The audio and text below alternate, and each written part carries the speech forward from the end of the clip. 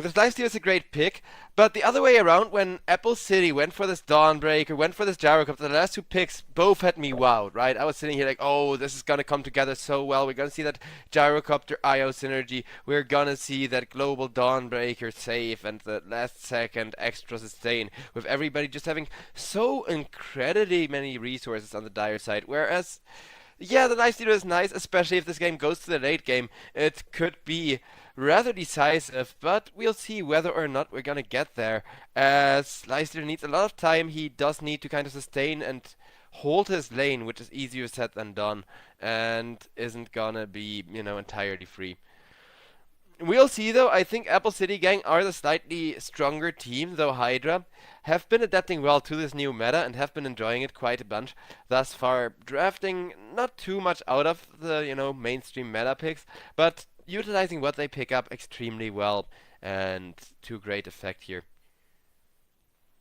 As well, other than that, I'm not really sure if the Enigma for Hydra is gonna be great or not. That's another whole thing, because I can see it work with the Monkey King ultimates. On the other hand, I can see Enigma just get caught and interrupted time and time again by homing missiles, by Dawnbreaker ultimates, by Marcy jumps. There is a decent bit of answers to the black hole for how little stun there is on the side of Apple City Gang.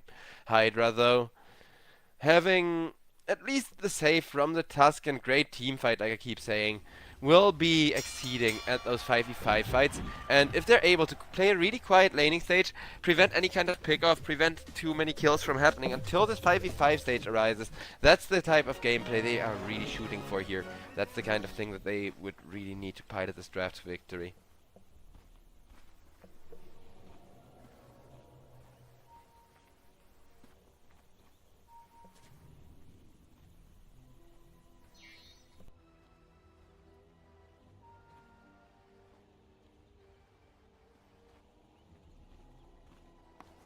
Well, I tried. Lucky! Sweet, sweet violence. Through anger lies failure. 30 seconds to battle. The smoke is going to be broken onto the Monkey King and the Enigma, so two of the heroes rotated in for this kind of first blood brawl have already been spotted, but there's gonna be a pause right at the 0-minute mark. Thankfully a short one. Yowai immediately calls the go at least. Maybe he just had to change a hotkey or whatever. Set something on quick cast or off of quick cast. Probably that's what it is.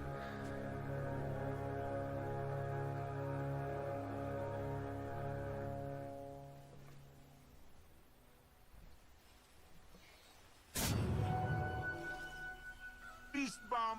A flash of inspiration.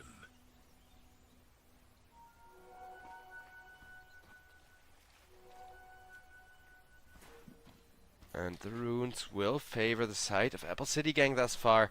So Apple City Gang got a great draft, got a great start. Don't want a quiet laning stage, however. They want to hit their level 6s before the enemy does, enable all of their global potential, and be as aggressive as possible. They're going to try that by running down the Marcy right here, but it will not succeed and lead to any kind of kill.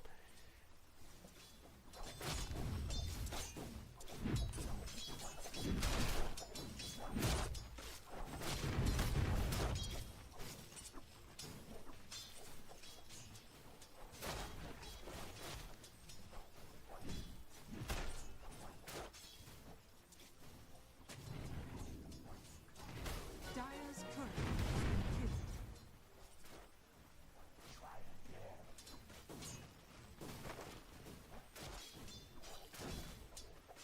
Courier kills, but no first blood. Lifesteal are very much happy with just a slow lane, able to get as many kind of stacks going as possible. I love that he pinged the Dark Hero, like, hey, pre-deny this for me so I can get the deny, please. And perfect little synergy there. Though Dawnbreaker Marcy is a terrifying lane, and they do need to be aware not to get jumped on at any given moment, because if it happens, it will just be rough and happen big time, if that makes any sense.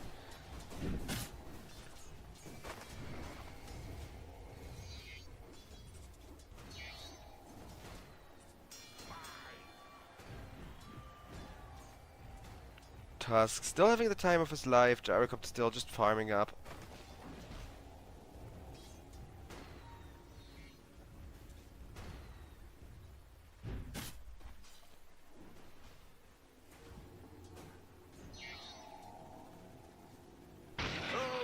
Both a monkey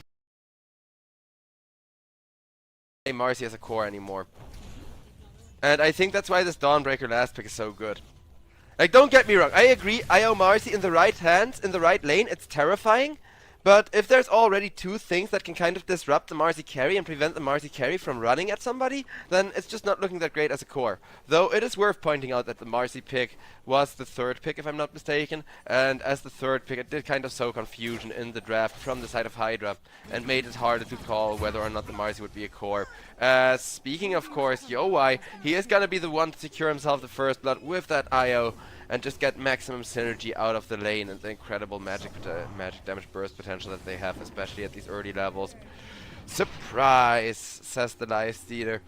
As he's still having a blast over on the bottom lane, trash talking, grinding away to get maximum lasteds here.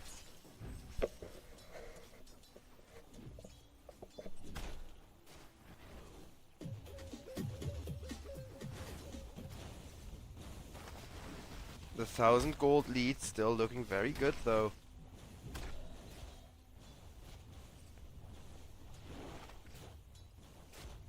Gyrocopter's build, meanwhile double blade of attacks, then finished up the phase boots.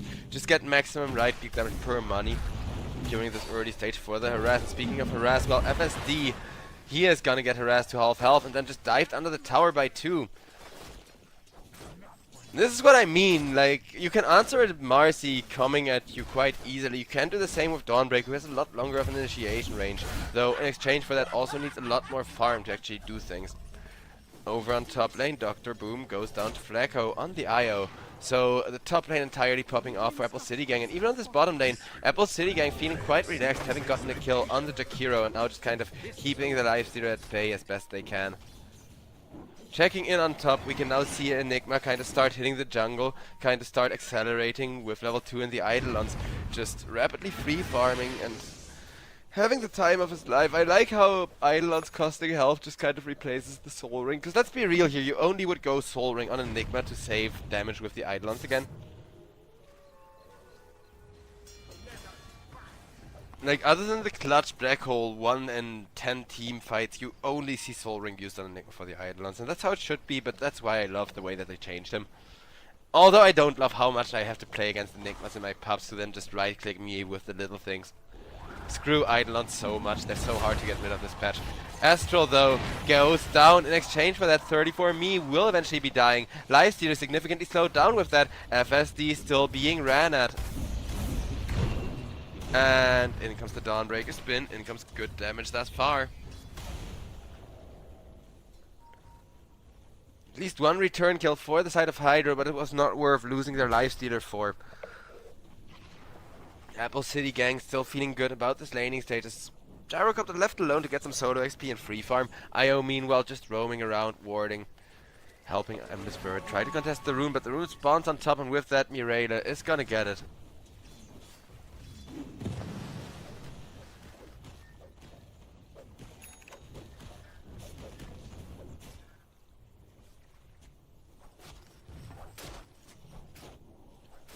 Lifestealer feasting on creeps while Dawnbreaker. That's another thing about this lane. While Dawnbreaker may be an excellent pick, she does not enjoy the Lifestealer part of this lane too much.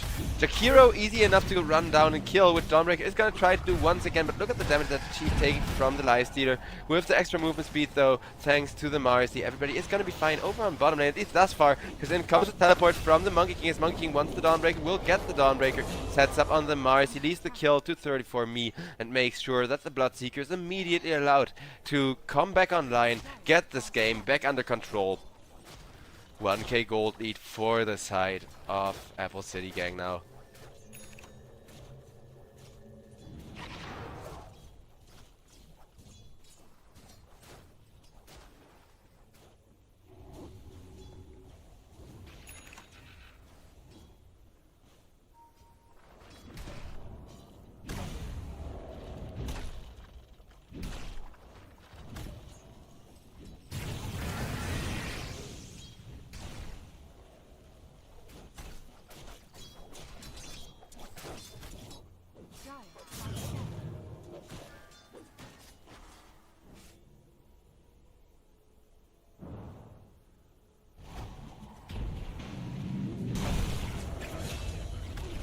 Marcy going down to Dr. Boom. Jakiro gets slowed up, gets rooted up, in comes the spins from the Dawnbreaker, and FSD will be happy with that kill.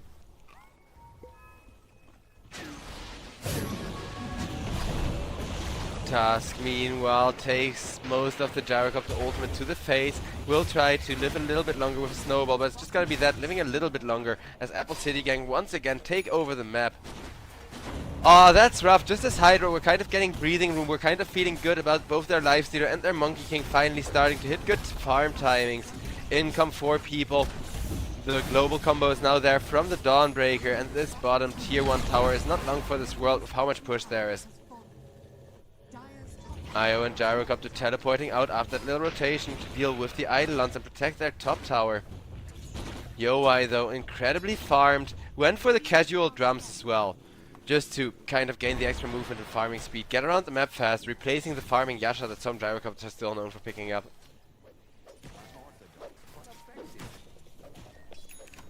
Monkey King, meanwhile, went for a few good rotations, but isn't snowballing. It's hard to see what like to. Win rate wise, it's still pretty close, though it just depends on how well or not this global combo is gonna go off for Apple City Gang in a few minutes.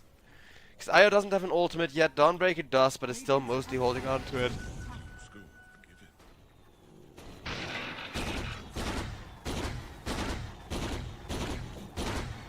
Gyrocopter farming his crits. Is gonna have those in less than 1,000 gold, accelerating his farm speed a lot, and after that it's probably gonna be the Aghanim Scepter queued up, as it is still a very meta build, but I do love the fact that at least nowadays we see the little side gunner floating next to him and do his thing.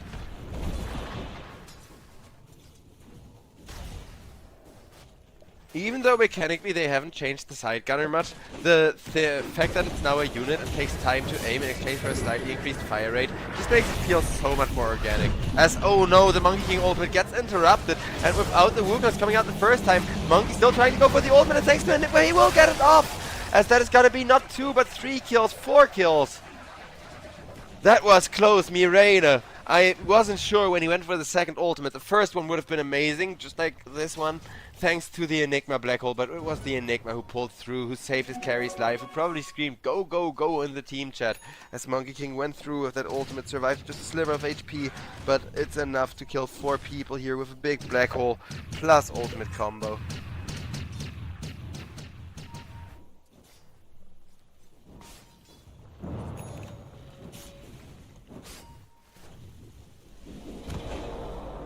Dawnbreaker getting ran down over on the bottom lane.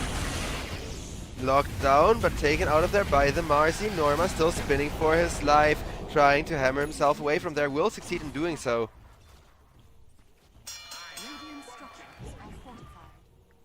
Hydra exerting good map control across bottom though, and are forcing Apple City Gang to just kind of watch this Lifestealer farm and enjoy himself in the laning state, which is not something you'd want. Tier 1 is getting shoved in rapidly now with the overcharge and the Gyrocopter attack speed that Io of course took the crit creek. Meanwhile, Mirena kills off Astral, that annoying Marcy dealt with an extra damage output with all of that gold now being a 4. The Gyrocopter and Io though are still having a free game. But it doesn't look like there's gonna be an Io ultimate to bring in the Gyrocopter and defend bottom or anything like that. They do want to avoid the big team fights, even without there being a black hole on the side of Apple City Gang, which is interesting, but they do have good scaling in late game, so I don't think they're too worried about those things. Along with my rage.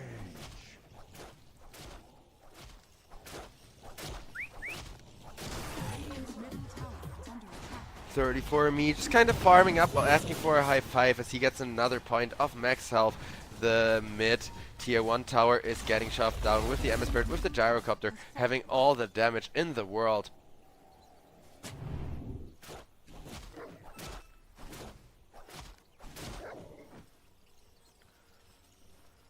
Top still getting aggressively pushed in.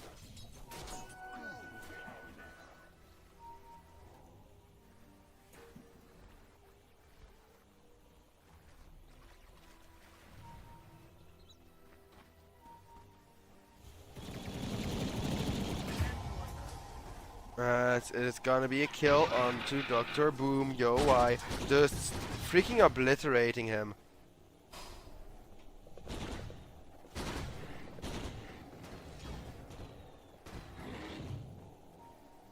Radiant's top tower is under attack.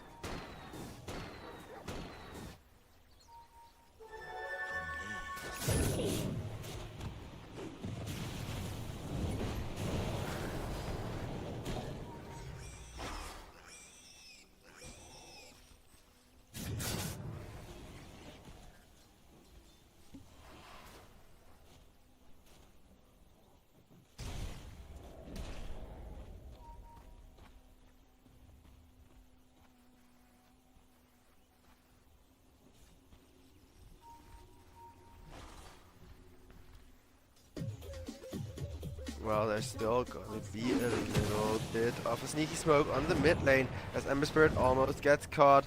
Will be able to remnant out of there though. Dire structures are fortified. Radiant are scanning. Dire's middle tower is under attack.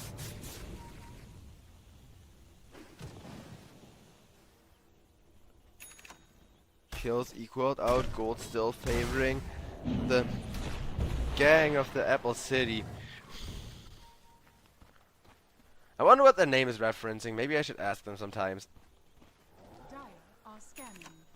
Dawnbreaker though, with the ultimate, able to get some good setups and it is going for an Orchid, so we'll have even more interrupt for the Enigma to kind of make sure Hector is just gonna be kept at bay.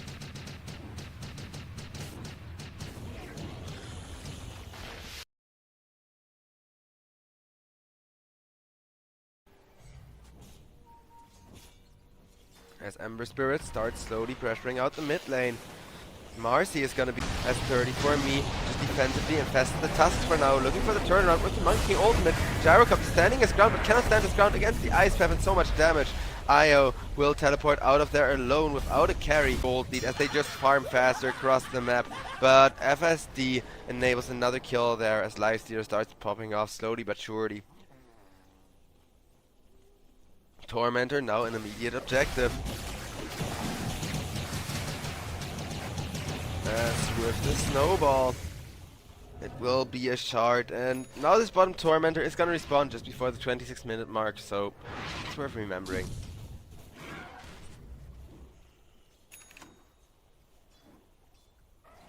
Because I'm still surprised, last series we saw one fight almost go south because of the Tormentor timing, and it was so close to happening and didn't by pure chance, but if it had, it would have been devastating.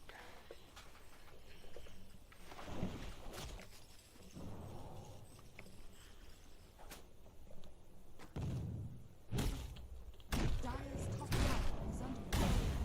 Dawnbreaker farming up, waiting for the next ultimate, still waiting for the Orchid as well. Her timing has been blemished a little bit by that last teamfight attempt, which of course doesn't feel great.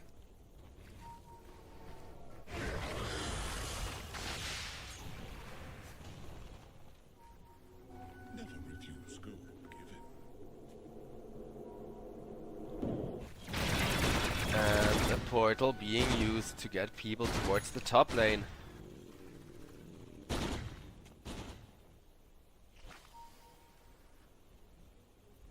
Radiant are scanning.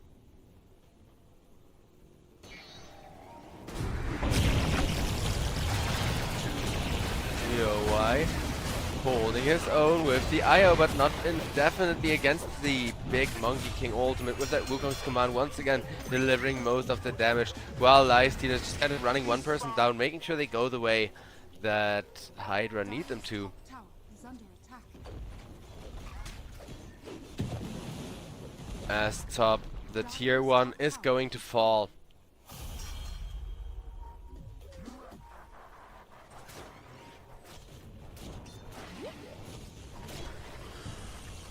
Lifestealer looking to go for a Manta style.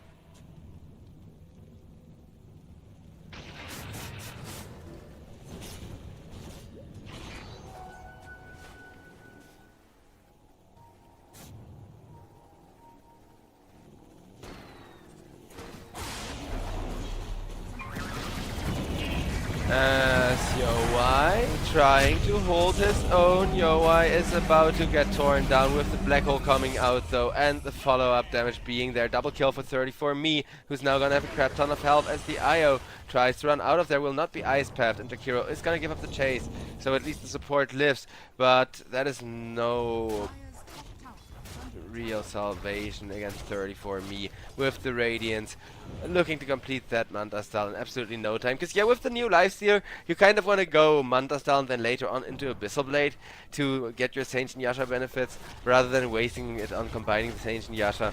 And it's weird how this patch actually makes people greedier in that sense as far as the lifestealer builds go. But it works, and it does have him feeling a lot like a carry, being able to split push lanes with the illusions while just ramping his max health and such. So Hydra there suddenly looking dominant, as IO Gyrocopter may be able to turn around a fight or two, but you don't just need to turn around a fight or two, you need to turn around a fight or two and then win in the department of objective gaming, which is where the real trouble comes in for the side of Apple City gang.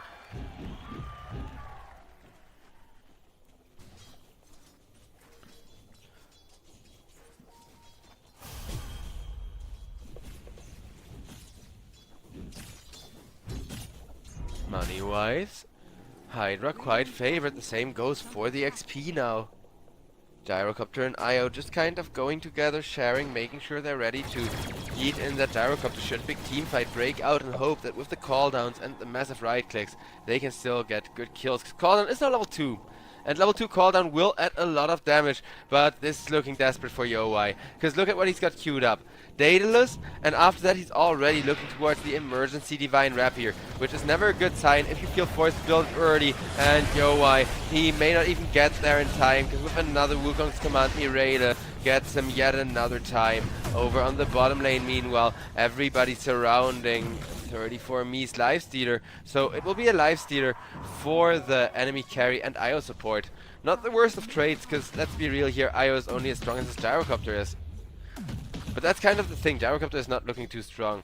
Astral, finally starting to get some degree of farm and items, but the game's looking iffy at best for the side of Apple City gang all of a sudden. Dire. Also, there's gonna be a next big, potentially big black hole available in like 20 seconds.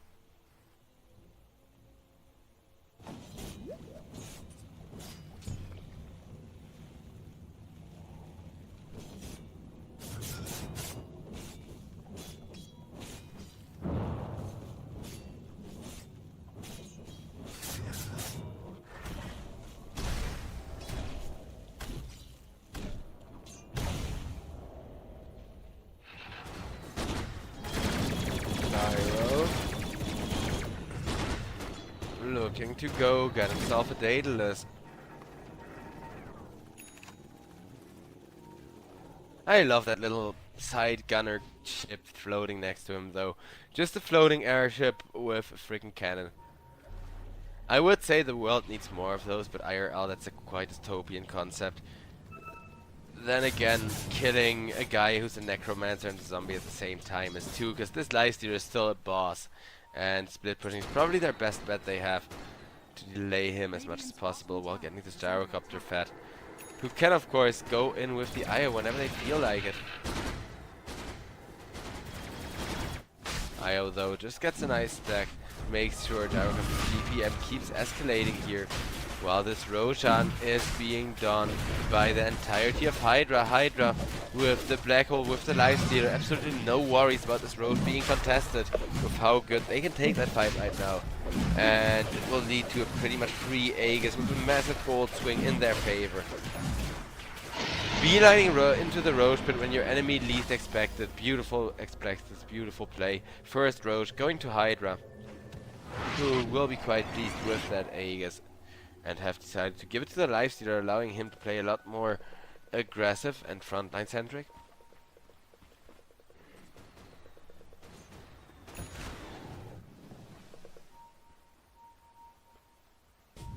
As this is gonna be an Infest Bomb loaded up in the Tusk, and with the Infest Bomb, Dawnbreaker, not long for this world. In comes the Gyrocopter, looking for the counter ultimate. Lifestealer though, already got one kill, would really like himself another, The homing missile will come out, and 34Me is gonna force out the IO ultimate, which is better than a dead gyrocopter. But while the IO is returning, they are gonna run in circles, killing off Astral. Now pinging where the IO is about to respawn, and in comes the Monkey King with massive damage and a well-timed stun to make sure that Flacco, no way of surviving there. This time around it was the Lifestealer carrying though, because 34Me, that's kind of the thing. On the one hand, you gotta focus the enemy carry, you gotta focus their main damage dealer. On the other hand, Lifestealer is extremely tanky, and focusing extremely tanky heroes at the start of the team fight is rarely a good idea, and can often result in death and brutality. Dire's middle tower has fallen. As the mid tier 2 tower gets torn down.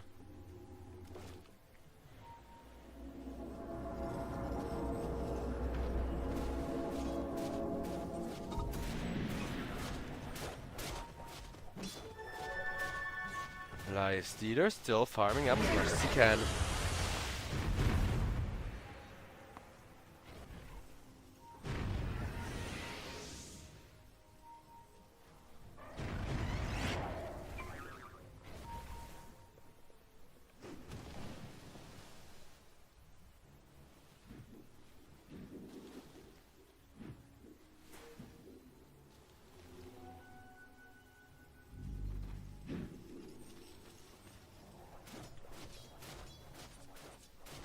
Lifestealer pushing out the bottom lane rather rapidly. Dire's bottom tower is under attack. Radiant's top tower Everyone is under grouping up attack. top from the side of Apple City. Apple City though, they were looking so good and now they're falling apart from two different lanes, which is rough, but it's also what I meant earlier when I said they do play quite inconsistent.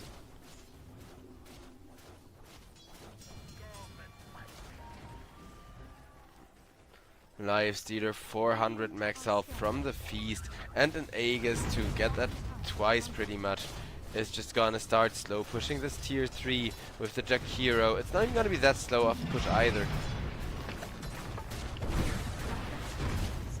And that will be a 4-5 forced out from the side of Apple City Gang. Apple City Gang gotta prepare to defend their base against this huge tanky beast of a Lifestealer, but Lifestealer gets the tier 3 towers as surprise and waits it out perfectly to get an efficient rage, and still right clicking. Norma is gonna go down for that as Lifestealer is holding its own, has infested the Tusk to get its health back to full. Down go the range drags. Medirex exposed. Medirex not long for this world either, with the Eidolon army and the catapult just doing work. As mid now open for business, and Lifestealer is really gonna try the same deal there with the Eidolon army. No creeps just yet, but Jakiro, Lifestealer and the Eidolons are such good tower damage when they all come together like this. Another tier 3 gun, and with that the Dire don't have that many good helpful auras in their base anymore, giving that bonus armor and kind of making team fighting easier. Because that's really the main thing tower coverage offers nowadays, especially against a hero like Lifestealer who's so tanky. He doesn't care about the tower shots, he does care about enemies getting tankier though and needing longer to kill them. 2 lanes of Rex taken. Gyrocopter with the IO still ready for a good initiation, which is exactly what they're looking for. Enigma and Lifestealer though are gonna push down this top tier 3 tower, and with that the final tier 3 of the Dire base is about to fall. Lifestealer is gonna give up his Aegis for that.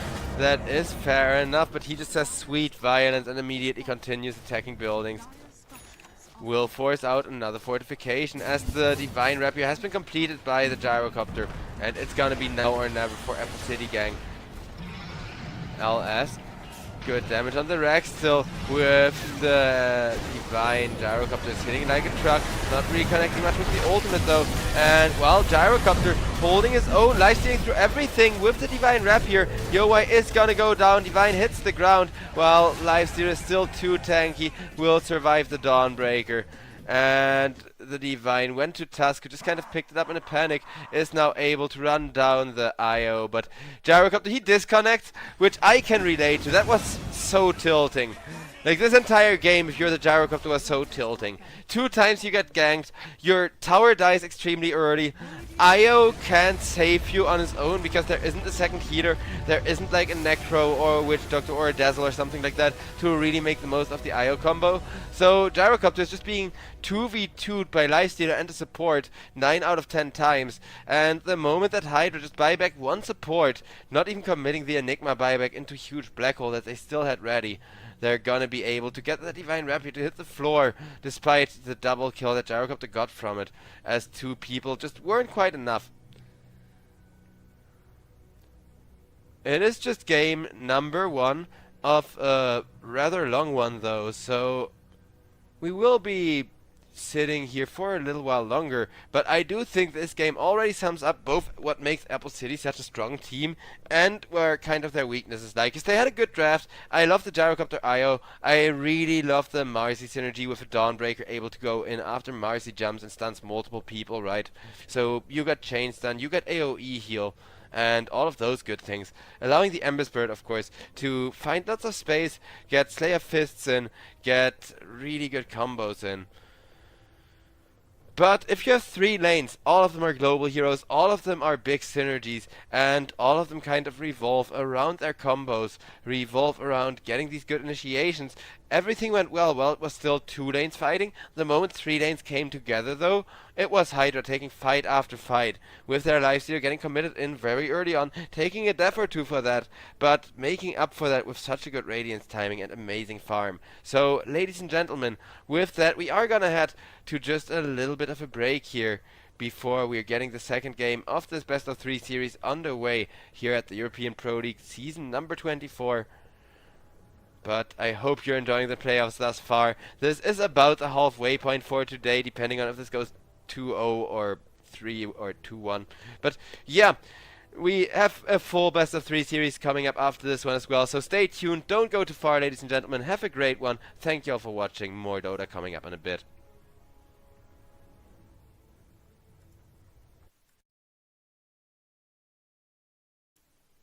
Oh, looks like I'm on camera again. Alright, well, there isn't that much more for me to talk about after that one game, except the way that they snuck the Gyrocopter IO through, because I think if they draft in a similar fashion, but get a better core hero than Gyrocopter this patch, right? Maybe a tiny IO even for the mid lane, or something ridiculous like that, I could see just sneaky drafting and finding a really good buddy for the IO to be what brings together game number 2 for the side of Apple City Gang, with the way that they were dominating the laning stage, were dominating after the laning stage, but just fell apart the moment it was 5-on-5 team fights, and the moment it kind of ended up being big brawls instead. I also hope we get a lot more IO, because I just love IO. I think the hero is very balanced if you pick him with something like a Witch Doctor, something like a Necrophos, something like a Dazzle. You can go for some pretty broken combos, especially with a high damage carry.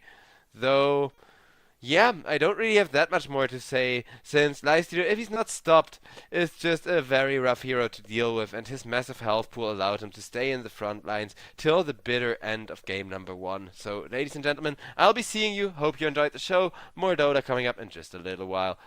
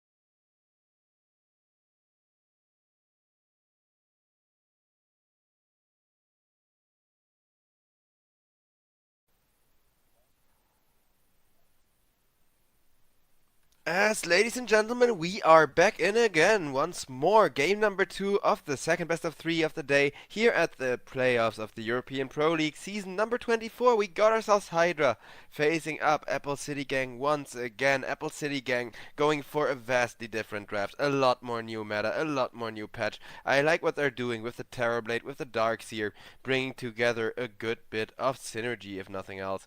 Hydra, between a Monkey King and a Warlock, it is looking teamfight centric, though there's also the Abaddon, who we see a bunch of teams run either as a carry or an offlaner or in a variety of positions. He has proven reliable, both as far as the constant, very annoying magical damage goes, and having some reliable, much needed teamfight sustain as well, which has become more and more of an issue in Dota these days. Let's be real with that. So Hydra, pick up a sniper, good damage output, decent heroes to protect him already between the Abaddon and the Monkey King. I think they could use a little bit more of a tanky in your face, like make Abaddon a support and then pick up a tank is what I would like to see from Hydra here. Because Warlock Sniper has a good lane. You can fatal bonds and then a sniper just push out a creep wave very easily. Though it could be a sniper mid instead of sniper 1. We see both these days, and it's more popular on the mid lane. Though I think that may just be a little bit of a mistake.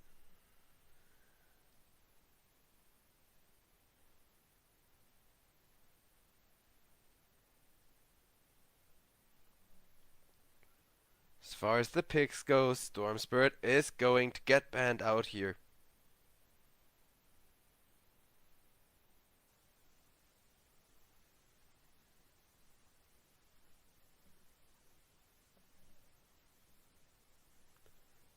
Apple City Gang.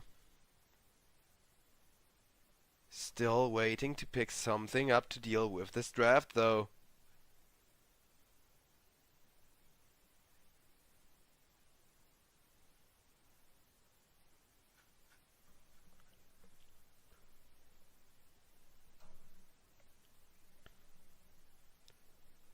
Troll taken out, which I do see why. Troll plus Abaddon or something like Abaddon that can just protect him in the ultimate and keep buffing people is absolutely terrifying.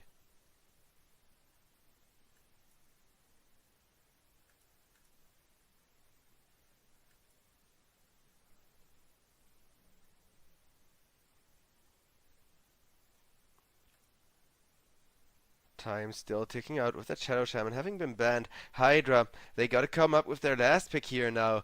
And I think both of the heroes that have been banned out have one thing in common. It's that they are great pushers. That's exactly what Hydra need right now, right? Tower pushes, objective gaming, something that allows them to win the game as quickly as they won last one, thanks to Gyrocopter dropping the Divine.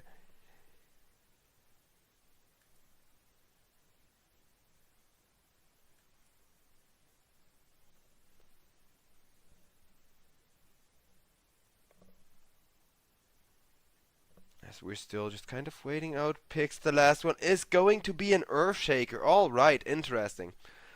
I do like to see me some Earthshaker action. With a sniper, it's great for protecting people. It's that tanky kind of jumps in front of the sniper when he's being gone on and says, I protect you, my friend, hero that they desperately needed here. But Apple City Gang, they're going to last pick up Dual Raise and Invoker. Alright.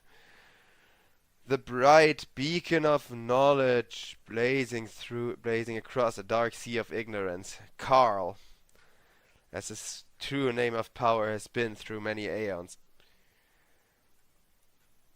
And yeah, I'm looking forward to it. I hope you guys in chat are too, as with that Invoker we got some amazing team fight. It is gonna be this patch, and this feels weird to say, but it is gonna be the unorthodox Terrorblade for the 1 position, because we see Terrorblade more in the offlane than we see him in the 1 position these days.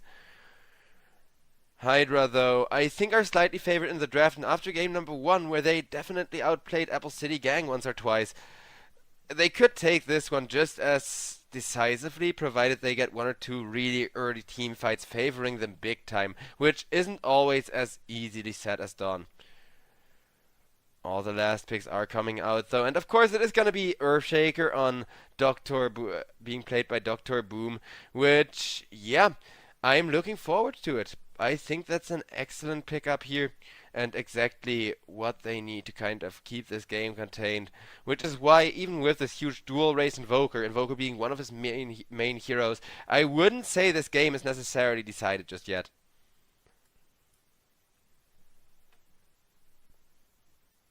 Other than that, the drafts are interesting. The way the drafts have unfolded was fun and interactive for a change, which we can't say about every round of Dota here at the European Pro League. But yeah, I do think that at the end of the day, it is gonna favor Hydra once more. And I wonder if Apple City Gang can pull through with that.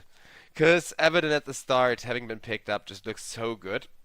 And I know Evident is super meta these days, but people also know how to counter him, and a lot of times he gets shut down. Doesn't have the money, doesn't have the health pool to actually keep himself sustained and kind of hold out his own. But against the Terrorblade, I think the pick is excellent, and that's why Hydra are just somewhat favored. And I could also see the possibility, hypothetically speaking, of Yowai popping off, getting a lot of kills, getting this Terrorblade of his really fat.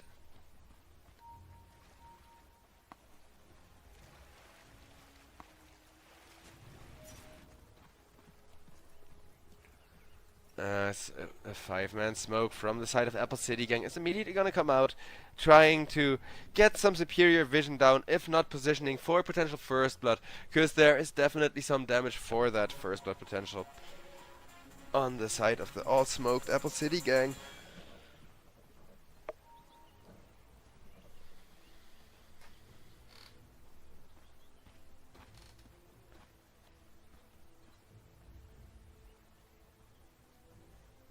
Seconds to battle. Time slowly ticking out here.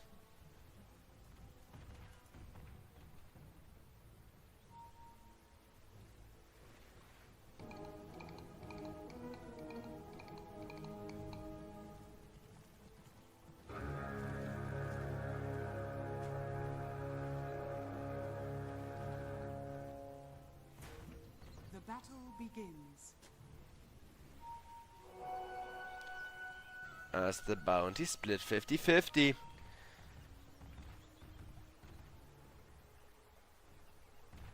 So far so good. Not really a lot happening, but Flacco does need to watch out.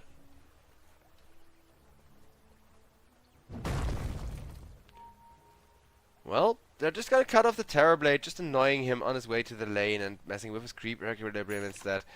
No first blood attempt, despite how well Terrorblade exceeds at hitting both the how well Abaddon exceeds at hitting both the Terrorblade and the Marcy. Because of course Terrorblade is very weak to magical damage, and that weakness to magical damage against an Abaddon lane is gonna come in so hard.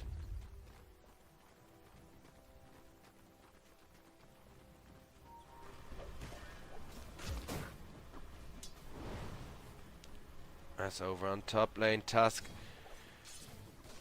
going to be very annoying, especially the first 2 or 3 levels, while meanwhile Sniper, of course the moment Rayla locked him in, turned out to be the mid laner here, with the Monkey King being in the 1 position, which I'm not sure if that's preferable or not, because Sniper against Invoker is one of those lanes where if you mess up just once or twice, Sniper will be getting himself killed big time. Though Invoker, the early Sunstrikes thus far being used for last hit securing, and Dual Race just making sure that he's keeping his last hits on par with the Sniper as much and as long as possible. Sniper though also, he's taking the slow shrapnel and is going with the ghillie suit, which in my opinion is the better talent anyways, but few people go for it. Invoker meanwhile, not really getting the most farm early on, he decides, you know what, screw it, going for a Hand of Midas it is, which is a great solution to the Sniper with his constant poke, because even if you have to hit the jungle, even if you can't show within, this Sniper's extraordinarily long range.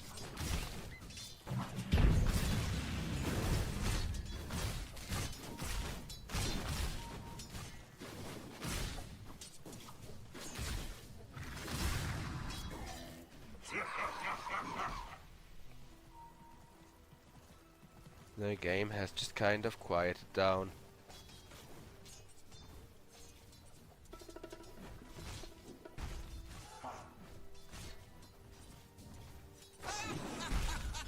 And that's gonna be Marcy ran it with 2 people. Flacco still not really getting anywhere. 34 me meanwhile getting first blooded by Astral with the tag team, as Astral with the darks here trying to get more. With that Iron Shell plus tag team combo they will get more indeed. So much damage coming out all of a sudden. Great lane over on top lane as Astral decides, you know what, I'm gonna walk into the tower, give away a little bit of assist gold and XP if it means my Norma Darks here is gonna get even fatter and even bigger here as far as the gold goes.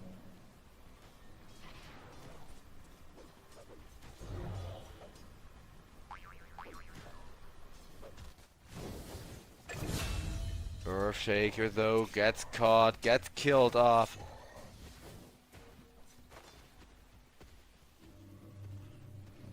May he rest in potatoes, as now the Abaddon is gonna be the next one to get pursued. And there's the Marcy jump.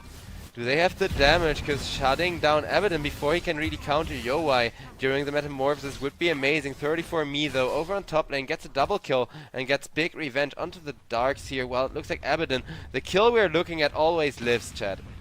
That's just how it works. It's like a version of the Caster's Curse or something. I don't know. But Abaddon stays alive with just a sliver of HP, while Monkey King meanwhile over on top lane secured himself a double kill. Is looking at really good power threats timing here and having a good time in his laning stage. Sniper meanwhile just kind of quietly farming, but Invoker, like I said, not a great lane for him either until he has the burst damage to kill off the Sniper more or less reliably. So every time he hits the jungle, he's just kind of looking towards that Hand of Midas timing to print more money and catch up to the Sniper again. Also, yes, chat, you get it. Invoker's true name of power is Carl the Invoker, who isn't feeling all that powerful just yet. But Carl the Invoker, this great beacon of knowledge blazing across the dark sea of ignorance, can potentially carry teamfights just by pressing the Exort twice. In a game where you have a vacuum combo, where you have a snowball follow-up, where you have a Marcy follow-up, there is a sufficient amount of stuns to really set up big Invoker teamfights. Apple City gang, they just need to get there. As last game they dominated the laning stage and still lost. This time around they're being dominated in the laning stage and aren't really going anywhere thanks to that. Other than Terrorblade having a good lane. But just the TB having a good lane isn't enough, because this draft is not for Protect 1-ish enough. Though this Earthshaker kill will be huge and it's gonna make this Invoker so happy. As Dr. Boom just kind of trying to make space, but will be tossed back by the Marcy and killed off. No deny there for him either, as the creeps were shooting, but of course the Marcy Rider will arrive faster, being melee and all. Kills now equaled out again. 4 for 4. I'm still very much hoping for a game number 3 to the series here, as it is gonna be Actor ran down, taking big hits from the Terrorblade. Yowai having the massive damage output to finish off the Abaddon.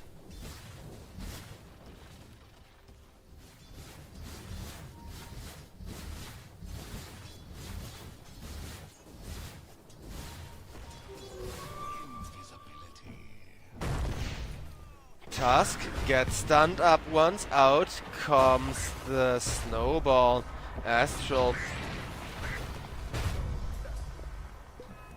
getting slammed down by an Earthshaker. Massive play there, I will say.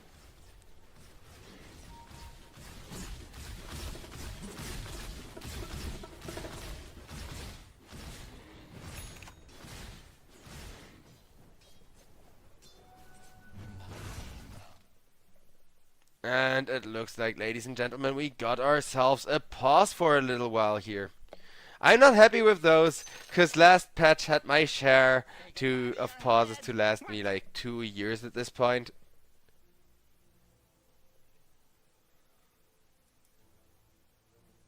But that's just what it's gonna be like.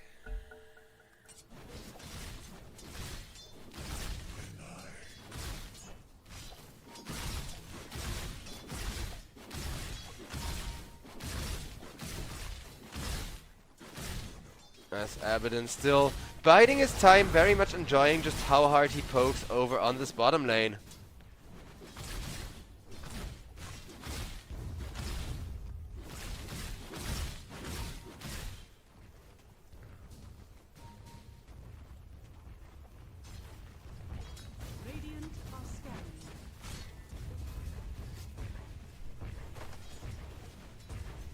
Also, remember how many voice lines we had in game number 1, especially right at the start.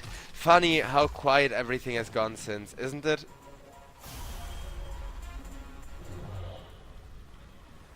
Radiant's middle tower is under attack.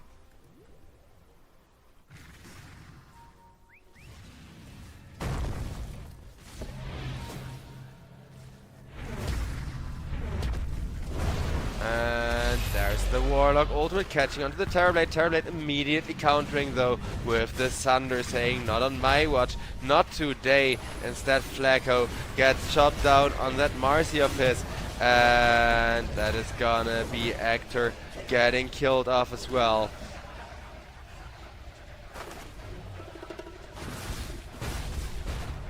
Absolute destruction just proceeding time and time again. As Terrorblade, the next one to take a beating to the face. Yowai goes on down, and it will be Hydra looking to come out ahead. But as I say that, the Earthshaker goes down, and the kills will be kind of equaled out once again.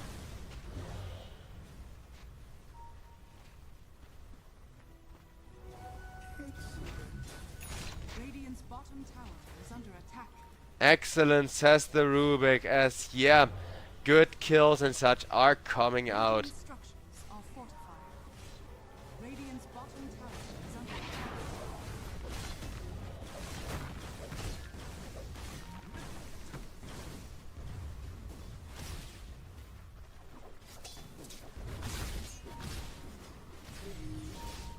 Terrorblade running for his life here. It's gonna be surrounded and just beaten to death from the looks of it. As Yowai takes the kill, is gonna be very happy with that one.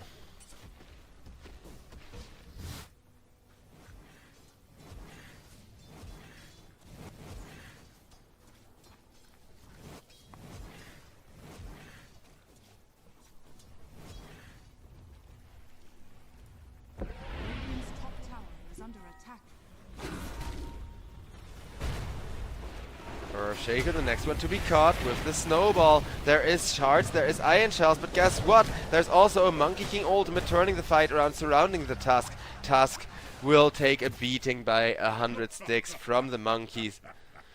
Man, imagine, like, chat, just imagine you get offered a job as a zookeeper and you think, oh, hell yeah, being a zookeeper is dope and it pays well, and you're a zookeeper the first day, you show up at your job, and there's just, like, 20 monkeys running at you, beating you to death with sticks. That's what it feels like to support against core Monkey King this patch. I'll be real with you. Because supporting in general this patch, it feels so satisfying, but Monkey King is one of those heroes who's cancerous to the point where you really do not want to lane against him.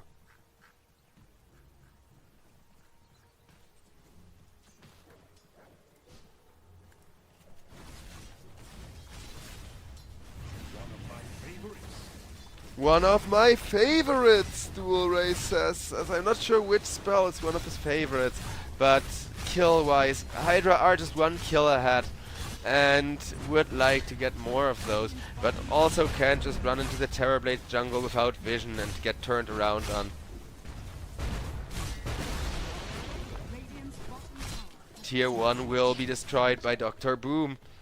Nice objective gaming there.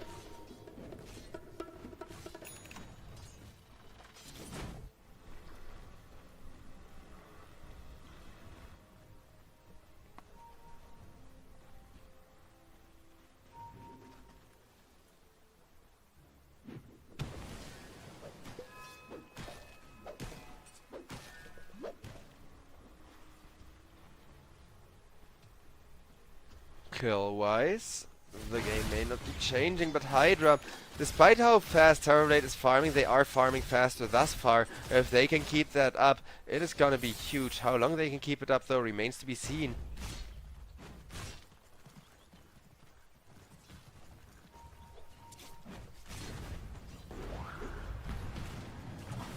Terrorblade caught next, with Flacco having the damage for him, but out comes the ultimate and the teleport from Actor. I love Actor because he's named Actor because chat gets salty and calls 3-2 and stuff, but he's always the guy to make clutch escape and last second plays. which is hilarious. I see the irony in his name. Monkey King goes for an ultimate to defend against that Darkseer wall for the most part, and will succeed in doing so as Invoker with the meatball combo, trying to finish 34 me. 34me not quite saved by the Mischief, so while Terrorblade is low and not quite finished by the Sniper ultimate arriving a second too late, it's gonna be a huge carry kill as Monkey King goes down, and the money will change hands in favor of the side of Apple City Gang. Dual Race still being pressured on mid without even knowing that. Radiant's middle tower is under attack.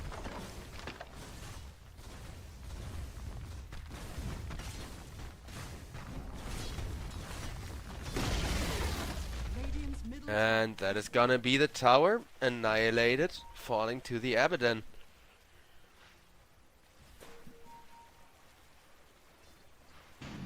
Radiant's top tower is under attack. As Marcy takes damage next, and Flacco will be falling to 34me.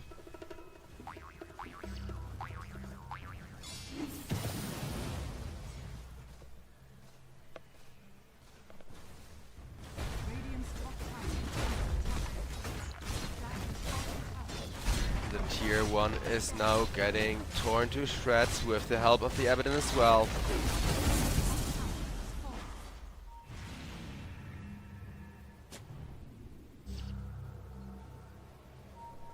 Radiant's top tower is under attack. Shrine goes the way of Actor.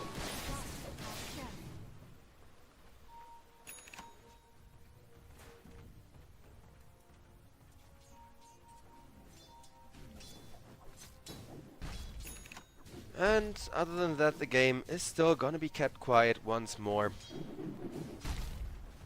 Which is kind of the thing. Hydra, they know full well they gotta keep their sniper protected. They can't be aggressive, they can't just run in, and they're doing just that, keeping their sniper protected, all kind of grouping around, making sure that there's not gonna be a chaotic team fight breaking loose that goes out of control for them.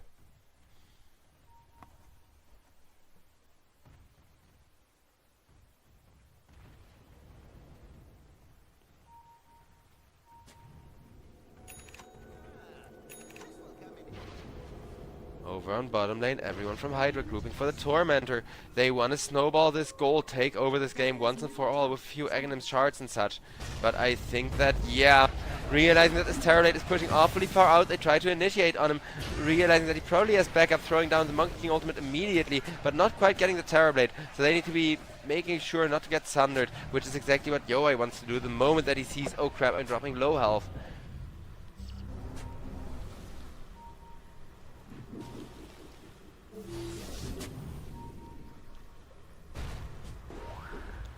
As Earthshaker and Chant Toteming blinking away, but setting up the Terrorblade for death. Terrorblade getting healed once. Out comes the Warlock ultimate, which Terrorblade of course cannot heal by ulting, and Terrorblade zoned away on the backlines, but Abaddon without the ultimate is gonna die for that to start things off. Monkey King wants a revenge kill, will get it onto Flacco. The Golem from the Warlock still doing solid work, but so are the Darkseer wall illusions. 3k gold lead, Abaddon being traded for the Marcy, not being the greatest trade with how far Abaddon was ahead of her. But the fact that they're not losing this Earthshaker or this Monkey King is what Hydra are really happy for, as they're still thinking about this Tormentor and would kind of like to get it. Tormentor.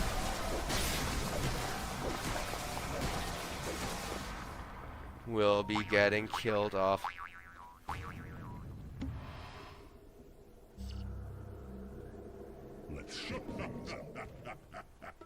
Let chaos reign. Earthshaker meanwhile rotating over to the top lane towards the Monkey King. And yeah, for those that were curious, he has the Sluggerfest that most Earthshakers do these days, simply for the big teamfight combo setup, but some people do choose to forgo it. Are scanning.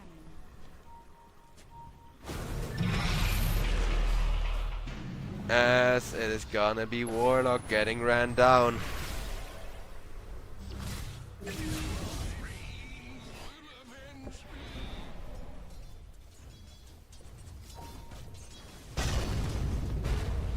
Earthshaker, Echo into Enchant Totem on the Invoker, and with the Monkey King ring, Invoker is gonna be torn to shreds, dual race killed off.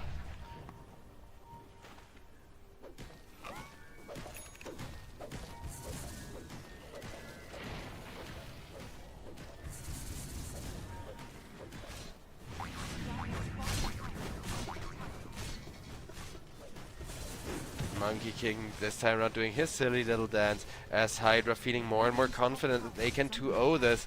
Deprive me of the fun that would be a game number 3. Because honestly, I'm gonna be here for like a couple more hours anywho. We have a full best of 3 coming up tonight, which I think I'm not the only one that's super hyped for. It is gonna be Asakura up against Mouse. After this one, while this one, Mireille 2-0 and 4 Sniper being protected perfectly by his team, able to output damage time and time again, has been just doing a great job here.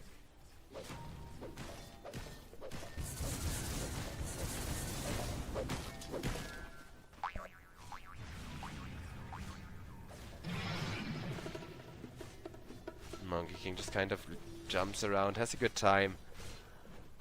I wonder how much longer that's gonna be the case.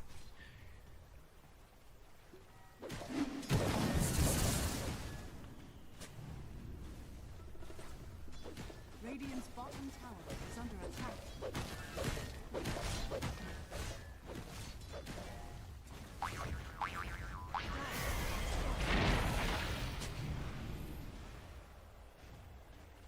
Dire's middle tower is under attack. Tier 2 only getting slow pushed, with Terrorblade kind of sitting in front. 34 meanwhile making sure to farm to get bigger. Well, his Warlock with that Solar Crest has been saving lives left and right, and dropping lots of good defensive ultimates as well. But Monkey King is gonna go for the BKB, so he needs less defensive tools from his supports in order to sustain and kind of win the face-to-face right-click battle.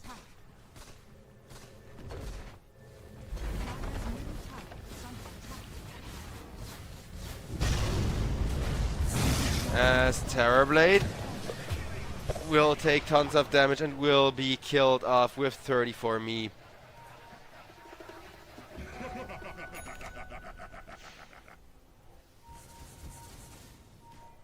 Radiant's bottom tower is under attack. Out comes two-man fitter from the Earthshaker, two-man's done as well. Snowball onto the Abaddon. Abaddon though holding his own. He likes fighting those choke spots while the Sniper just gets yeeted away by the Roche. Isn't in the safest spot, but I think they're confident that this task is already dead as Monkey King makes sure to get his Jingu off, leaves the others to do the honor.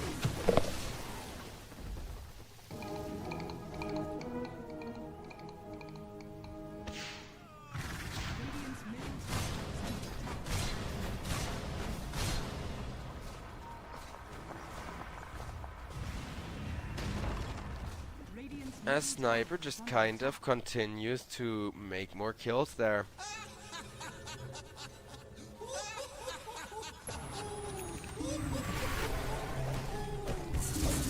And that will be the Tormentor getting killed off rather easily with the Monkey King. Radiant's top tower is under attack. Dire's bottom tower is under attack.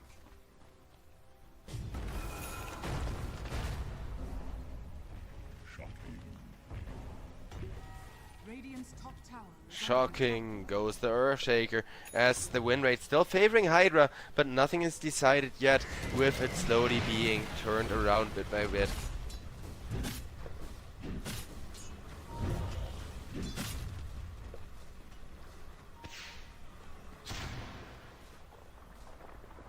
Radiant's middle tower is under attack. Radiant's middle tower has fallen. That's gonna be the Is under attack. tier 2 over on mid lane falling.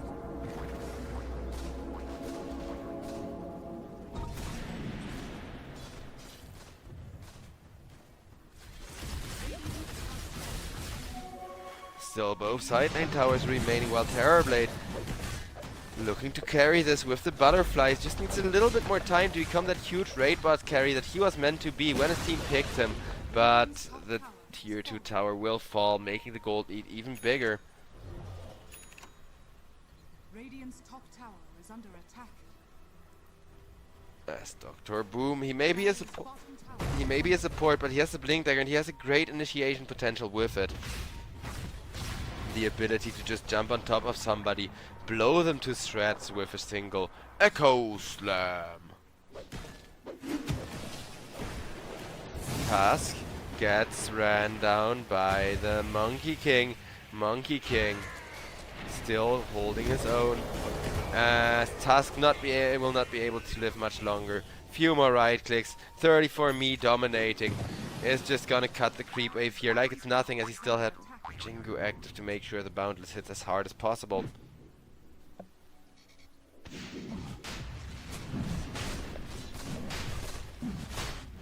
Roshan now getting contested with the sniper next.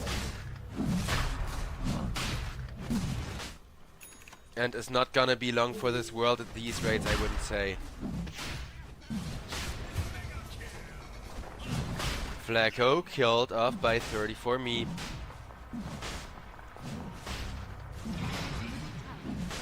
Monkey King probably quite happy with that one. As a single one-man Earthshaker ulti, not gonna be the greatest start, but they will get dual race. Even with the great Darkseer wall having come out and all the illusions being super annoying. Now Abaddon blinks at the Tusk. Out comes the Sniper ultimate to make sure they have the damage, and with 34 me yeeting himself at them, they will absolutely have the damage. Earthshake goes for a nice stun with the Fissure. Monkey King not quite able to stun up Norma there, as Norma still juking around, juking the Abaddon as well. What a player.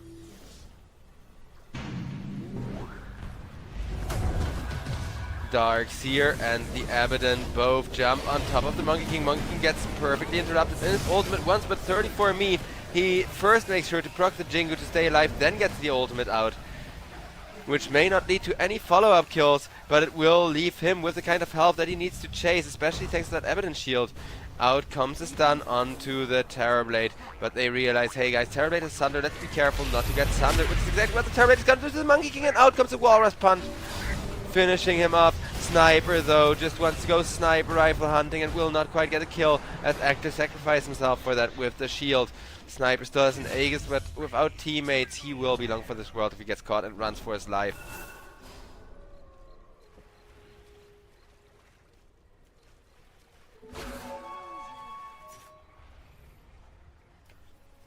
Sniper, of course, going for that popular magical damage build, with the brooch just allowing him to hit harder and make the most of his incredible range.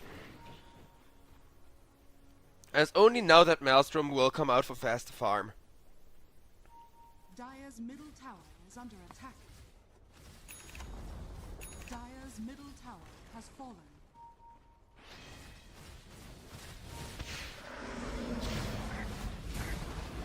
And out comes a catch onto the Terrorblade. Yowai though still alive.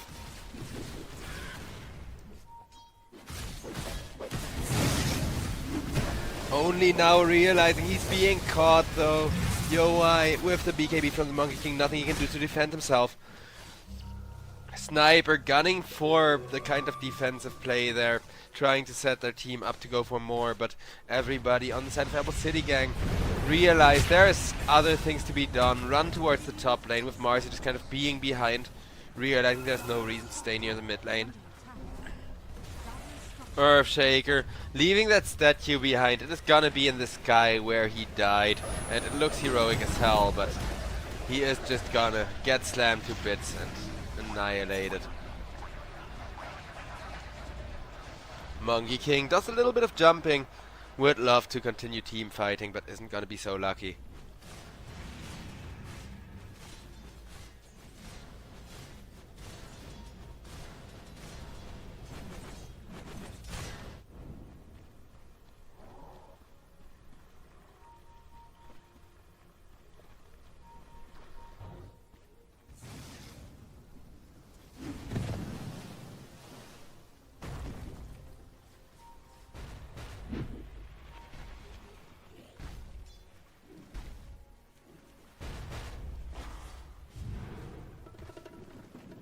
Tormentor will get sniped by the side of Apple City Gang, who sneak into the bottom lane, make sure to at least get some money.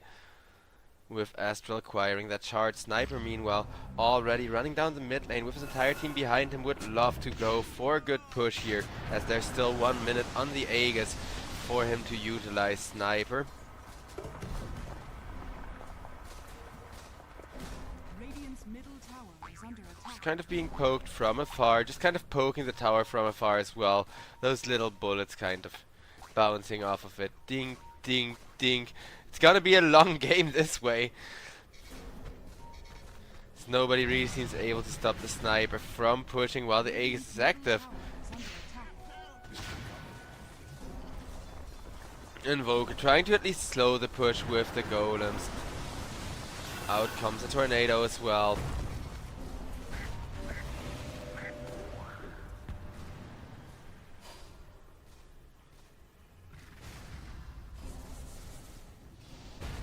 And it looks like with a little bit of minus armor, Sniper is gonna back off, wait for that Invoker debuff to wear off and for the next creep wave to come in order to turn this game back around again.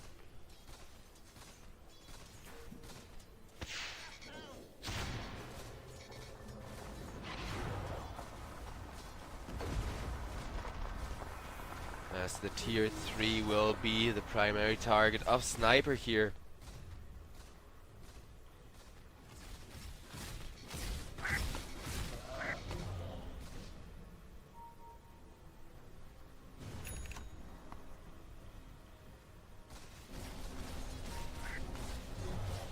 Orb of Destruction is there from Mirela, who probably just went at knowing full well that damage output is the only limiting factor right now, as long as his team keeps protecting him as well. MKB though queued up from the Sniper to find a suitable answer for that Terrorblade. With the butterfly as everybody smoked up, goes around the mid lane, but Apple City Gang not really finding somebody from behind here. As Invoker has a huge amount of teamfight potential with the Octarine Core and Aghanim Scepter.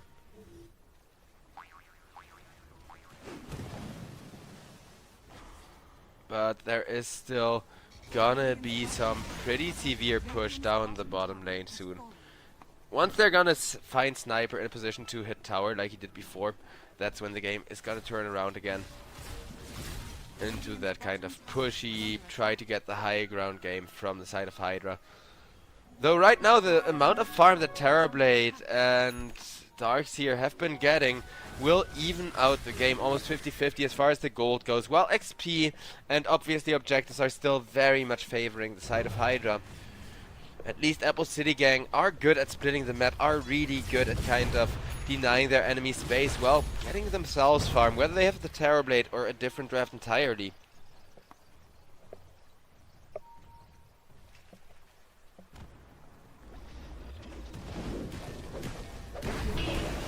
Darkseer gets caught with the Monkey King, showing off his huge amounts of damage as Darkseer cannot take much more of this punishment and is gonna go down to him eventually.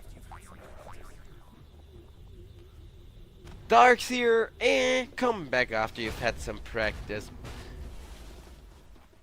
I dislike Monkey King, like he's too much of an asshole trickster and not enough of the haha funny trickster, right?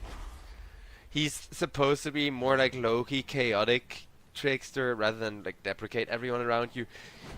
But I do like the hero and the way he plays, and I do generally enjoy Monkey King games with the huge Wukong's commands coming out, with the boundless strikes to kind of snipe kills at the last second, that sort of thing. Dire's bottom tower is under attack.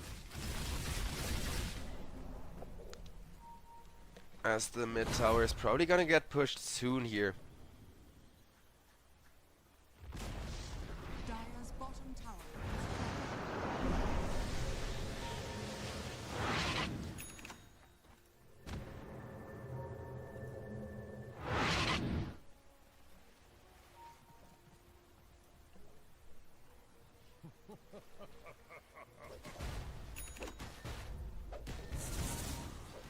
Well, the gold did not really snowballing. There is a gem on the Warlock already, which could on the one hand turn the gold very favorably here. the other way around though, completely break it as well.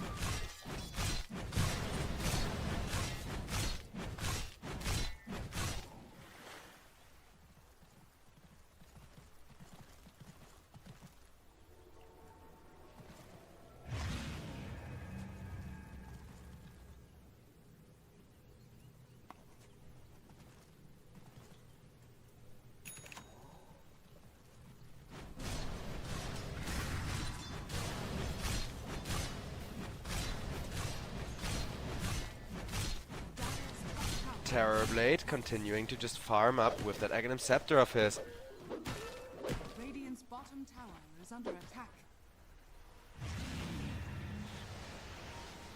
Radiant are scanning.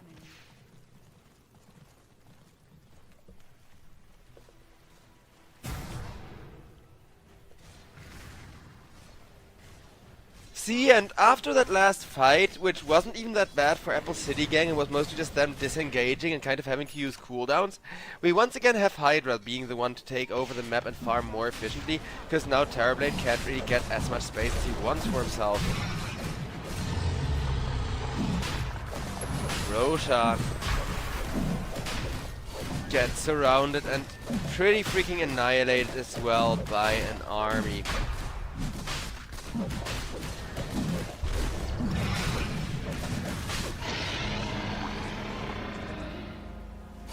Dire's top tower is under attack.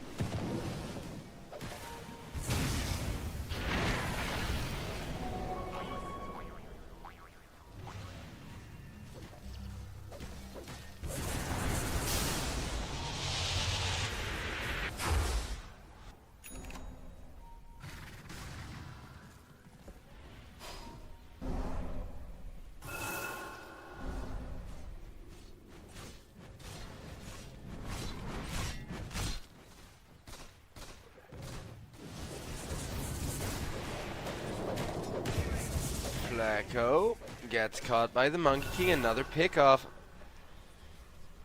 And this is kind of the problem, like, Apple City Gang, they need to forcibly 5-man initiate, but they also have a carry that really doesn't want to go for the kind of draft where you have to forcibly initiate.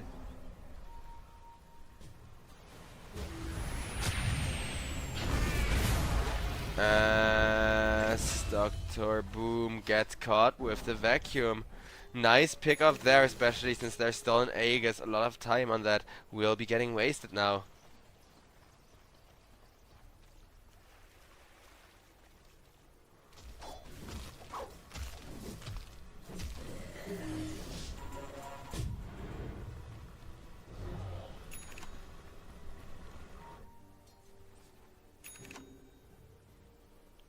Dire are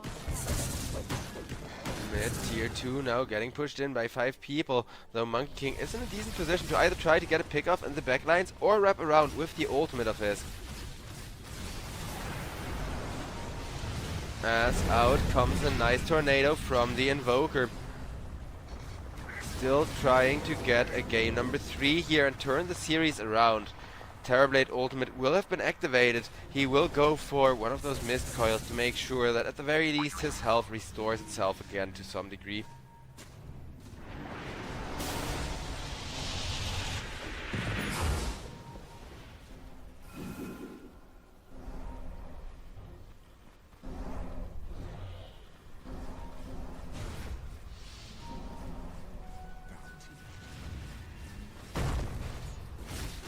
Farm up, 4-man smoke though from the side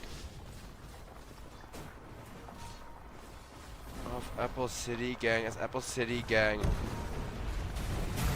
trying to initiate onto the Sniper. Sniper gets caught, and this time around he does not have the Aegis, so a huge source of damage has just been removed from the side of Hydra.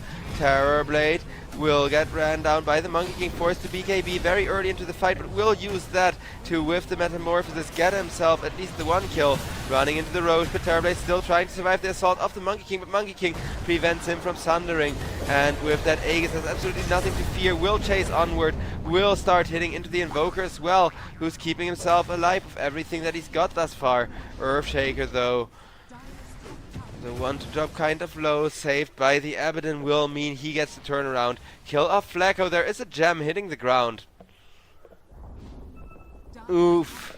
It started so well with the sniper going down, but Monkey King is just too freaking fat. And it is gonna be so hard to chop down this Monkey King. Not because of his tankiness, but because of his attack speed, the Jingu proccing, and the ability to kind of go for those boundless strikes to instantly full heal himself when he has taken significant amounts of damage already.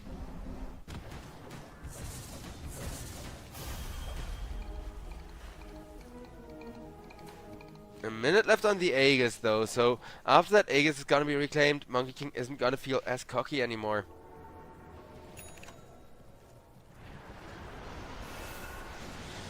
While Sniper, meanwhile, just sitting back and firing, but he has been taken over, but overtaken by his own Monkey King significantly at this point. And it's really the Monkey King show where if he misses an ultimate or something, the team fight can backfire big time.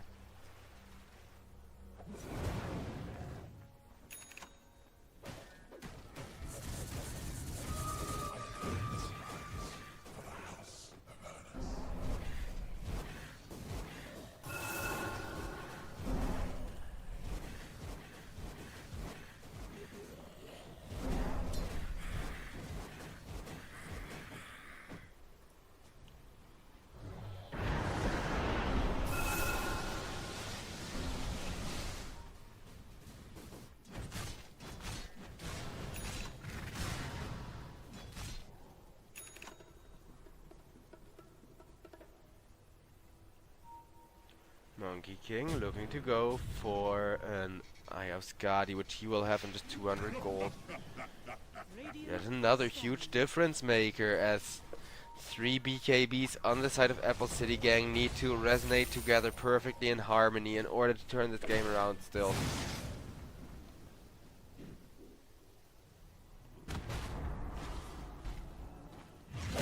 Tormentor is gonna go the way of Hydra first, making sure that the gold lead keeps on growing. Because Terrorblade may be hard to initiate on, but getting objectives is still easier for the side of Hydra as long as they maintain the gold lead. And that's exactly how they can stay ahead if they're not able to end the game just yet.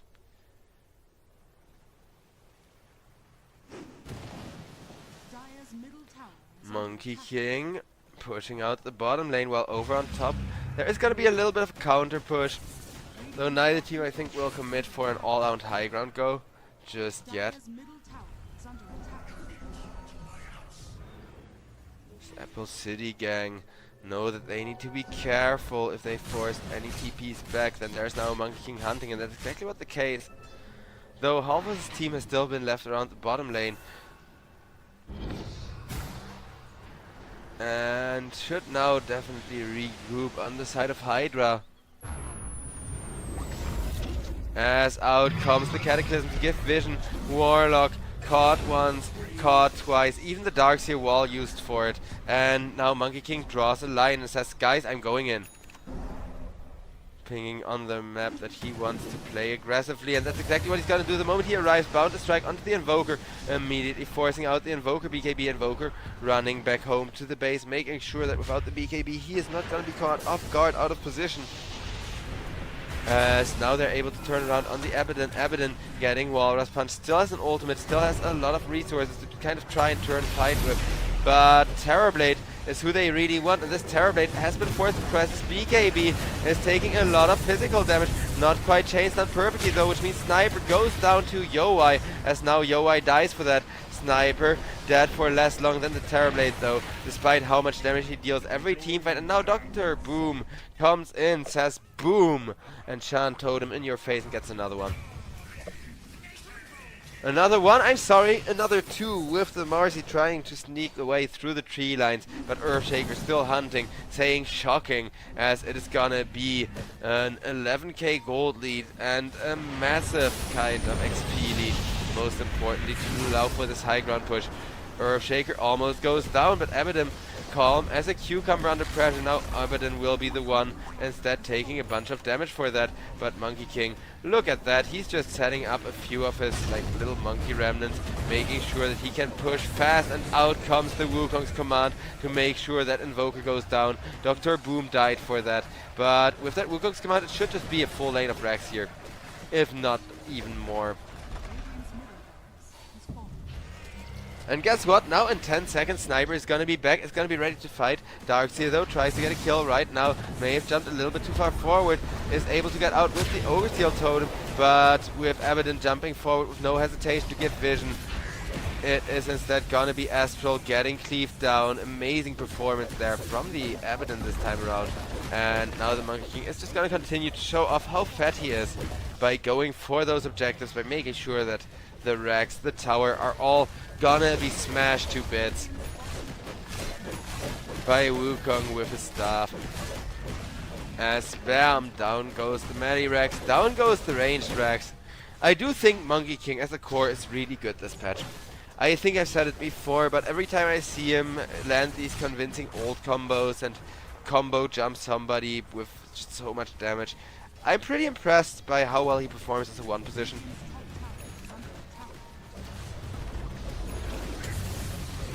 As out comes a Darkseer wall into the crowd. The illusions being absolutely annoying. Monkey King just jumps away from his own though. Makes sure he puts down remnants around the barracks. Goes for Wukong's command. Tusk tries to kick him out of it, but is a little bit too late and will just die to the mini monkeys, which are occupying half of this Radiant base. Nobody's died yet from the side of Hydra. As Hydra making sure to keep the pressure up on the barracks, but who they really want is the Terrorblade. They will set up on him and eventually have the damage to burst through him. Terrorblade may have support sitting behind him, but now the supports are free game as Flacco goes on down before his stun can come through. Buyback committed from Flacco as he says, my bad guys, sorry, let's see if we can still turn this. But I'm not sure if you can, when it is gonna be mega creeps now, when this Sniper is just slow pushing the Radiant base to bits. And walking past the Ancient alone is just gonna be so hard and so dangerous this game. One tier 4 down, Monkey King standing in front, but Sniper forcing out the activation of the Invoker's BKB as Marcy jumps in. Would really like to try to turn this around, but the Wukong's command comes out. The Wukong's command is just too big as Marcy dies back. Monkey King forced into the fountain. Seemed entirely fine with that for a moment, but then with the Walrus Punch he can no longer defend himself. Warlock goes down as well. Monkey King buying back Sniper, now getting pinged by his teammates like, hey bro, I understand you want to end this game, but don't feed. As more buybacks are coming out and Sniper manages to hold his own against the Tusk for now. Will be dragged out of position, forced to BKB, but with the Walrus Punch still very low health. Sniper cannot get enough right clicks out to lifesteal, but Tusk will be killed for that. And they're now no longer having any qualms about using the buybacks because there's megas coming into the base. There is a gem on the floor that Hydra can reclaim.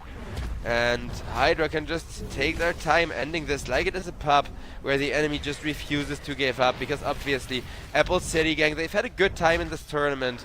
They've played their hearts out, and I do feel kind of bad that after they lasted so long, they're just kind of getting dequalified relatively early on into the group stages. Though Hydra, I did say it, Hydra have a very solid grasp on the current patch. We are going to see one more Cataclysm from the Invoker with the Walrus, but trying to turn the game around as out comes the big Invoker combo. But the big Invoker combo only going to kill a Warlock, as in exchange for that the Tusk died. And Actor goes down to Yoai. Now that's a nice one. Terrorblade trying so hard to still carry this game. Will get the Earthshaker next. 2 diebacks. Hydra better be careful. They don't want to throw this game because they thought it was already over and went for 3 unnecessary buybacks, hoping to be able to close out the game. I don't mind if we're going long. We still have 45 minutes till the next game is supposed to start. And I do love me some good back and forth Dota action. But I mean, who doesn't, right?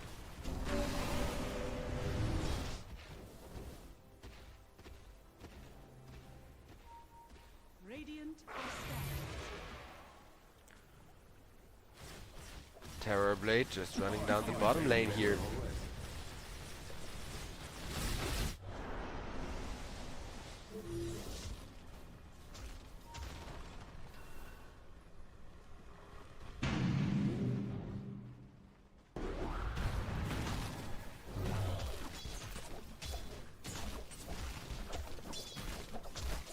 It is gonna be mid lane getting pushed out here. Radiant are scanning. With Marcy and Norma just hitting away.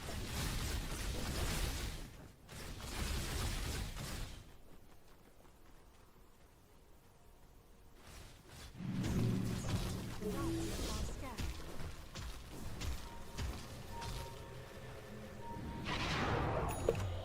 Trying so hard to push all lanes, trying so hard to find Hydra making a mistake. As Hydra, they're only 10,000 ahead.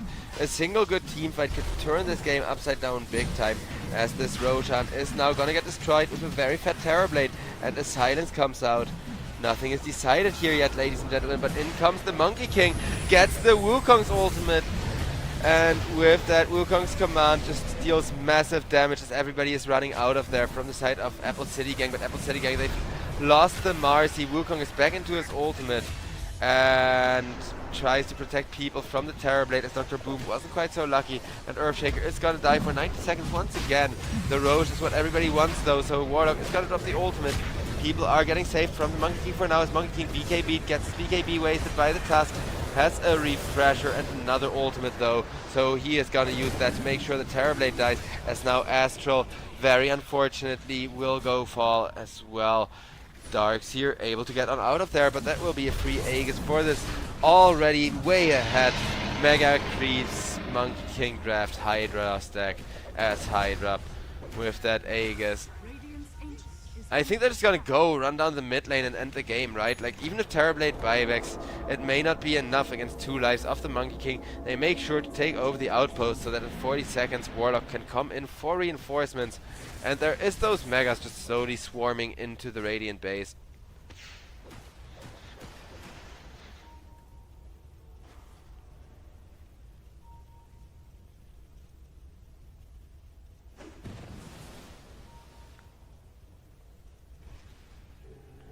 The gold lead snowballing more, while Monkey King getting himself closer and closer to that level 30, which will make him even more terrifying.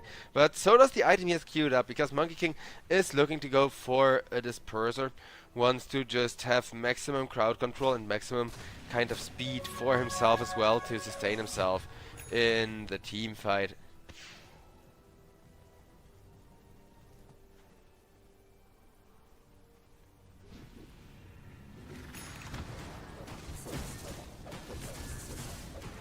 Monkey King, I think saving buyback as well, because he is gonna need it when it becomes available. It isn't available just yet, but it should just be like 2 minutes or something till it's ready. While a smoke comes out from the side of Hydra, looking to potentially end the game already with 3.5 minutes left on the Aegis. So by the time the Aegis is getting naturally reclaimed, Monkey King will always have the ability to buy back as long as he has the money to.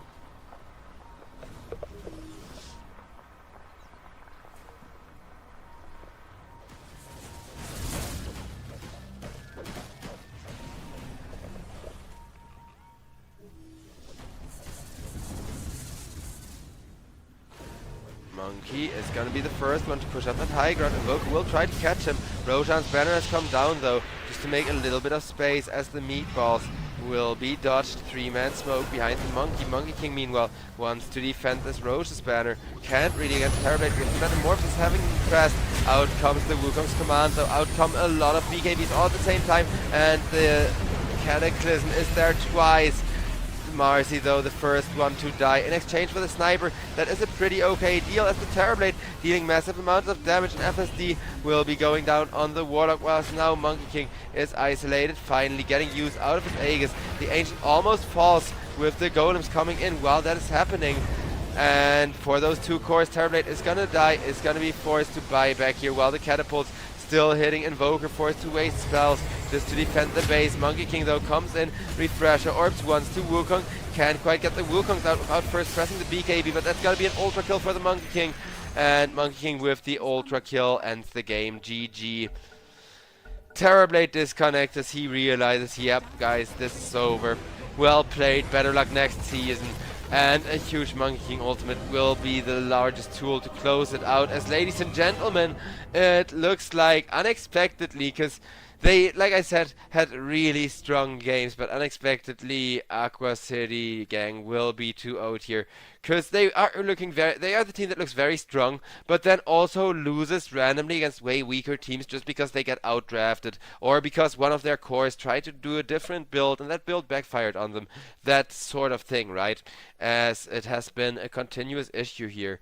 But now they're out of the tournament. We will be seeing them next season, I hope, because I do think it was really fun watching and casting them. The other way around, though, we do have the matchup 4-4 Pirates, as we are going to see a rematch of 4 Pirates against Hydra tomorrow for the revenge against, I think it's going to be either Mouse or, what's the other team? Let me check. Yeah, Mouse or Asakura in the finals. So the one series we have coming up for today is going to be Mouse against Asakura, which will start in about half an hour, as no more teams will be disqualified today at least, and the loser of the next series will go down to face the winner of tomorrow's first series in the lower bracket. With that, ladies and gentlemen, we are going to prepare to head to a little bit of a break. 40 minutes this time around, so we did manage to catch ourselves back up to the schedule despite that amazingly hyped first series of the day. And with that, I'll be seeing you in 40 minutes for the final best of 3 of the day between Mouse and Asakura, which I'm sure will be a hype one, as it is of course the upper brackets. See you all then, hope you're enjoying the show, and more Dota 2 action coming your way in a little bit here at the European Pro League season number 24.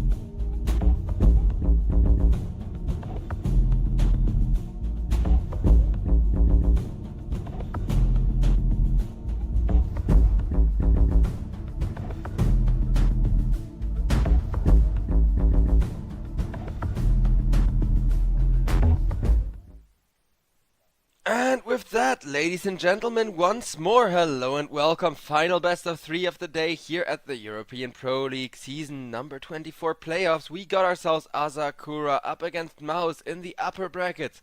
This time around, whoever loses is not gonna be eliminated from the season of the tournament. They're merely gonna go down to face the winner of 4 Pirates against Hydra, which will be played tomorrow. So tomorrow we are gonna see who makes it to the finals, except for the winner of this series, because the winner of this series will be safe in the finals already.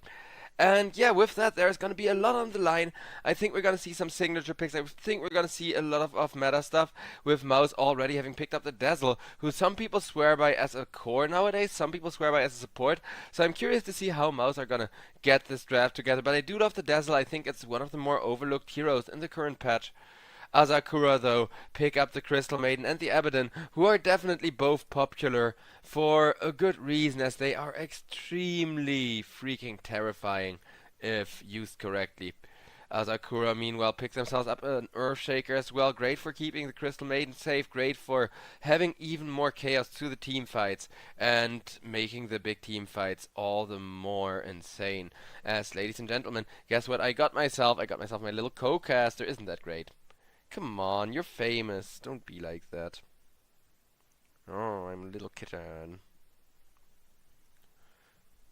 Because, yeah, every time I have to work, she comes and asks for attention. Because, of course, now that I have to do something, she'll sit here and demand pets. But I figure at least that lets me show her off to the chat.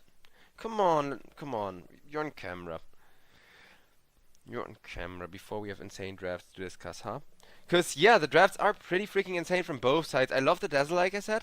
I love the kind of synergy between Dazzle and Empowered Terrorblade and the Weaver as well, to kind of play that aggressive semi-carry, offering Mouse lots of good high-money heroes if at least one of their lane wins. Asakura, though, like I said, the team fight is terrifying. They have a terrifying amount of lockdown as well, so if somebody gets caught by 2 people, it's almost every time going to result in a kill. As Asakura looking to pick up their last pick here.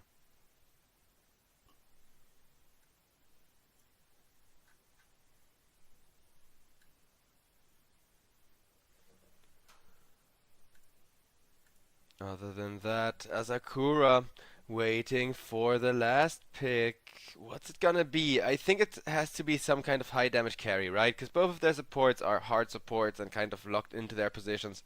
But what can you do against the Shallow Grave? Maybe something like the Viper? Lifestealer would be a decent option, but he very much struggles against RP and Terrorblade ultimates, so there is a way to bring down a Lifestealer if he's the last pick. And I think Asakura are spying that as well, but with the last 5 seconds of reserve time, the last pick is gonna be a Phantom Assassin instead. So we're gonna see big crits, we're gonna see jumping around the map, we're gonna see probably a bunch of hyper aggression, whereas Mouse, one more pick to go for them.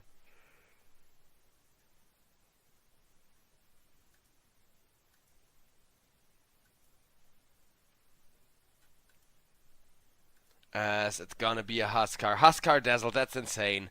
It's a very kind of cookie cutter combo that you would pick in your pubs, but you would pick it in your pubs because the ease of execution is there, the synergy is there between the Huskar, the Dazzle, the Poison Touch, and the extra damage being added to the mix by the Magnus with the Empower. With that ton of synergy and low skill, having an army of illusions that he can just run at the enemy team, the synergy is definitely there, the teamfight potential is definitely there. You just kind of want Huskar to win his lane really hard, so I could see a bunch of supports rotate over, especially the Dazzle, towards the mid lane to make sure that Mouse enable themselves a bunch of kills here. Asakura, meanwhile, having Vladik on the Abaddon offlane. I wonder how he's gonna build him, because Abaddon offlane I'm excited for. I think it's one of those things in the new patch that we don't see every day anymore.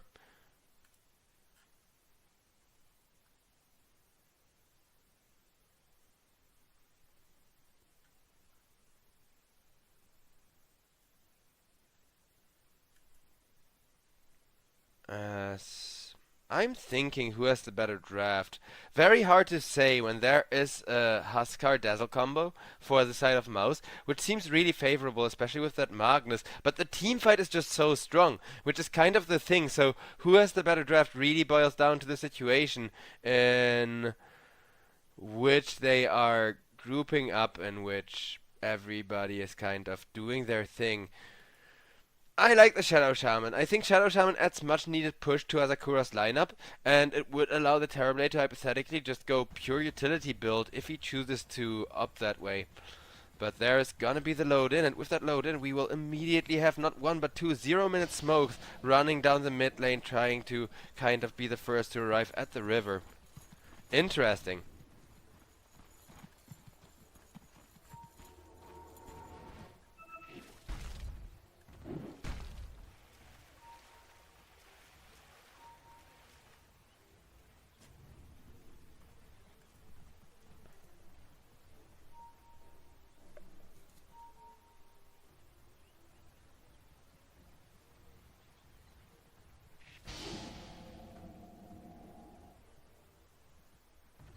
Shaker getting poked a little bit. 30 seconds to battle.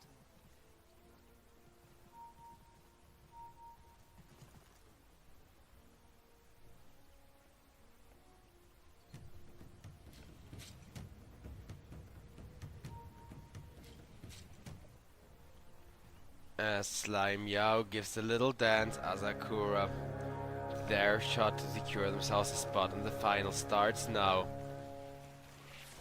Everybody is gonna clash. Vladik immediately taking a lot of damage here. The runes are gonna favor Mouse Sport. Everybody is gonna stay alive, but the burning spears from Huskar already showing just how cancerous he is, especially with that dazzle buff. On top, PA got to her lane safely, so at the very least Phantom Assassin cannot be ganked, cannot be killed off on the way to her lane easily.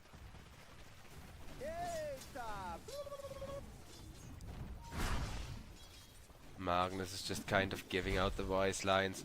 Not this time.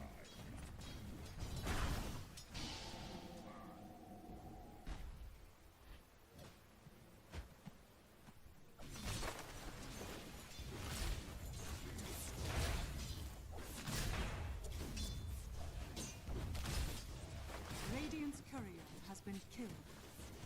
Fly going down to Slime Yao.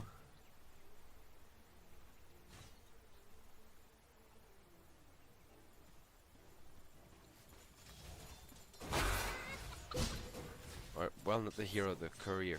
But harass-wise, Vladik is the only one who's kind of taking a beating, and as long as he has mana, he's gonna be fine. So this bottom lane is mostly down to wasting as much regen as possible now. Generally speaking, Abaddon is extremely good against Terrorblade, but as you can see, Dazzle is Abaddon is extremely bad against Terrorblade, but Dazzle makes him extremely good against Terrorblade with the Poison Touch, with the shields, because those are really the two things that you need dealing with, and Dazzle can do from a distance. Like, Poison Touch the Abaddon, then when he shields to get rid of it, harass him with the wave to get rid of the shields again, and then Terrorblade can just do this. Which we see now with the bonus armor, kind of trying to run down the Abaddon, zone him out of the lane, and make sure that he free farms. I know it's not the most interesting lane to watch right now. It is gonna get very interesting once the Abaddon gets fed, once the Terrorblade gets Metamorphosis up and running as well, to try and go for those kills. Earthshaker, meanwhile, does some strange creep pull shenanigans, pulling away an entire wave. Serenada, still level 1, not having fun against the Huskar, but will at least be able to secure himself some farm with this interesting little pull into the triangle. Not something we'd see every day. Huskar, meanwhile, level 3, soon to get level 4.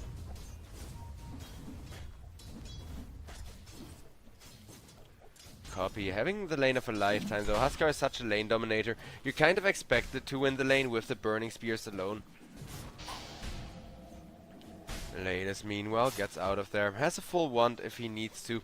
Can brawl for victory. Asakura, favored by the win rate, though. So, the DOTA2 win rate definitely favors the team with the better team fight, rather than the team with the stronger pickup potential and better lanes. Despite it being the laning stage right now, which is interesting. I wonder how much this has to say. I wonder how well Asakura will be able to execute this draft of theirs. and when the Phantom Assassin comes online. Because Terrorblade, he's gonna get empowered. He's gonna have some farm just for free from the Magnus, being able to clear the jungle easily. PA, meanwhile, needs to go for that Battle Fury, which is, of course, a little bit of an interesting carry dynamic there.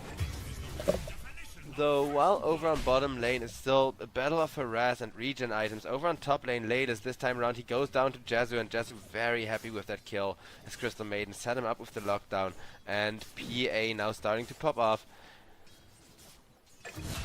Jezu level 3, looking to get level 4. Earthshaker meanwhile runs away from the Huskar. It looks like he's getting away on the map, but of course Huskar has the burning spear, so that Earthshaker burned to a crisp is gonna go down, is gonna give Copy a lot of gold and decent level 5 timing here as well with how hard this mid lane is being stumped.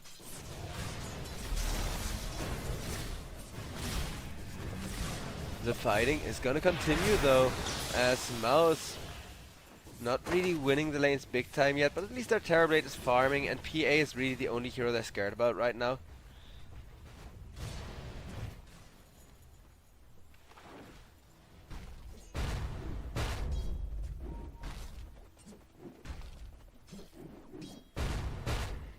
Earthshaker meanwhile with the Slugger, using his built-in farming speed to make sure he doesn't farm too far behind on the Huskar.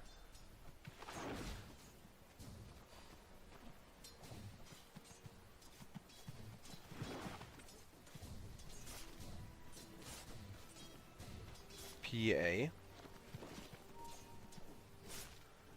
just kind of maintaining top as best as possible.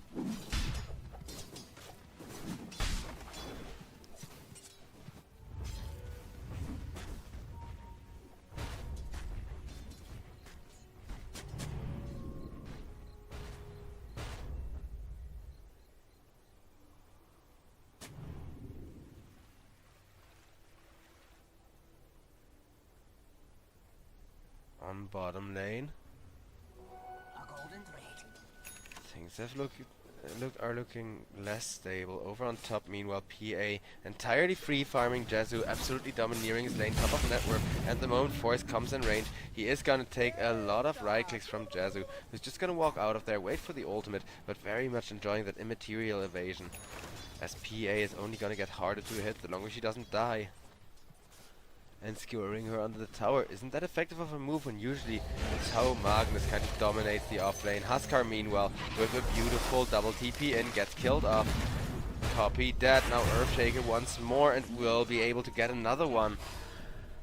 Serenada actually able to win this mid lane of his despite having taken a rather bad death there. 2 for 1 now on the Earthshaker. Getting his bottle coming in, and with that should start saving for a Blink Dagger very soon, because of course this is a good start as far as your money and gold timing goes.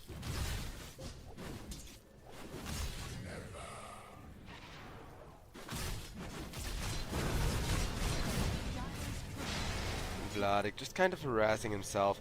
Now, the lane is getting less favorable for the Abaddon, but it is still pretty favorable. Huskar, meanwhile, forces a DP out of the Shadow Shaman, but Shadow Shaman is going to be entirely alive as Huskar, without the armlet, doesn't really have the damage that he needs yet.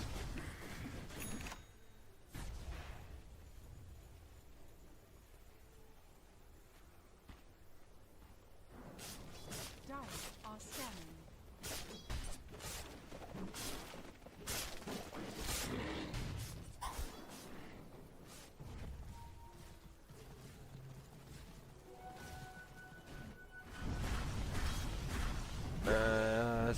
Well, Huskar continuing to farm up for the armlet.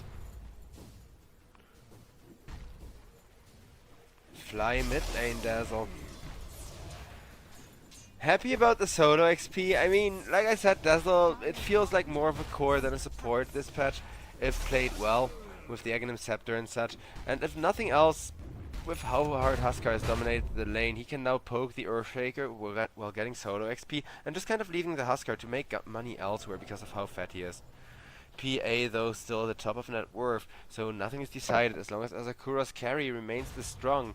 Mouse though, dude kind of have a favorable gold lead, which is building up to be bigger and bigger, and until PA's battle fury is done, nothing is really safe. Serenada forced to press the haste rune there, but will immediately use it secure himself the next rune as Huskar comes in. Forces Earthshaker to go away from there. Earth though got the shield rune, and with that it's gonna be entirely fine, because a huge shield like that, of course, is a big difference maker, especially in team fights and such. Dire are scanning. Which I can assure you, chat, it's gonna be a while till we start seeing really big team fights. This is probably the game with the least kills at 8.5 minutes today. But once this game picks up the speed, it is gonna be exciting. Magnus just kind of getting poked away by the PA. Huskar though, he wants to pick up the speed right now, comes into the top lane, starts dishing out huge amounts of damage. Copy has an armlet but can't armlet toggle through all of the chain stun of a Crystal Maiden, the constant damage from the Avalanche Shield, and PA just right clicking into him. Middle tower is under attack. Mouse losing some ground if this PA keeps going like this. Went for an Orb of Corrosion as well, just to make sure that PA is perfectly suited for fighting early on and has all the tools she requires. With the Crystal Maiden's mana regen, you can already spam your spells. As it looks like Crystal Maiden and PA just invading the enemy jungle, using a Crystal Maiden ultimate to pick up the tempo here. I've seen teams do it before, it's not that common of a move though, but it's a huge amount of gold and XP swinging around as now Huskar walks into his jungle and realizes, what? What? It's all empty. Guys, my jungle has been stolen. And Fly comes in, has to buy D-wards, and is probably just gonna spend time dewarding the triangle now. As thanks to the Crystal Maiden ultimate, at least the net worth is gonna remain somewhat in check, and Dazzle will make sure that neither of the camps are blocked. What a beautiful support. It just didn't even take him a minute to instantly deward there and make sure that they're slowly but surely reclaiming the triangle. As now 3 people are over on mid, while Serenada still just kind of biding his time and farming up, is of course quite a bit behind all of the cores from the side of mouse sports. Radiant's bottom tower is under attack. Though Earthshake is the one they're aiming for, and Dazzle with the Nethem's Realm is trying to get as much harassment as possible. Forcing teleports immediately. With those teleports, Dazzle still just doing as much damage and healing as possible before the ultimate is gonna wear off. Good use of the activation there though. Because yeah, the new Dazzle Realm is interesting. If you walk through people, you hex them, you deal massive amounts of damage, but you know what else is interesting? Mouse getting a kill on the biggest hero on the map, Phantom Assassin, getting her Battle Fury delayed. Now, not quite enjoying the aftermath of that early laning stage as much anymore. Weaver just kind of biding his time, printing money, while the Magnus is already having decent farm, but that's what you'd expect from a Magnus. It's not the type of hero you can allow to fall behind.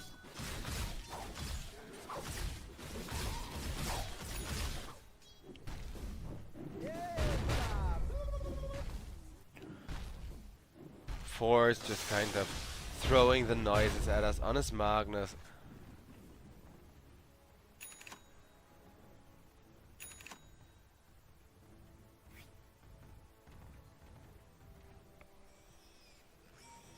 Dire are scanning.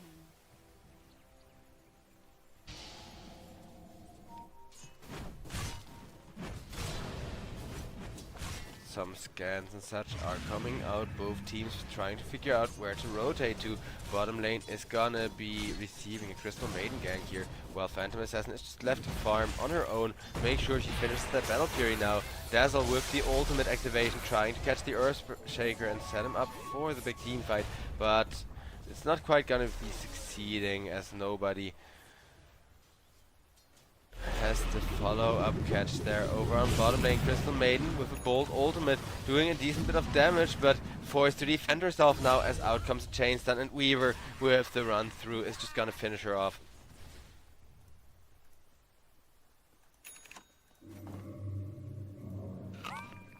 Weaver grabbing himself more items as Huskar gets slowly ticked down.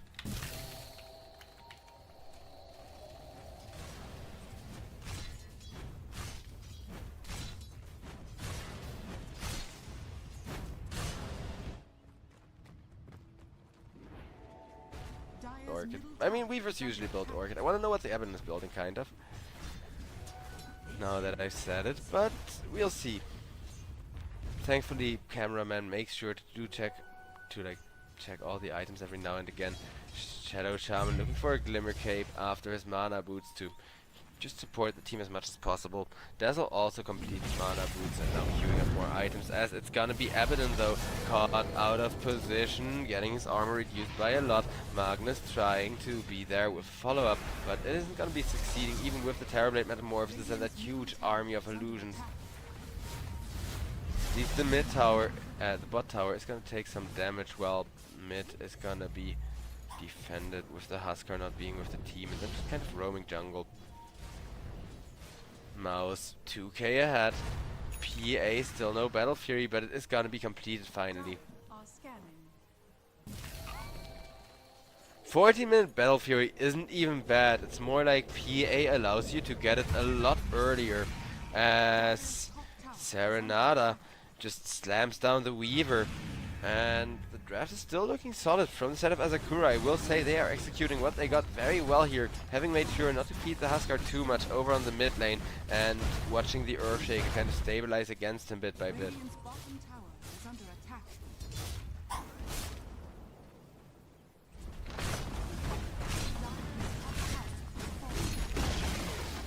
Radiant's bottom tower As that is gonna be the first tower.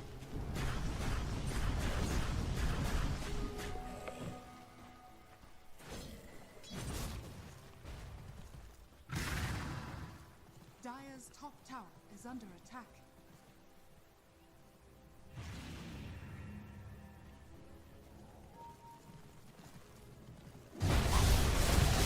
And it's gonna be Tormented. It's taking so much damage and big crits and everything. Down it goes for Slime Yao to claim the shard. Tower has fallen. Mid tier 1 tower is gonna be destroyed.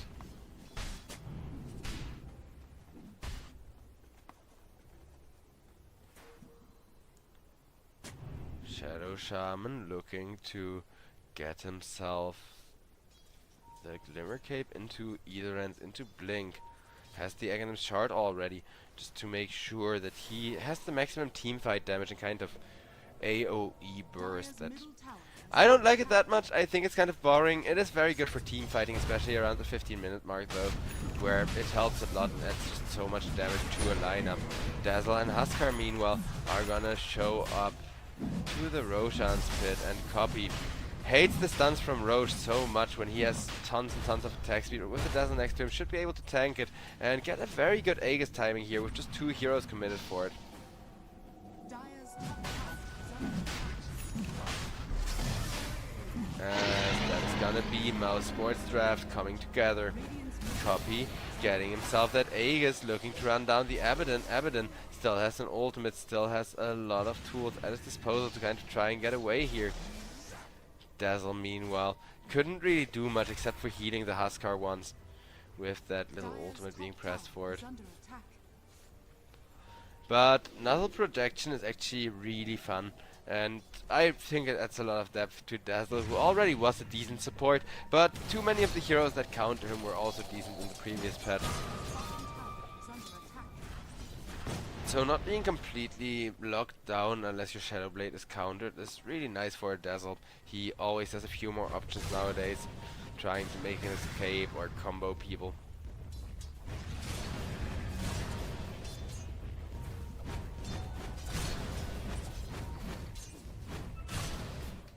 The mid tier 2 is slowly getting pushed in. Huskar looking for a Hurricane Pike meanwhile. As that is gonna be Slime Yao killed off, and Low Skill going down as well to the Terrorblade.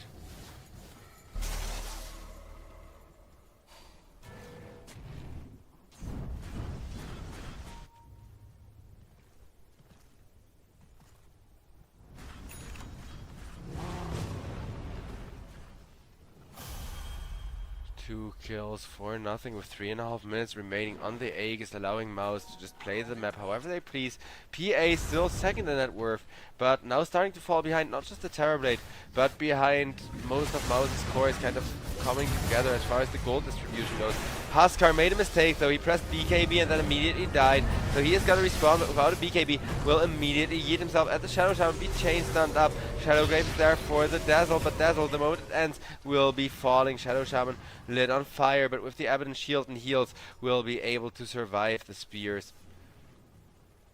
Not quite the fight Mouse were hoping for. Mouse sacrificing a lot of their gold lead, trying to take down Asakura like that. Over on the bottom lane, Weaver will be completing his Orchid now as Abaddon, the upgraded wand, now looking for the early Blink Dagger just to make sure that he has catch and initiation that his team is currently desperately lacking. And I know Mist Coil isn't a stun, but it's still really good when you're pursuing people.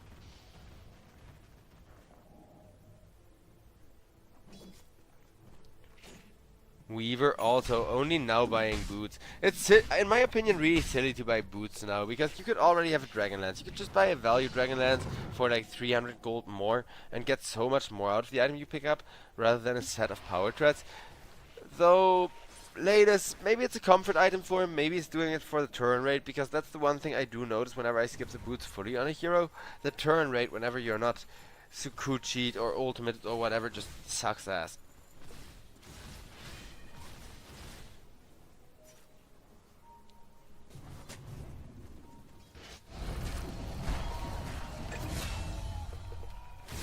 As that's gonna be Serenada going down against Latest. Latest by now having good damage, but this is really not the big kill they want. The big kill they want is that Phantom Assassin over on the top lane. Phantom Assassin is being kept alive, but so are all of these Terrorblade illusions with the Dazzle ultimate.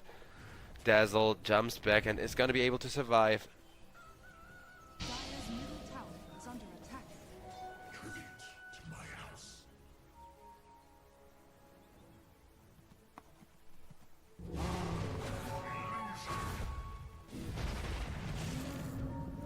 Magnus not quite hitting the skewer, and the sad noise in chat.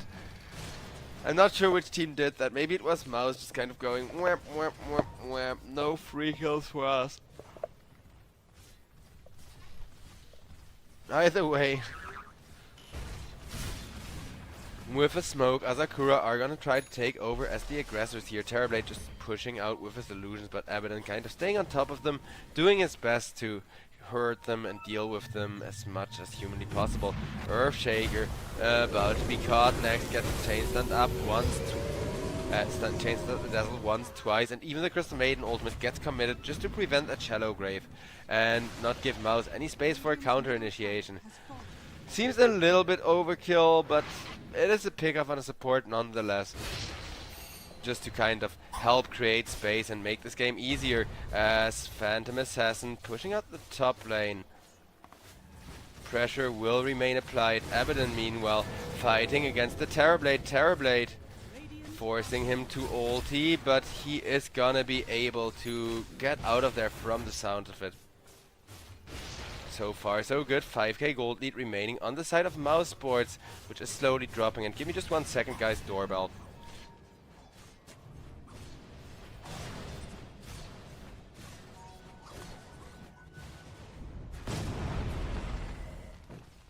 Radiant's top tower is under attack.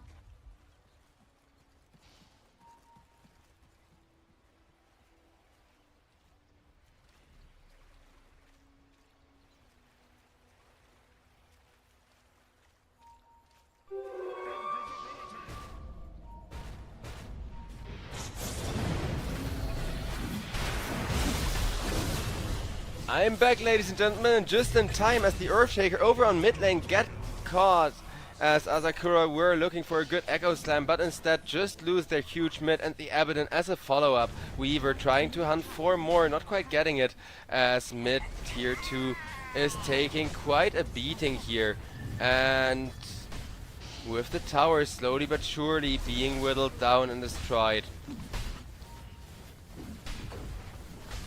It is gonna be not just a massive amount of gold going the way of Mouse now, But more importantly, the map control, because the only one that's still farming is the Phantom Assassin, kind of abusing her stealthiness. And even then, Jazzu's farming speed isn't that great anymore. He is top of net worth thanks to having had a great teamfight initiation before, as well as some stacks, but now that there's no more stacks to be had and no good teamfight jump kind of open for him, all he can do is clean out the jungle once or twice more to make sure he gets a good satanic timing, to make sure that he actually comes online well enough. Dire are scanning.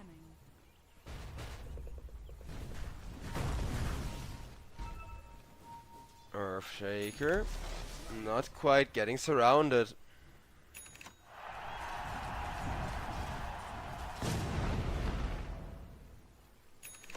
7,000 gold lead for the side of Mouse, and keep in mind Mouse don't really have a money printer hero other than the Terrorblade, so he and his split push and his farming is really the main reason they're so far ahead.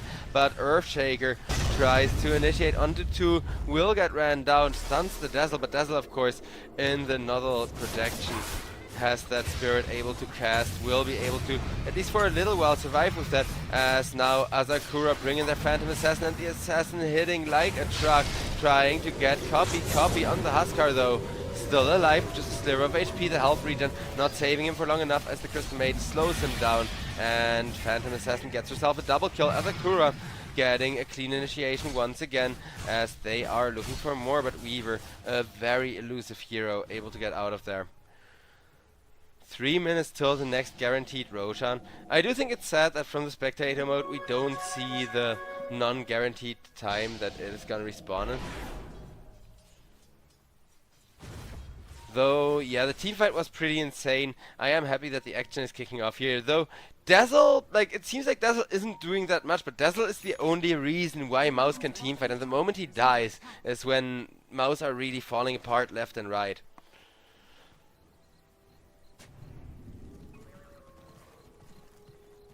Tormentor is now gonna respawn, as it was a relatively fast Tormentor kill the last time, but this one is gonna be even more brutal, and bam.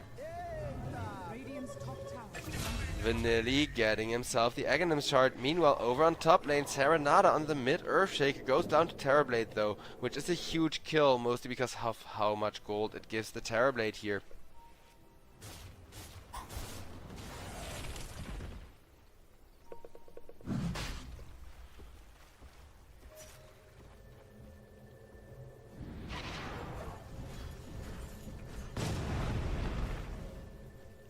Dazzle and Huskar looking to take Roshan down again the moment it respawns. Would be a huge boon for Mouse. Remember just how much work they got done with that Aegis the last time around. As Roche is being lit up now, also having his armor reduced.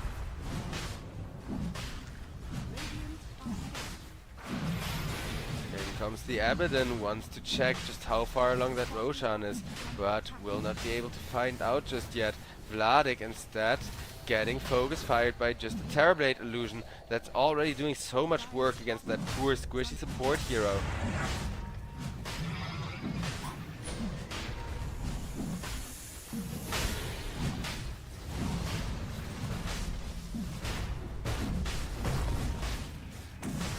Shaman ulti still doing work though. Phantom Assassin trying to take this Roche, and she will take it fast with how much damage that hero has, but out comes the RP. Earthshaker though still fast enough to secure the Aegis for his team, as for that RP Magnus, after having landed it beautifully onto 4 people, is gonna get ran down.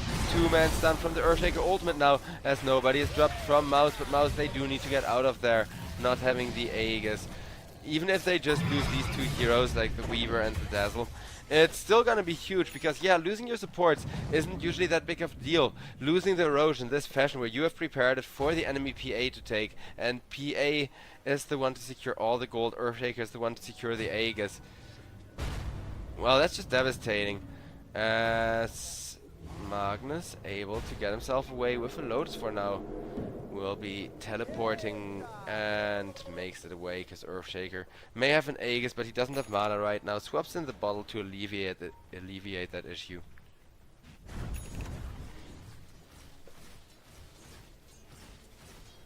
Radiant's top tower is Mouse, Tower has fallen. standing on a little more shaky ground, are going to make sure that they are there for the 28-minute Wisdom Shrine. Top tower is under attack. As the Dire's shrines are bottom gonna be tower is under attack. getting split both way. The gold is about 50-50, but that Aegis on the Earthshaker is still the biggest issue. He can hold on to that for another 4 minutes. Has a huge ultimate to kind of go for even more objectives and such. Under attack. PA just kind of dealing with the tier 2 at her own pace.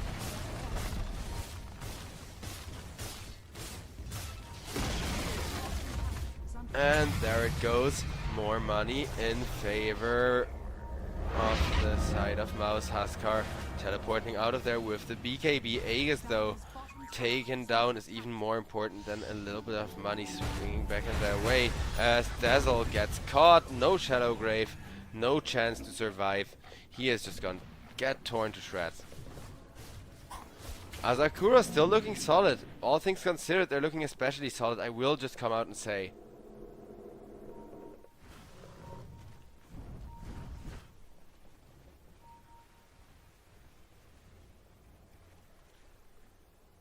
Earthshaker saving up for the BKB.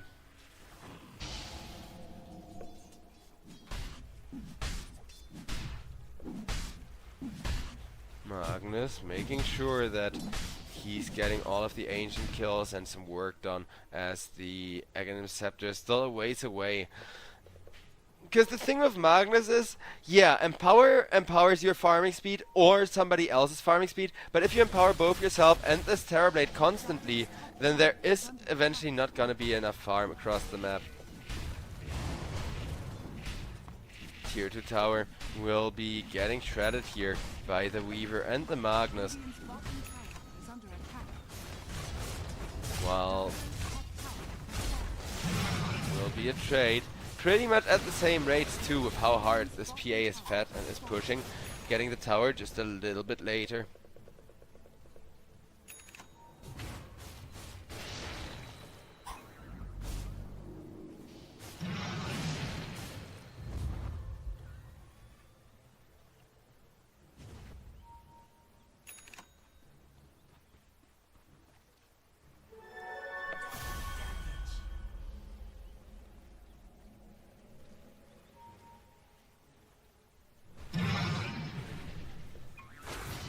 As Dazzle gets hexed, gets daggered, and bam, Jezu gets the kill for himself. Quite happy with that one. Terrorblade meanwhile just kind of getting zoned away, as Mouse are losing ground across the map. No Aegis is available though, so if Copy can get another good initiation together with the Dazzle when he respawns, whoever dies will stay dead until they buy back. Radiant's middle Or respawn, but that's gonna take a long while at this point.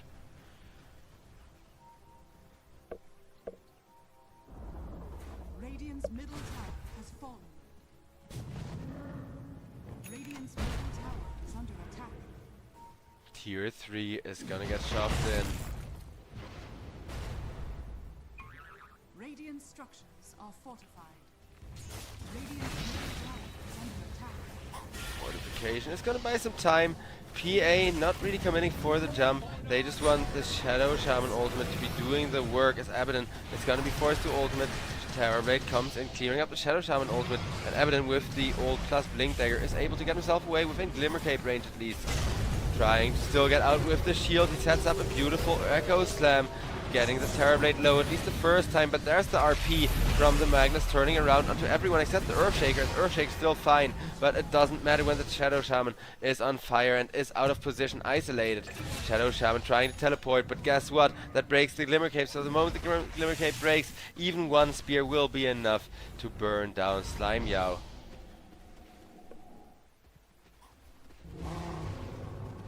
Two for nothing in favor of Mouse, who are not gonna miss this moment of aggression. I like how straightforward Mouse are playing, just taking over all of the dire map, pushing 2 lanes out the moment that they kill some heroes, and kind of try to force the PA to sit back into the base and eventually jump them, so she too could die very easily.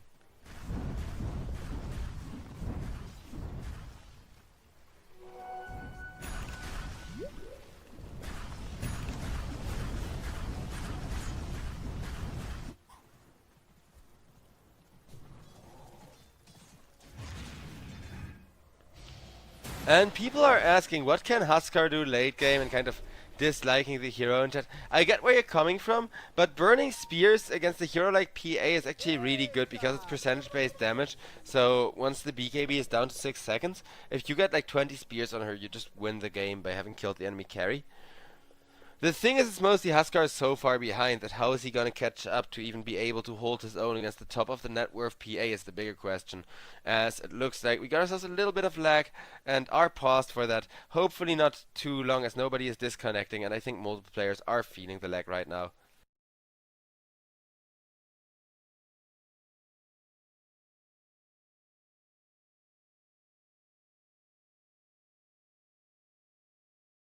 Looking at the items, Magnus will have his Aghanim Scepter soon. I think there's a few other big items on their way here, as that Lincoln Sphere has definitely been paying off already for Force.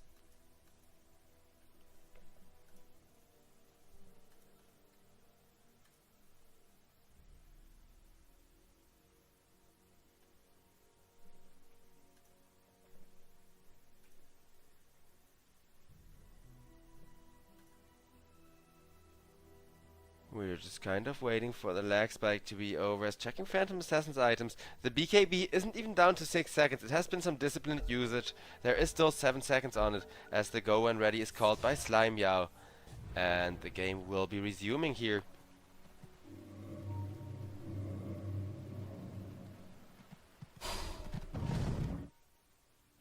Or not. That's rough. Huskar has to disconnect from the side of Mouse, is over on top lane. There is a bit of a catch happening.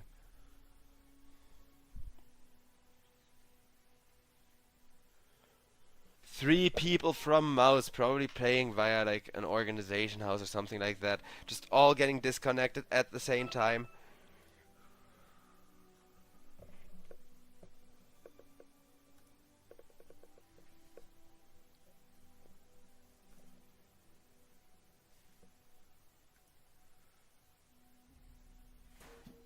Let me chill. Peace, says Laylas, the Weaver, who has kind of been caught and is being pinged out. At least he's aware he's being seen and kind of realizes in what a rough spot he's in. Because he has no mana to escape for much longer, and there's two people trying to chase him down. So as the reconnect comes out, It was your own damn fault. Mouse should be ready to go any moment now, and we'll see whether or not this Weaver gets to chill and Laylis gets his piece, or Laylis gets shredded to pieces instead, as he gets the ultimate off. But Phantom Assassin is standing right next to it. Weaver still Sakuchi'd away, and is going to be able to, with another Sakuchi teleport, managing to get himself out of there.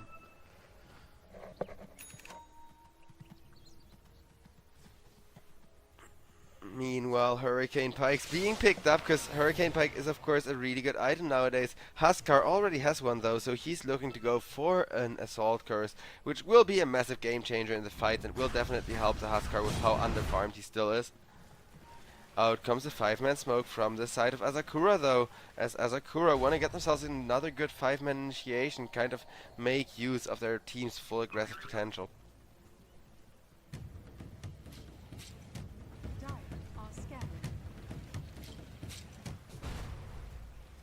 Bottom jungle is where the smoke is going, but they're gonna find bottom jungle deserted by the side of Mouse, as Mouse, of course, have a Terrorblade, and Terrorblade can just send the illusions to push without really having to go out of position himself.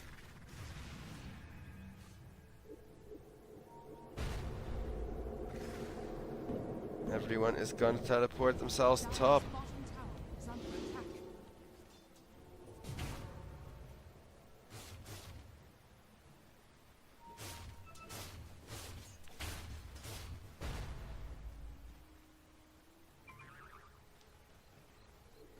Looking at the items, there's not really any major surprises, but with the smoke and tormentor rotations, it will be Mouse looking for kills in the enemy triangle, while everyone from the side of Asakura is just gonna get themselves a tormentor.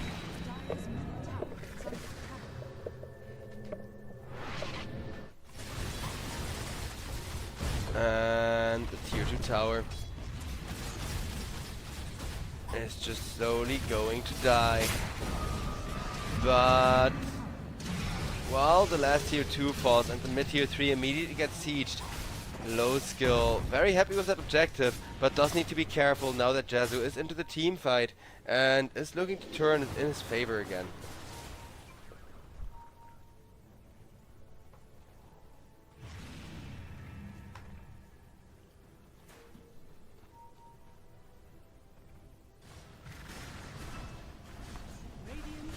As Huskar, armed as hell, gets an Abaddon Express delivered to his foot as to his feet as he lights him up with a million spears. Abaddon ultimate still keeping Vladik from the worst of it. He is ticking somewhat low, but the entire team is retreating with him, allowing Mouse to somewhat retreat but not really initiate any further.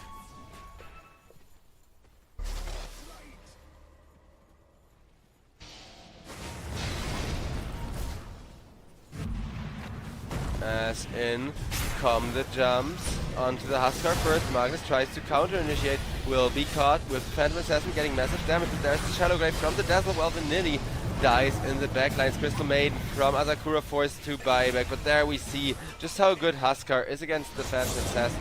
It was low skill securing the kill, but the main thing low skill did was get a really good reflect there, as well as kind of get everybody low health while Huskar lights them on fire so they can't escape. Though speaking of escaping, Serenada trying to get away on the high ground, forced to press BKB, still running for his life, has a fissure, has the bottle for some mana, still leapfrogging as much as he can. But at best he can say space created as Mouse get themselves a second one, now have an 8k gold lead. And yeah, Huskar immediately goes into the Roche pit, waiting for that to respawn, as he is gonna look for that next Aegis as well as a huge Roche banner, and with it the opportunity to push, because this time around without the PA buyback, PA is not gonna be there in time to threaten the damage and kind of contest this Roche pit. Like Mouse have pretty much been able to do most of the game and only once had to deal with Asakura near it. Huskar copy, very happy with that Aegis because it allows him to play very forward, especially with his ultimates.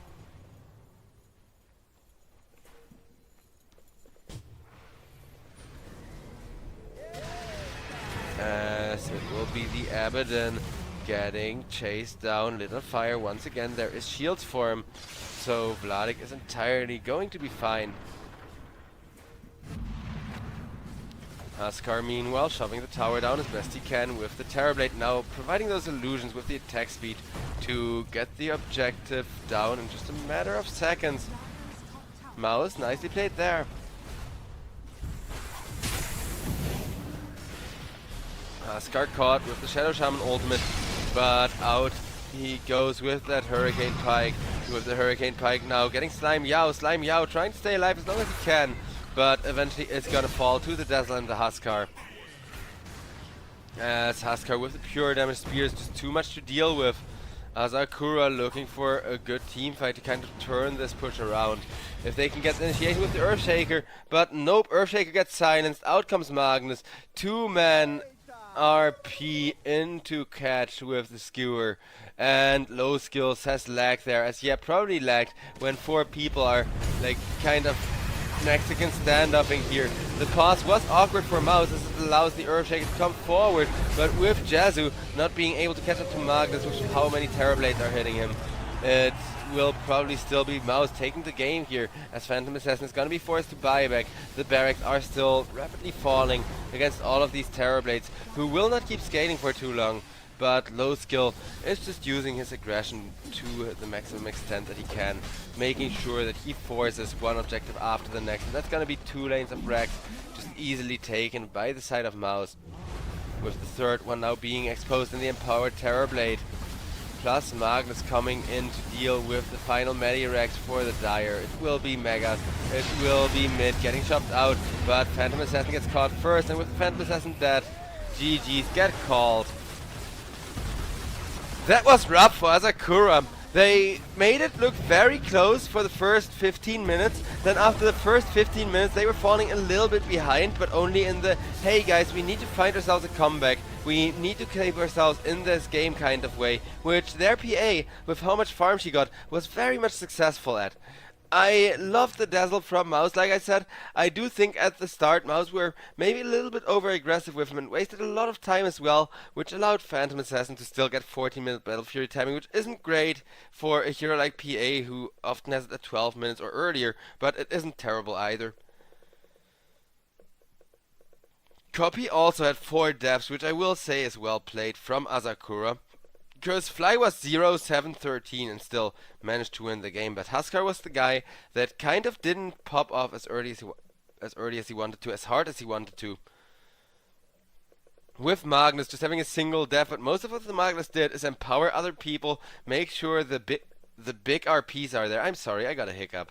But yeah, do a good job kind of keeping everyone alive and contained with both the RPs and the Lincoln Sphere, as the drafts were amazing. This has been really hype, delivering on what I expected from the upper bracket finals.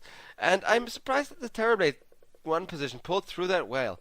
We don't usually see it win from the 1 position, but we also don't usually see Mouse play it that aggressively and with 2 perfect heroes to protect it, with the tanky Huskar and Magnus just kind of sitting in front. So ladies and gentlemen, a good clean game number 1 for the side of Mouse, but it is only game number 1 in our final series of the day here at the European Pro League season number 24. So we are headed for a little bit of a break before we're gonna see whether Asakura can turn the series around, give us a 3rd game here, or whether it will be a 2-0.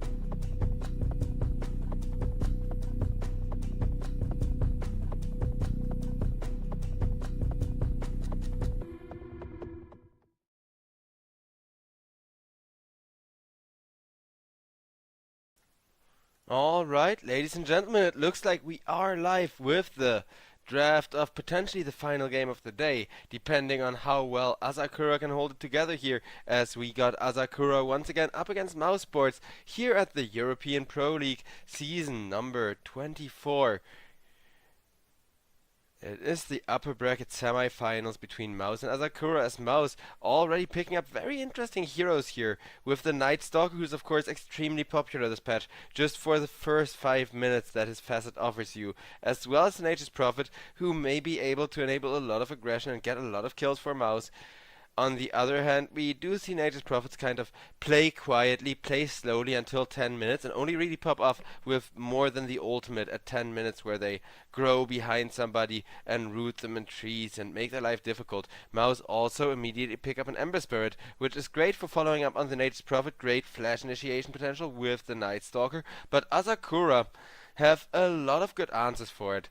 I love the Primal Beast, I love the Marcy, two heroes that if you combine them with the AoE chain stunning ultimates and combos and such, offer lots and lots of combo potential. There's also a Dark Willow, which will make things a lot easier for Dark Willow, I mean Muerta, which will make things a lot easier for Asakura with the Deadshot to kind of get the Night Stalker to back off, to kind of help catch the Ember Spirit as well. But Mouse, I love the Nature's Prophet, I love the Night Stalker pick. Neither of those are looking contested yet, and we'll see what kind of draft they're going for, though Clockwork is going to be banned by Asakura, Huskar is going to be banned by Mouse. I do love the Huskar ban, because Huskar here would have been huge for Asakura to kind of help deal with the Night Stalker as well as the Dazzle. Because even if you're Shallow Graved, Huskar is just going to keep getting those stacks on you, it's just going to keep spearing you more and more until eventually you're going to get burned to a crisp. Whereas Asakura still have over a minute remaining, but do need to come up with a last ban.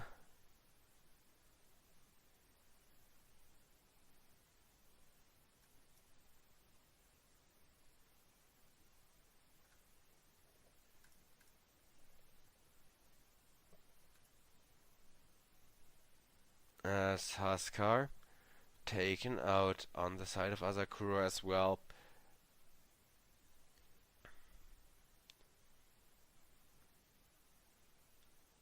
With the Tusk, Clockwork, Mouse don't really get saves. Though I'm thinking, are Mouse gonna pick a defensive, save-oriented hero like that? It's gonna be a Crystal Maiden instead. Alright, a Glass Cannon, but a lot more aggressive of a support. Can still save people, of course, with all of her catch. Asakura, however, I like what they're picking. Mouse do need to sustain themselves, do need to kind of make sure that this Night Stalker is able to frontline with the Dazzle sitting behind him, that the Nature's Prophet as well is able to follow up on good poison touches and big stacks. As Darks here gets picked up now by the side of Asakura and will be a huge team fight. Machine with the wall, Vladik having the surge as well, having the setup for the side of Asakura, as Mouse Sports looking very old school Dota, like this was meta in freaking 2013 pretty much, and it still works. Nature's Prophet for the split push, copy on the Ember Spirit for maximum aggression. It will be Force taking the Dazzle. And Laylis, of course, on the Night Stalker. So Asakura very Darkseer dependent. With the Darkseer and the X, though, they have two giant team fighting tools which can potentially take over the game, make them absolutely win here. And well, it's gonna be Serenada mid laning on the Primal Beast against the Ember Spirit, which isn't gonna be super fun.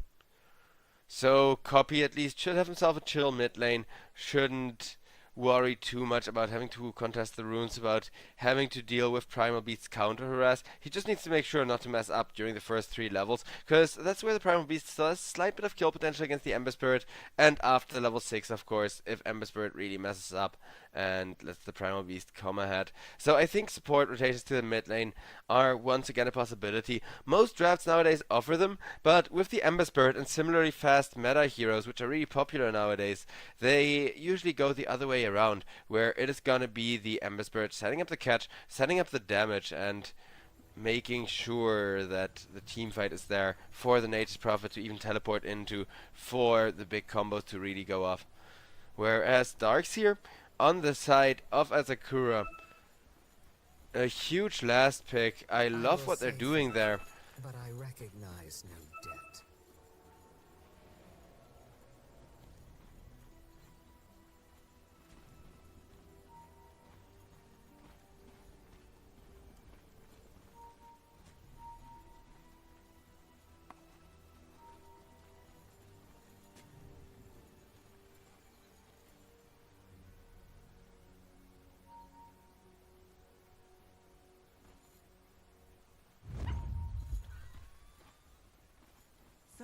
Four-man smoke up from the side of Mouse Sports, as Mouse may just be trying to set up first blood with the delayed 0-minute smoke.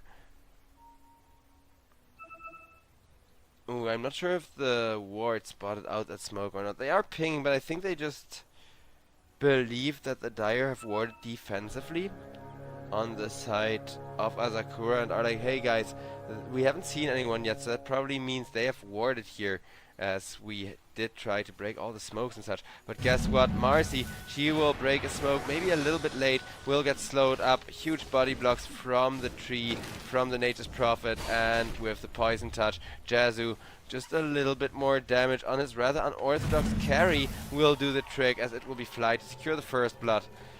Teleport out of there. Only one rune, but a first blood going the way of Mouse. Mouse will make sure to immediately get that extra gold. Crystal Maiden taking it to the top lane, where she can use to at least help out her Nature's Prophet, make sure that Nature's Prophet, who is a little bit of a hit or miss one position depending on how this lane goes, can have a good lane, can have good farm. Because of course, low skill, he's guaranteed to farm and do damage later on when he can teleport around the map, when he can actually do Nature's Prophet things. But until that point, he kind of needs to bide his time, be careful not to feed anyone accidentally.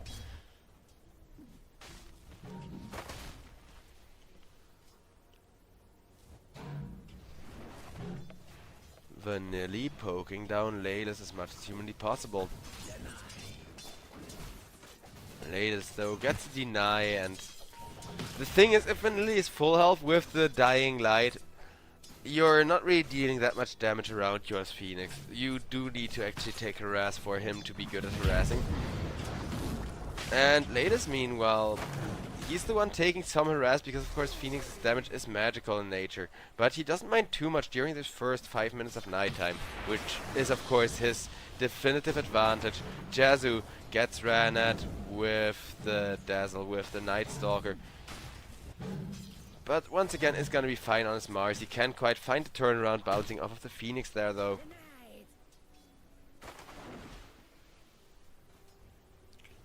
As with the Crystal Maiden, low skills lane is still pretty chill. Crystal Maiden, of course, huge aggressive potential, especially around level 1 to 3, where she can just catch people, chain slow them up, and deal massive amounts of damage. Primal Beast gets Searing chained.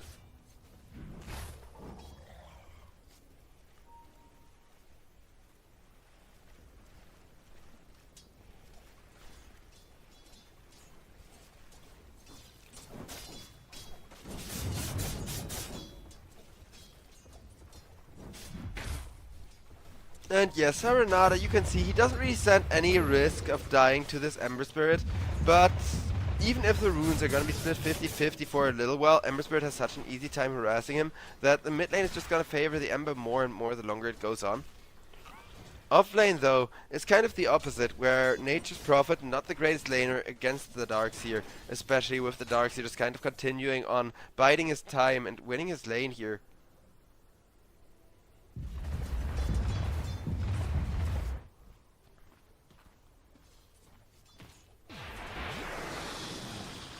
Jazu gets poisoned and chain slowed.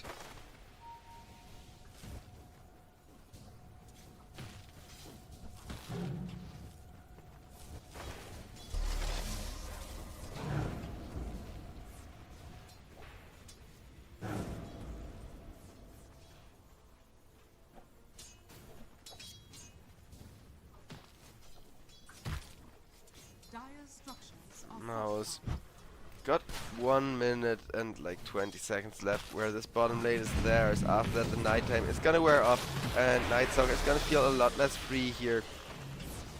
Because right now you see Jezu doesn't really feel like any kind of carry or core. While Dazzle just stacks as much poison on him as humanly possible. Not enough to kill him just yet. With, of course, that being a level 1 poison. Night Stalker though would like that courier, but with the Marcy being there, can't quite snipe it. We'll just have to settle for the D ward. Because Marcy's passive, of course, makes all the couriers way harder to kill, giving them extra health pool. It is a really fun and interactive passive, I do like it. Especially with Marcy 1, and I really wouldn't mind the series going to a third game, though right now Jezu is still struggling. And it's 30 seconds till this nighttime wears off, and things are gonna get more relaxed, but Jezu, he needs to be careful right now while Night is still active.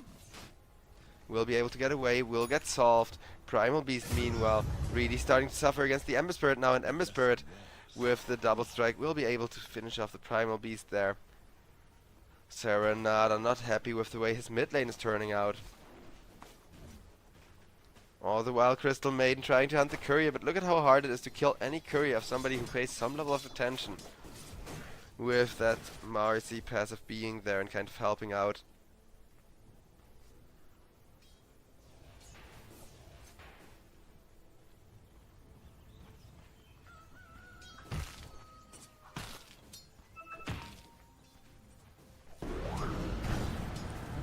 Force almost got caught, but will be able to live. As Dazzle gives the... But it will be Vanilli dying rather brutally here on the Phoenix, and Jezu trying to hold his own, goes down as well. 2 for 1. Ember Spirit though comes in, says no ganking my team on my watch, but the Slayer Fists aren't gonna be enough to save the Night Stalker's life.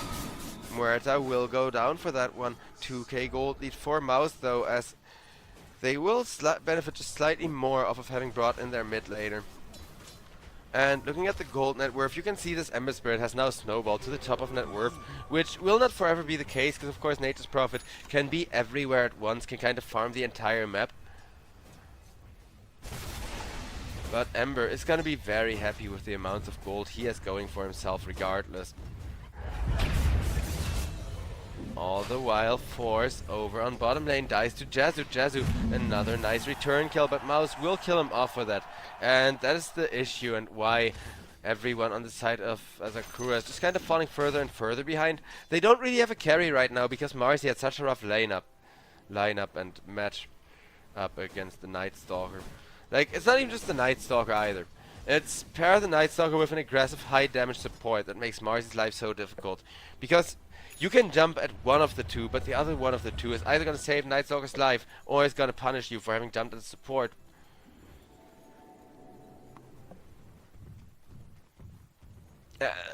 But it's a Marcy game, and Darkseer at least is somewhat fat, so if this Darkseer pops off, wins us a team fight or two with the wall into vacuum combo, then we could see this game turn around, which I very much hope, because it is the playoffs, and today the first series has been hype going to the game number 3. I would really like the last series to do something similar.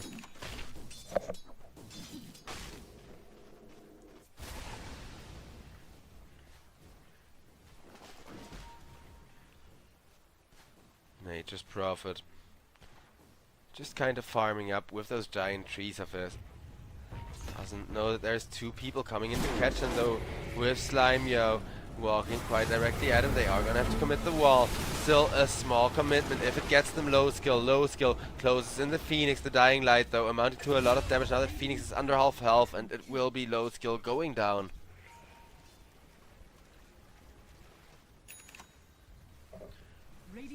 Ember Spirit meanwhile farming phase booties into the Mage Slayer, so just making sure that he has the maximum early fight potential, especially during team fights, but also a decent bit of tankiness and self-sustain.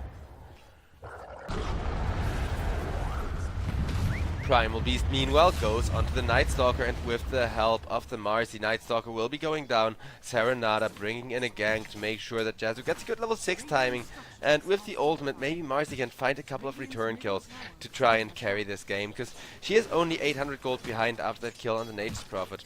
And things could be looking a lot worse still for Asakura.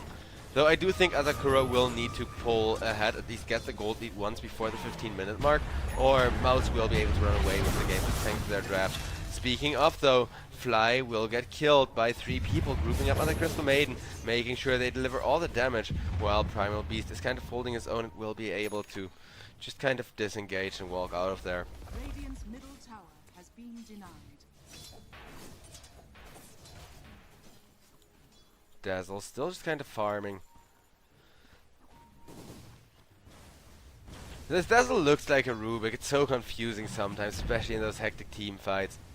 Though Jazu, he's happy that his lane isn't hectic for a change, and that he can at least farm his first item or two, while Nature's Prophet looking to go for a Maelstrom and really accelerate his farming speed as well, but isn't pressing ultimates to farm. He is kind of holding those to help his team go for the kills, to kind of poke people low health.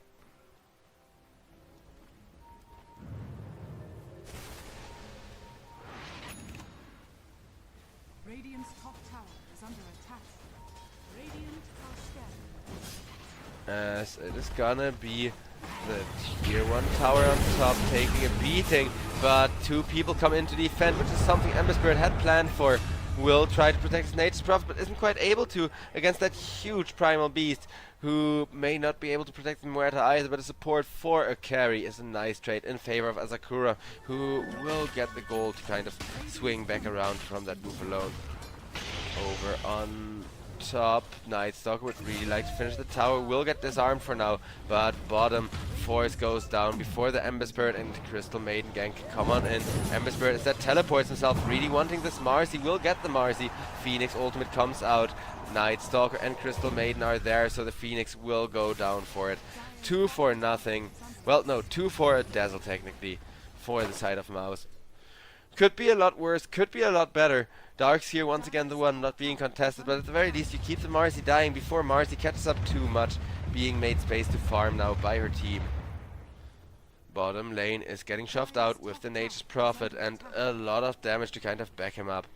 With Crystal Maiden looking to go into position for good ultimates and kind of keep the team fights contained. Marcy though, running down the Nature's Prophet being saved by the Night Stalker as long as Night Stalker can. Marcy goes for the ultimate, and with the surge, Marcy with an ultimate is terrifying, so that will be a quick and easy kill onto Laylas. Radiant are scanning.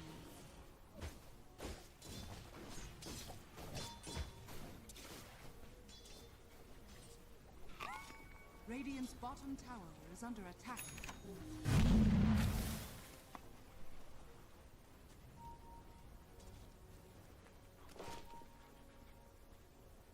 Dire's bottom tower is under attack. As over on mid, we will see a jump onto the Darks here. Low skill died for that in his own jungle, trying to farm, so both teams do lose a huge hero. Mouse will hold onto their advantage, but will lose a tower as well, which isn't exactly the greatest of trades for just farming space. Would like to get something out of this now. Mouse, wrap around, try to hunt. Copy finds vision onto Serenada, as Serenada getting serenaded by the Searing Chains, just slowly getting torn down, but in comes the Nature's Prophet once again. Nature's Prophet makes the tree and tries to fend off the Primal Beast, will survive for just a little while longer, but the Phoenix Egg will be there to finish off the Nature's Prophet. Vanilli goes down for that, but so does Laylas on the Night Stalker. Ember Spirit comes in for the Slayer Fist cleanup, will get at least one more kill, as Jazz is still on the run. They would love to get that huge hard carry, but the carry Marcy already on her way out of there. Able to not only jump but also give more movement speed to allow the Darkseer to get away without having to immediately surge. So he'll just use surge to get to more farm, while Ember Spirit and Crystal Maiden kind of do the same thing. Get money, make sure Ember Spirit's Mage Slayer timing is gonna be just right, and he is gonna be a huge threat by reducing everybody's spell damage in those team fights.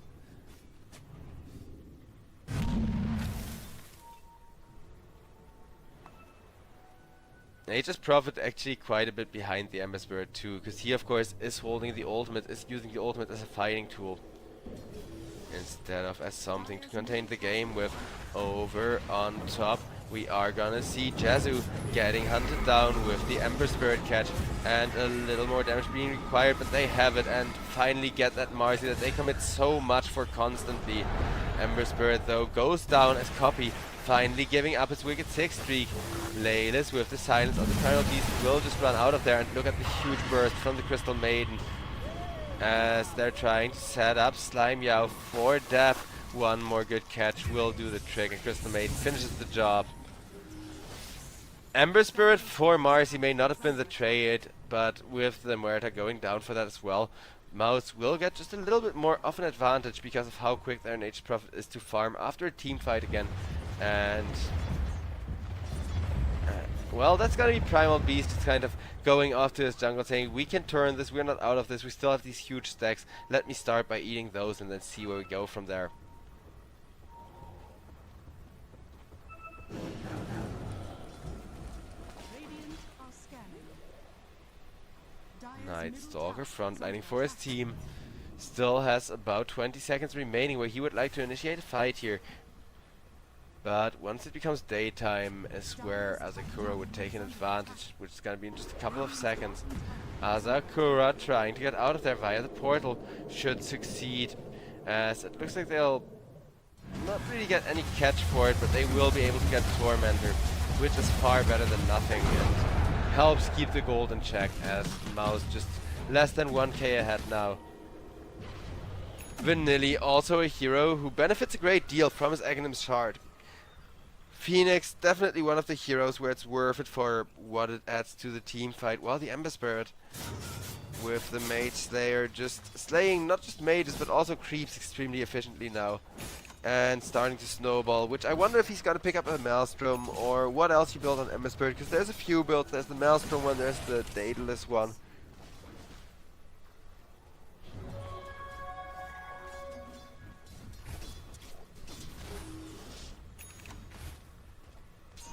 Primal Beast still shoving out the middle lane as much as possible. Doesn't know that there's 3 people smoking for him.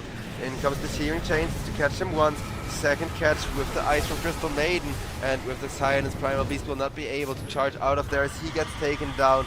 A huge mid laner kill, allowing the Ember Spirit to give vision on more and try to set up an initiation for the Night Stalker. Night Stalker chasing down this Muerta. Muerta goes for the dead shot on the Ember Spirit, which Ember Spirit will see as an invitation to come under the tower, saying, you can't make me walk back. Mouse getting 2 kills. Jezu, meanwhile, farming up, is looking for a Battle Fury here, which is the old school Marcy carry build, like way back 3 patches ago. This was popular and it worked wonders. Here, I'm not sure if he can get it online in time or not, or whether just a Maelstrom as a farming item would have been better. I mean, of course he's gonna get the Battle Fury online, but a 17.5 minute Battle Fury isn't really gonna, or well, maybe let's say 17 minute Battle Fury isn't really gonna pay for itself that early on. There is already a big spike in win rate in favor of Mouse that this Marcy now has ahead of her to whittle down if they want to get us a game number 3.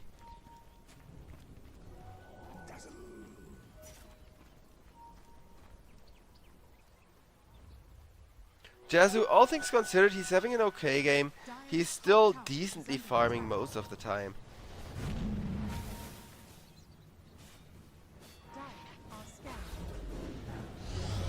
Well, Crystal Maiden gets caught with the Darkseer while tries to teleport out.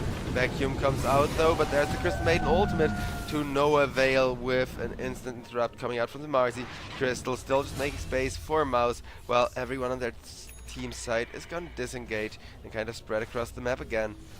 Nice pickup though for the side of Asakura, who did still have people smoke there that didn't even reveal themselves in case Mouse were gonna bring in more, as now low skill instead will be caught once again trying to jungle farm up, trying to keep control of this wisdom area as well.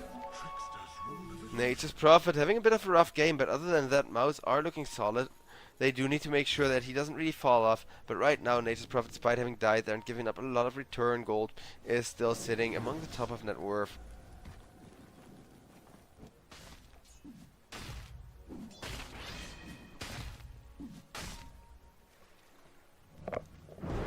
Night Stalker wants to pick himself up a Blink Dagger while Copy looking for a BKB, allowing him to jump in, jump out, Slayer Fist without risking his life. Well, he's still kind of risking his life every time he does so, but a lot less when he has a BKB he can press in case of emergency.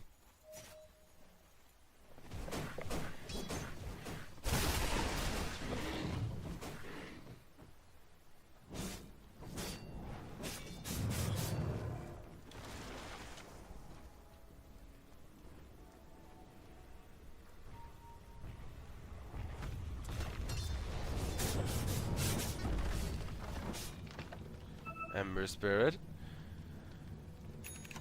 biding his time, not really fighting with the team right now, which means his team doesn't want to fight either, are just kind of waiting out the ultimates to come off cooldown here. Which does suit Asakura. It gives Jezu a chance to farm more, to finally put that Battle Fury of his to good use and try to catch up to at least the Dazzle core here. As it seems like Night Stalker is playing more supportive now and Dazzle is kind of taking over as a core, which I'm not sure if that's intentional or not from the side of Mouse, but it does seem to be working wonders. Dire's top tower has fallen. Radiant's bottom tower is under attack. Bottom, tier 1 getting shoved in by the Ember Spirit with lots and lots of damage. While Nature's Prophet hasn't really done much all game. 2 kills, 5 deaths, 7 assists. It's mostly just been good ultimates to kind of help his team fight thus far. But at some point or another this carry is gonna pop off. It's gonna go in behind the Marcy and kind of kite her around, deal with the enemy hard carry, at least temporarily. Primal Beast though over on top lane gets found, gets Searing chained up as Phoenix will be follow-up silenced by the Night Stalker, will be able to get out finally. But with the all-powerful Primal Beast dying and a toss out of the pit onto the Phoenix happening by the Roche, Night Stalker is going to secure that kill for himself, saying thank you for the money, Roche, we're still going to kill you as much as you may have helped us there, even committing the Crystal Maiden ultimate for the massive tons of damage, all hitting into that Roche hitbox as out comes the wall. Darkseer comes in trying to turn the fight around, throwing out the ultimate to make massive amounts of chaos, give vision. In comes the Nature's Prophet though, deciding now is the time for him to finally do something this game and stop kind of sitting idly, not really doing anything. Muerta will be caught, isn't quite dying thanks to the ultimate, will eventually pass to Copy, just having too much burn. No Aegis just yet, so that's the upside for Asakura, but Mouse Sports suddenly 7,000 ahead and back into the Roche pit they're looking to go. Night Stalker meanwhile just kind of split pushing, has actually switched to playing full support now instead of going semi-carry build. Interesting. And it seems to be working, which is the more interesting part still.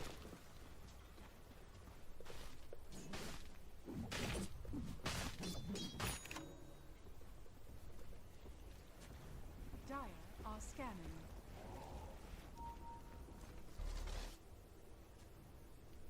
Mouse got a decent draft together.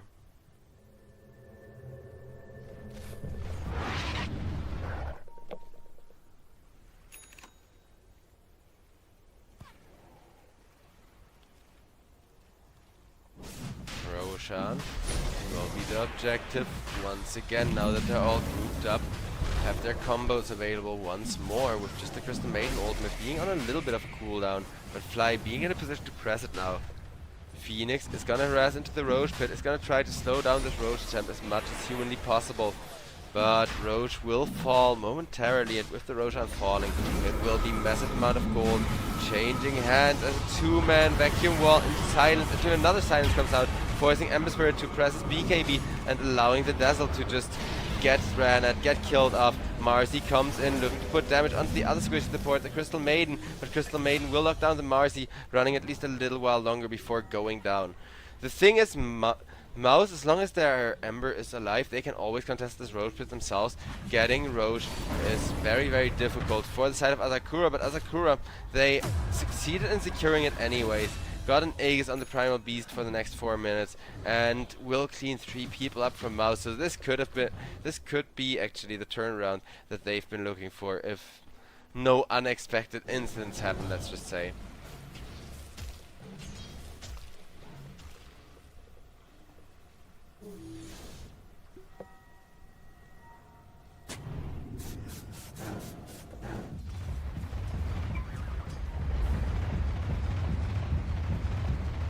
Top getting pushed out slowly with the Primal Beast in position.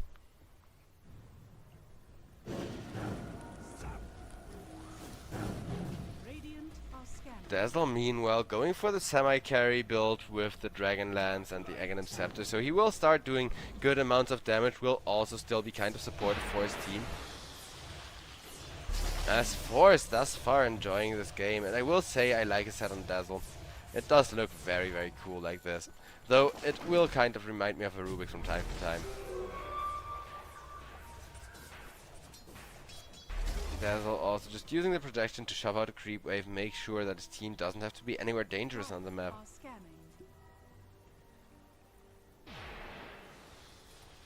As Mouse 1k only remain for them. They were out farming and kind of out controlling the enemies so hard, but Team Asakura with that last good team fight and having taken Aegis are able to force Mouse to play defensively, to kind of bide their time and not do any of the things they'd want to.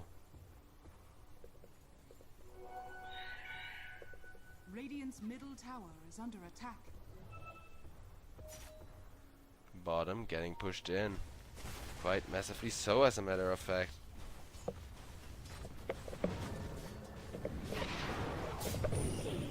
And that is gonna be the Ember Spirit jumping the Darkseer. As Darkseer still able to get himself out of there.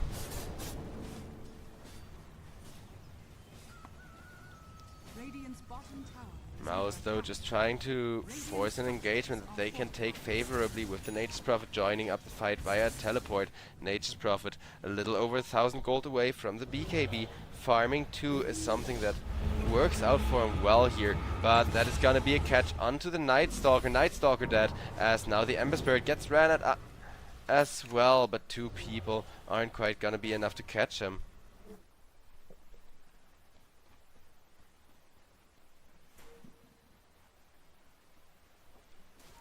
"25 minutes into the game, Mouse holding a great deal of control over the map, but Primal Beast with the Aegis still online, still threatening a great team fight. And Jazu, he may not be that terrifying one position Marcy that I'm used to, but he's still having an okay game and could be going a lot worse here, as the Tormentor will be opened up upon by the Nature's Prophet. It will be teleports out. And a pause from the Ember Spirit, as there is gonna be more lags with that rapid wall while running away being put down, which yeah, makes sense. The server just generally doesn't like spawning new things, which we've been in patches where that's the state of the game before, but this seems like one of the ones we gotta get used to. I'm already happy that Monkey King ultimates have been optimized, and at least those are working somewhat properly now.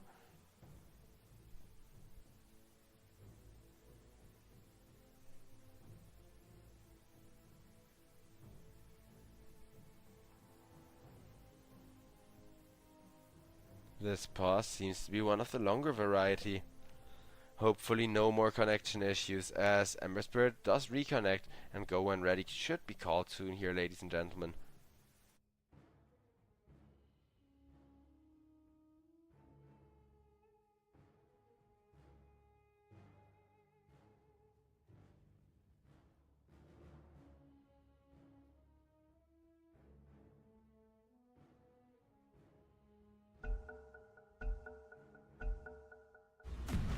And there's gonna be the unpause, as Crystal Maiden Fly running for his life, getting caught up to by 2 people with the slow, with the catch, with the pull right into the ground.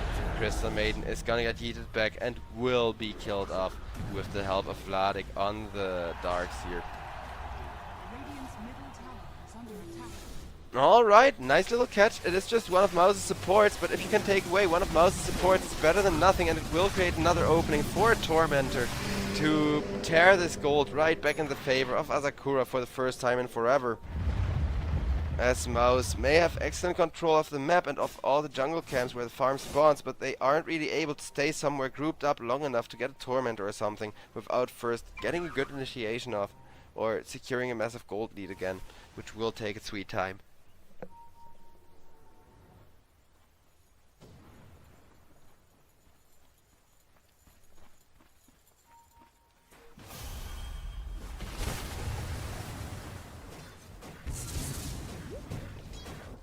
Low skill. Farming up faster and faster the longer the game goes on.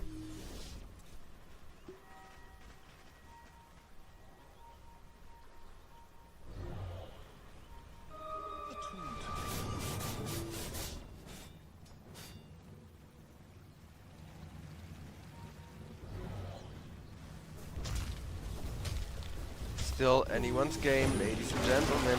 Vladik gets caught here, will go for a decent two-man wall though, and teleports come in trying to defend this Darkseer. Darkseer had to use the ultimate, but it's gonna be a Darkseer ultimate for the BKB teleport forced from the Nature's Prophet, which is an okay trade-off considering that the Nature's Prophet is just now no longer able to teamfight here in any way.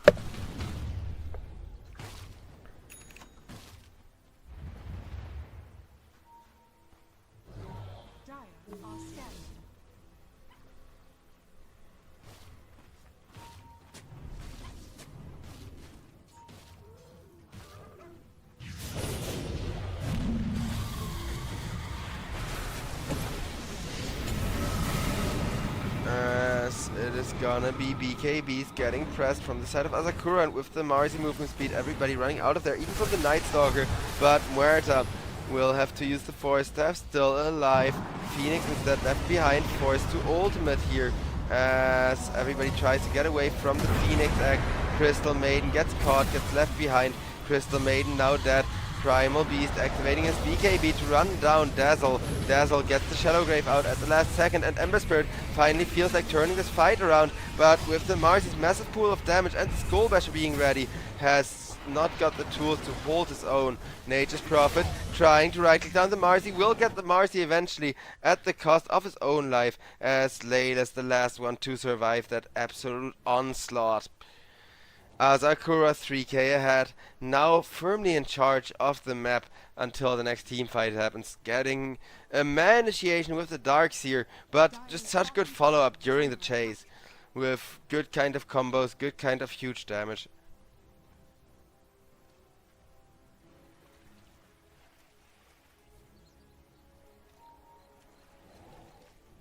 Radiant's top tower is under attack. Dire's bottom tower is under attack. Primal Beast looking to go for a little bit of pushing with that regeneration rune now, cutting Mouse off of even more of their farm if either tier 2 tower falls.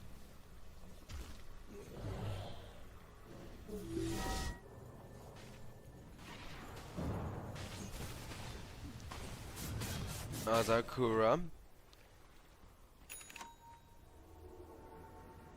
still just kind of biding their time, farming up. This sustains gold remains.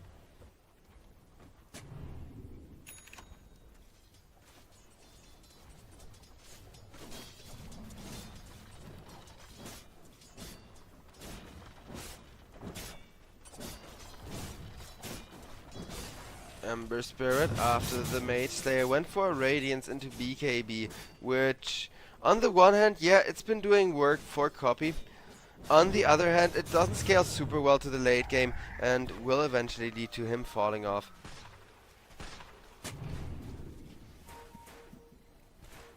This Night Stalker semi-support feeling more and more like support meanwhile as the game goes on. And he kind of runs out of options to initiate and to do things, and yeah, you get what I'm saying.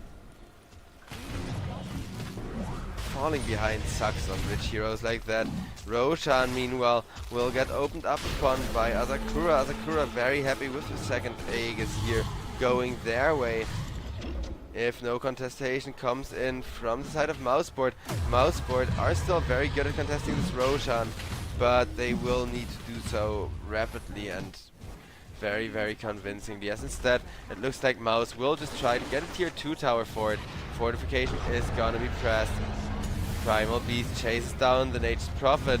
Low skill, needs to get out of here, has a Crystal Maiden kind of trying to back him up and make space there, as it looks like thanks to the Crystal Maiden's noble sacrifice, this is gonna be the second time that low skill this time around gets away. The Ember Spirit also got saved 2 times by the Crystal Maiden. Crystal Maiden playing really self-sacrificially here, making sure all of her cores stay alive, and if anything, it's only the crystal that goes down.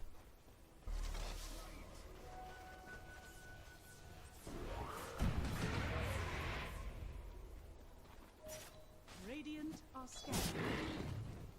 As no real clashes come out, everybody is still biding their time, completing their items. Ember Spirit Octarine Core will be a huge help in the fight, adding 25% more damage to him, as well as the ability to juke around more. Radiant's top For heroes like Ember, I think it's really huge.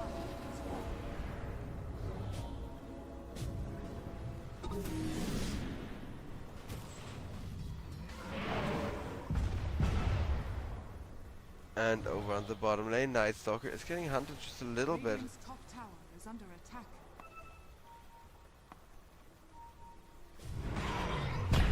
As there will be the catch from the Primal Beast.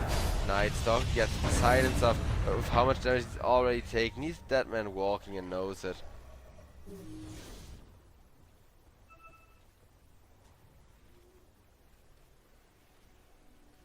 Radiant's top Well, tower with is Night under Stalker's attack. Aghanim Scepter getting delayed a little bit here. Money-wise, Asakura are still favored. They could potentially try to set up a smoke gank into a big team fight, if nothing else. Tower is under attack. But instead they're gonna try to press the Marcy ultimate to get a tier 2 tower. Interesting choice. Definitely creative decision making, as yeah, this will be a huge mid tower to just kind of deny the Dire that tiny bit of space. And it isn't gonna deny much space, but it is gonna make it so much harder to take beneficial team fights on the mid lane without the Nature's Prophet teleporting himself into some very, very risky waters. As is kind of the nature of that hero.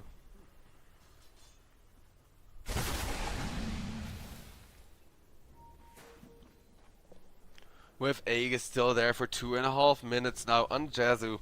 Everybody on mouse will just have to split push, will just kind of have to prolong the game with their Ember Spirit, but that is gonna lead to the Crystal Maiden getting caught over on the bottom lane and will be obliterated with 3 heroes just kind of whacking her down and having all of the right clicks in the world. The Wisdoms not quite getting traded yet, as Ember Spirit with the BKB just saying, hey Muerta, you're gonna be forced to stand here, I'm gonna get the kill, if not the Wisdom. The Wisdom though will be taken over by the Phoenix. So Ember Spirit has to remnant out of there, will get caught by the Primal Beast, has to remnant again, will manage to get out, but no, he tried to teleport too early, as now Ember Spirit is getting chased down by this Primal Beast once again, and there is gonna be a huge vacuum wall combo. Dazzle, however, there with a Shallow Grave thanks to the ultimate, but can't quite get more healing on Copy. Is he gonna be safe thanks to that Dazzle ultimate? Nope, not quite, as he did not have any more wand or something in his inventory. Ember Spirit making so much space on his own, but he will eventually fall. And even wasting that Aegis time isn't gonna keep this Jazu Muerta from just looking really fat at this point and hitting like an absolute truck with the Unleash and the Dragon Ball Z combos. Dire's top tower is under attack.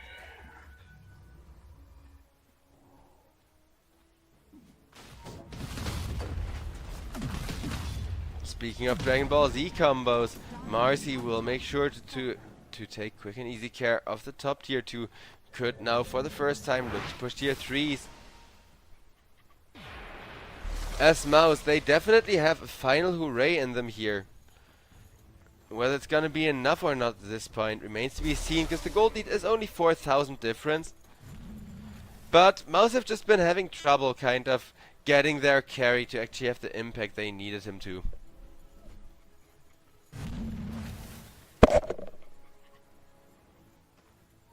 Sorry for that, by the way. Cat kind of attacked my mic there. Well, Cat is attacking me more like it.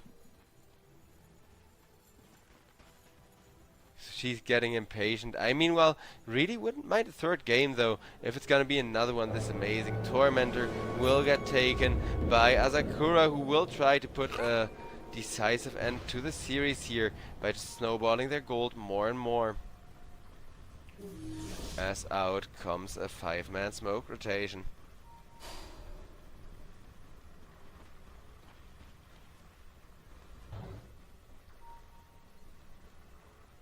Radiant's bottom tower is under attack. The smoke rotation will come into the mid lane. Smoke will break.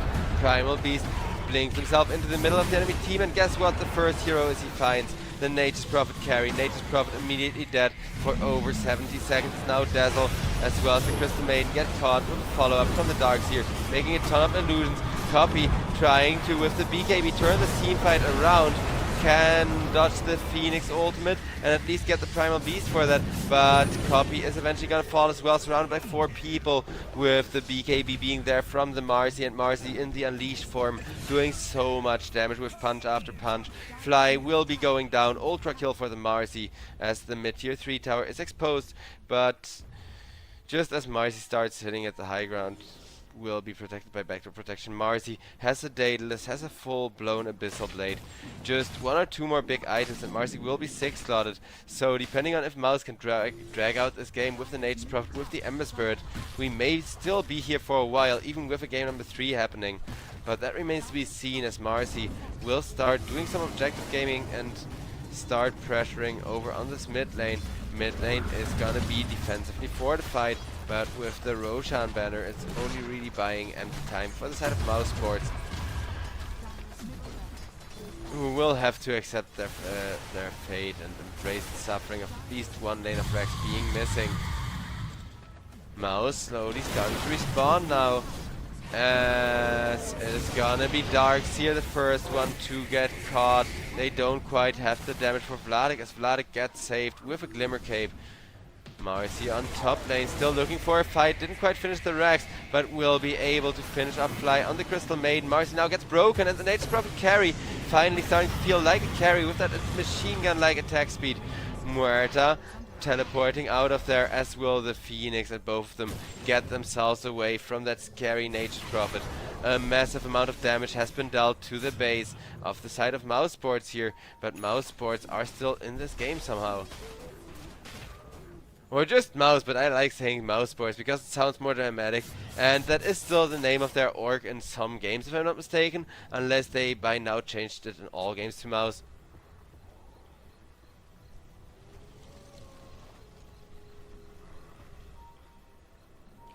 An 11k lead remaining though for the side of Asakura, and with that huge gold lead, they are basically just gonna be 1 or 2 whole big items ahead of Mouse, who just kind of have to hold their own, fend for themselves.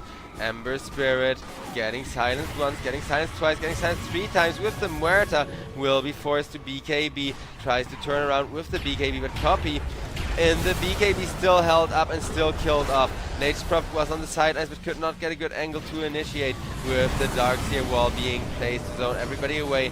Now the Nature's Prophet is going to be able to right click a bunch into the Blade Mail. It's not going to be the most effective. Vanilli goes down on the Phoenix though, as Asakura will trade their supports for their support for huge core, and Laylis goes down in the back end of that fight. Ember Spirit half debating whether he wants to initiate and help his team out here, but instead it is gonna be the Nature's Prophet coming in with the break. Primal Beast taking a lot of damage. Out comes a massive vacuum though, to make sure that the Crystal Maiden is not gonna be allowed to press anything, and the vacuum AoE combo gets a double kill for Slime Meow. Slime Meow making massive amounts of money, as this mid lane push can now proceed from the side of Asakura once again. Buyback will be forced from the Dazzle, and this is only the Dazzle buying back, which may not be enough to protect those exposed Medivacs over on top lane still. Or the ones on mid. We'll see, as Crystal Maiden buys back as well. Now it's gonna be 2 supports trying to hold out. 2 supports alone, still not gonna do much against this. They're gonna fortify, wait for the Night Stalker, may even have to buy back the Nature's Prophet here. Something that I imagine Asakura would be ready for, but Asakura, they're just trying to Megas. Asakura are saying, screw you guys, no Nature's Prophet buybacks means we get the Megas, unless Mouse can go for a really impressive fight here, but with the vacuum wall, it will instead be Nature's Prophet having to buy it back, and still kind of buying back late.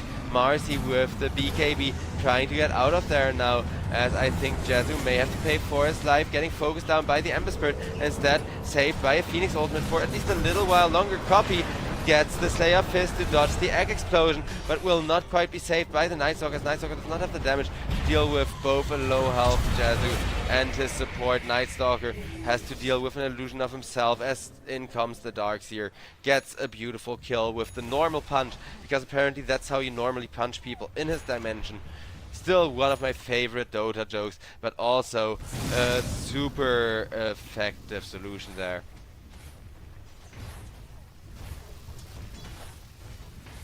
As it is gonna be Mega Creeps as well as the Primal Beast pushing into the Dire base. Mouse, they're still not gonna concede this because they would like to get 2-0 to secure their spot in the finals. But do they even have the damage as Nature's Prophet gets caught here? He will be Shadow Graved up, he will be disarmed though, normally punched and killed off by his own illusion. Too much of a glass cannon build against the Darkseer Saddle Slit. Good game, well played. As, yeah, I will say Mouse did play well, but an Ember Spirit playing extremely well when the Nature's Prophet carry is just countered. Marcy was countered in the lane too, don't get me wrong, but in the lane the Marcy was only kind of countered and could hold her own, whereas after the laning stage things were looking really hard for the side of Mouse, especially for their carry, because the other heroes on Mouse still did a lot of work, but their carry did not. So, ladies and gentlemen, with that, it is going to be a 1-1. We are going to get a game number 3 here at the European Pro League season number 24, which I'm really, really happy about, because this is the semi-finals of the upper bracket. Whoever wins this is going to be in the finals for sure. And they will need to play extremely well in order to get there, judging from how just a slight draft advantage and just one carry doing a little bit less than the other will be enough for Mouse to lose the game here. I am very impressed with just the way this game went and with people kind of drafting creatively. I will say Ember Spirit wasn't the most creative pick, but this Ember Spirit, he still did so much work as far as Slayer fisting people with the double strike goes, as far as sitting on top of people with that flame guard and just kind of running them down. And yeah, 1-1 score, unexpectedly a little, but Asakura, they have been looking, although inconsistent, extremely strong this season, and well played as they have, being the second strongest team of their group. They now got a chance to secure themselves the finals against none other than Mouse. So with that, we are gonna get the lobby ready for you all, as we're gonna head for a little bit of a break. I hope you've been enjoying the show, and we will get the last match of the day coming up in just a couple of minutes, ladies and gentlemen. So stay tuned, don't go too far, and let's see who can take the series here in the final game, Mouse versus Asakura.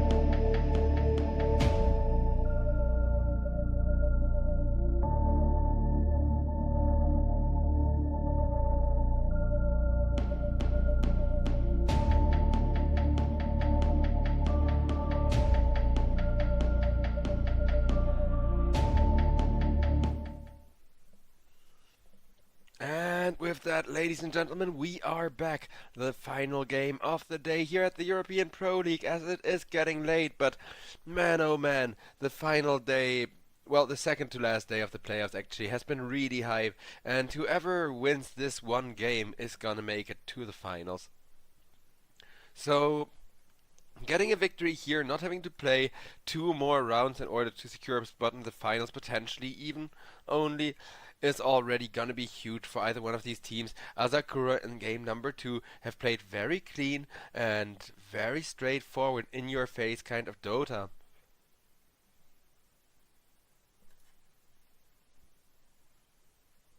As Asakura, well, between the Tiny and the Tidehunter, a lot of tankiness picked up, a lot of great synergy with the Fatal Bonds from the Warlock. Which is great, because when you tie somebody up, you can actually immediately follow it up with an Avalanche Toss, with a Ravage, with a multi-hero Anchor Slam. Mouse, meanwhile, picking up an Urza, as well as the Slardar, will have a lot of lockdown. 2 tanky-ish heroes as well, though not quite as beefy of a front line here.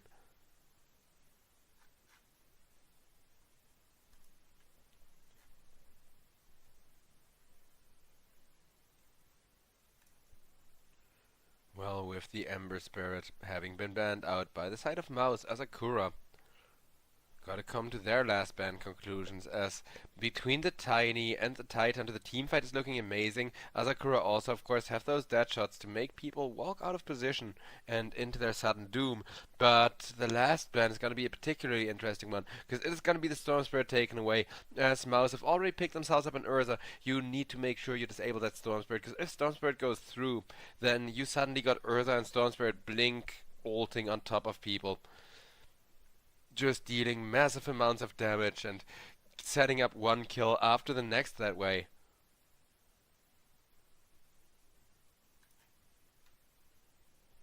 Mouse still have a little bit of reserve time remaining, but with those 30 seconds of reserve time, they don't just have to think of a ban, they also have to think of their last pick, as the draft so far is looking very, very solid for Mouse, and BKBs aren't too useful against it, which is great, because it means Urza isn't just gonna get kited all game, though the ability to toss him around with the Tiny is what makes Asakura terrifying right now. And Invoker is gonna get banned out, but I like the idea of a Storm Spirit or something like that, a source of magical burst damage and lockdown alike, especially just lots and lots of lockdown, cause yeah, the ability to catch somebody with the help of the Urza here would be great, and having enough damage on your own that your mid laner can kind of rotate at level 6 and set up things on the side lanes is important as well. So we are gonna see a Leshrac from the side of Mouse, which I mean, the lockdown of Lashback is highly situational, of course. On the other hand, his rotations are so on point and tend to get worked on time and time again that that half of the draft is definitely there. Asakura looking to go and pick up their last pick here.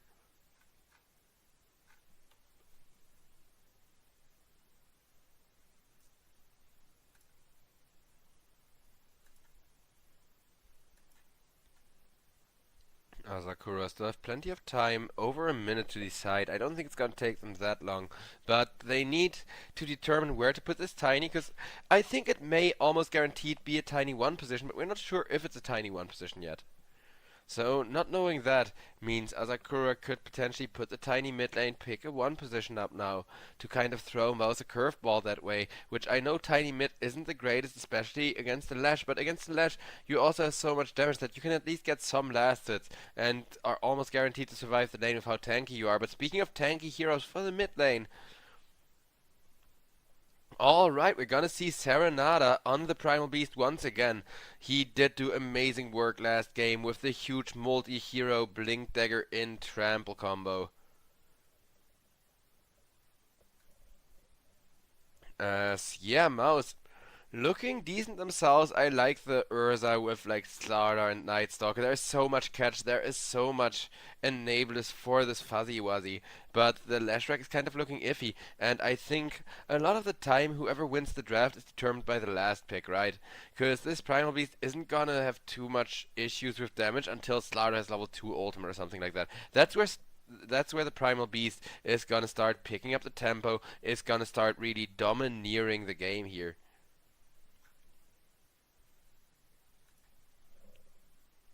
But looking across the draft, because I know chat is gonna ask me, hey Joe, who do you think is favored? And I'm really not sure. I do think I'm gonna give it to Asakura here because of the good team fight. Like, Tidehunter Ultimate and the Warlock Ultimate is gonna be huge. The multi-hero BKB breaking stun is also gonna be amazing.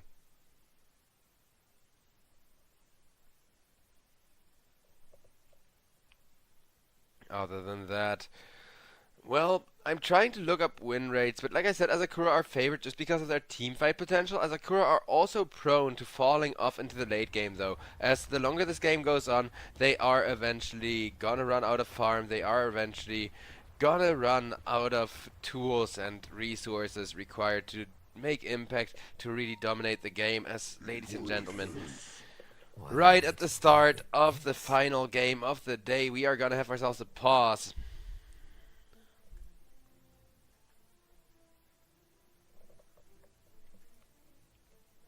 Hopefully this is going to be the final pause of the day as well, because we have had ourselves a decent share of pauses already, and the day has been hype, but I always feel like even on, good days like today, pauses kind of take away from the hype, and it is getting worse as far as the pauses go as well.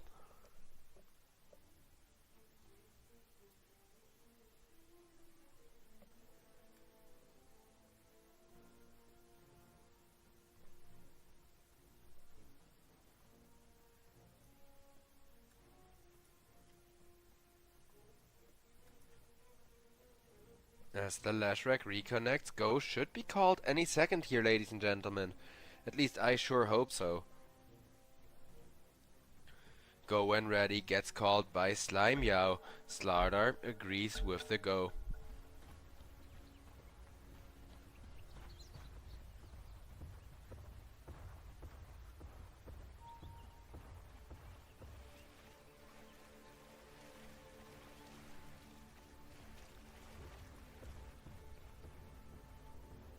Five-man smoke through coming from the side of Asakura.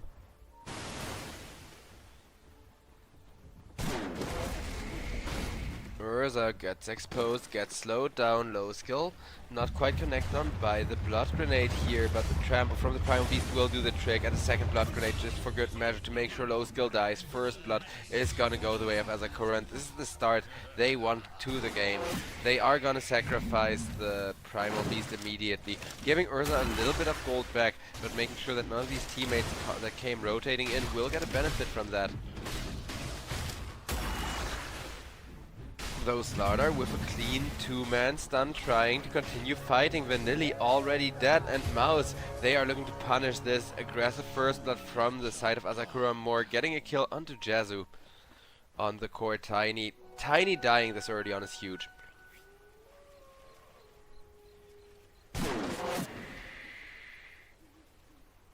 Night Stalker also just getting dead-shotted around and away a little bit by Slime Yao, who's asking for a high five as they both walk towards the rune.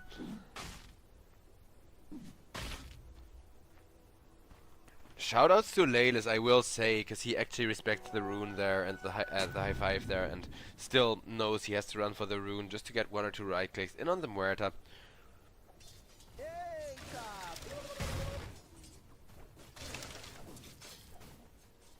Meanwhile, Force just kind of giving the voice lines. So at least this offlane Slardar is still having a good time, despite how tense and kind of big final game of a long and hard-fought series this game may feel.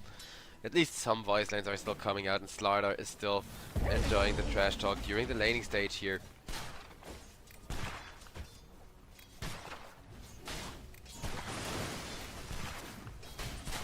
Low skill. Getting chopped down with Vladek having the damage and a decent bit of burst.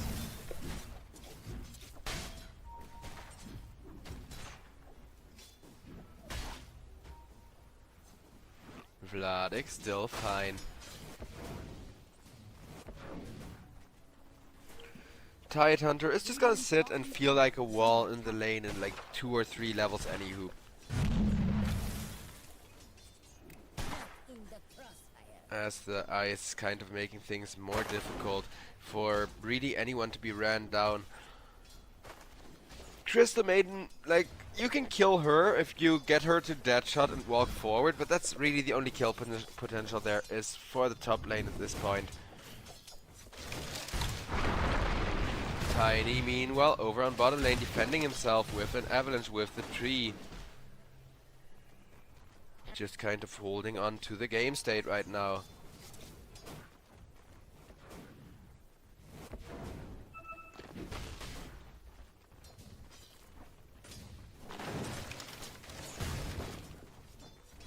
Warlock and Tiny, generally speaking, a very nasty combo as well because of the fatal bonds and tree synergy, just allowing you to do so much harass. Look at Force kind of getting zoned away there with the fatal bonds, and Tiny just making sure to secure all of those last hits. Bop, bop, bop, explodes the starter. It is of course still manageable damage for Force, but it's only gonna get more annoying as Vladik goes down by an Urza, and Urza, I said Titan is gonna be an unkillable wall, but if Urza dives him deep like that, he will still be dying, as Slime Yao now has to run for his life as well from the Crystal Maiden. Crystal Maiden getting massive right clicks in, but a good dead shot will save the Muerta.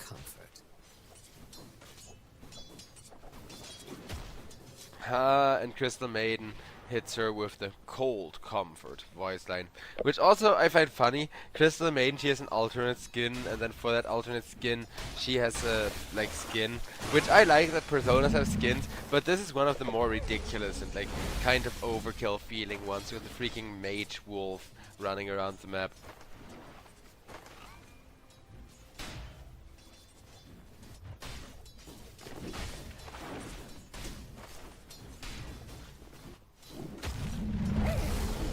Urza still applying pressure over on top lane. Nice dead shot once again from Slime Yao, though not allowing that pressure to lead to anything.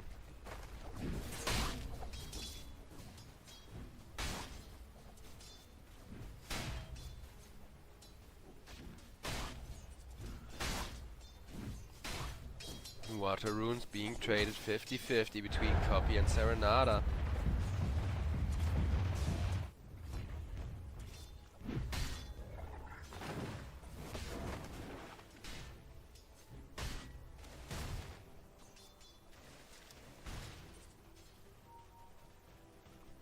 $1K lead slowly developed for the side of Mouse. It should be a little bit bigger, because keep in mind in 30 seconds from now it becomes day, and Night Stalker's main advantage of keeping the enemy carry from farming in a very definitive, very decisive way is kind of gonna wear off, as they are gonna lose more and more space throughout this game.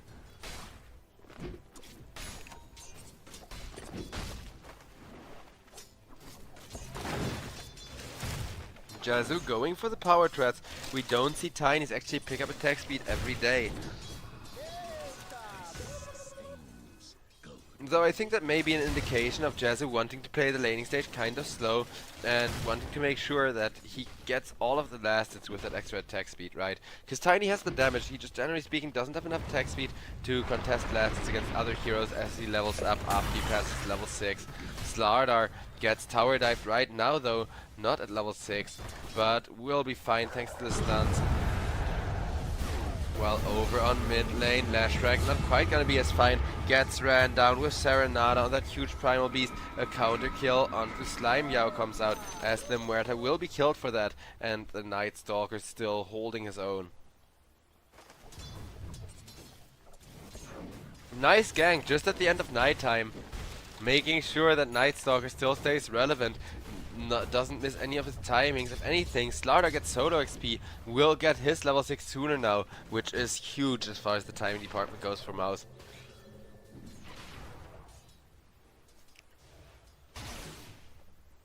Mouse, they are wary of support rotation of the side of Asakura, and thanks to that they will catch the Muerta in time, because Muerta setting up another good kill for the Primal Beast over on mid lane could lead to absolute disaster here. Primal Beast also just asking for the high five, saying, "Sup guys, high five me, hell yeah."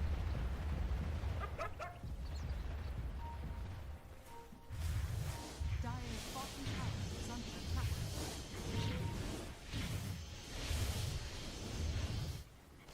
Dire's structures structures. Ursa pressuring down the tower while over on bot lane. A teamfight initiation is gonna be attempted. Dire's 3 people are on top though, so Asakura. Really, it won't be that much of a team fight. It will just be an obliteration on the Night Stalk who was left behind. top tower And a Wisdom Shrine stolen, so the Wisdom Shrines will both be stolen by the other team. As now the tier 1 tower gets slowly clawed away at by the Fuzzy Wuzzy Ursa. Who, as we all know, is doing it for the caps, but Asakura, they know they can't fall too far behind, and the objective department will immediately start grouping up with 4 people, taking good use of that tiny tower damage, and bam. Vanilli will be the one to take the tower. Either way, it is down. And the gold difference isn't going to be shifting much. Leshrac still on top of the net worth from the side of Mouse. Hasn't really done that much in the teamfight department and, you know, winning yet. But Leshrac, if he gets fed, can so easily carry teamfights that I think he's definitely hitting all of his correct item timings right now. Copy does need to preserve mana a little bit against that high damage Primal Beast. Silence from the Muerta makes their life difficult, but Leshrac, trying to get as much damage in as he can, will be able to run down Slimeyao as Primal Beast wants to deny himself to the Roshan but will not succeed thanks to the Slaughter ultimate. Copy died for that one as Mouse are going to be losing their mid laner. Crystal Maiden still on the run out of there. Ticking down to the Warlock, but as the Warlock does not have enough damage, Crystal Maiden instead just turns around, makes sure Slaughter gets the double kill there and helps Mouse and stabilize their game entirely. Vanilli with that golem still able to annoy the Slardar, but Slardar at some point with the armor reduction is just going to be able to tear through the golems as well.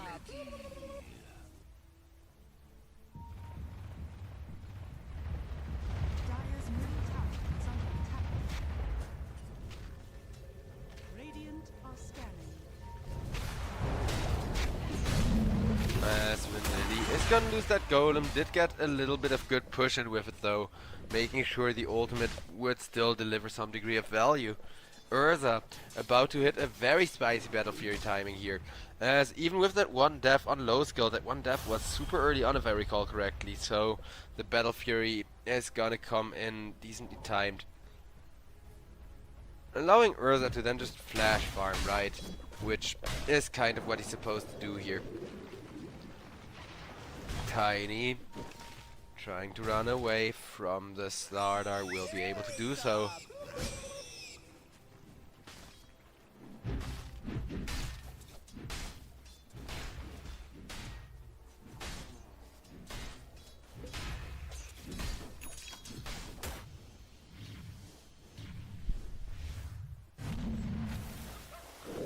Crystal Maiden manages to catch the Primal Beast, but Primal Beast still holding his own.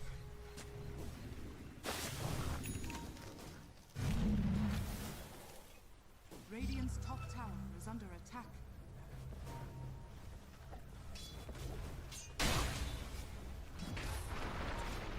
Radiant's bottom tower is under attack. And while the towers are exposed, no real team fight is going to come from this.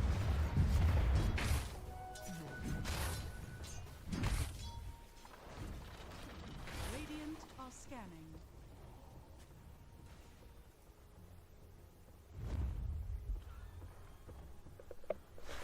As a 2-man smoke comes out by the Muerta and the Primal Beast looking to wrap around over on the bottom lane, trying to potentially set up a kill on this free farming Jazu carry,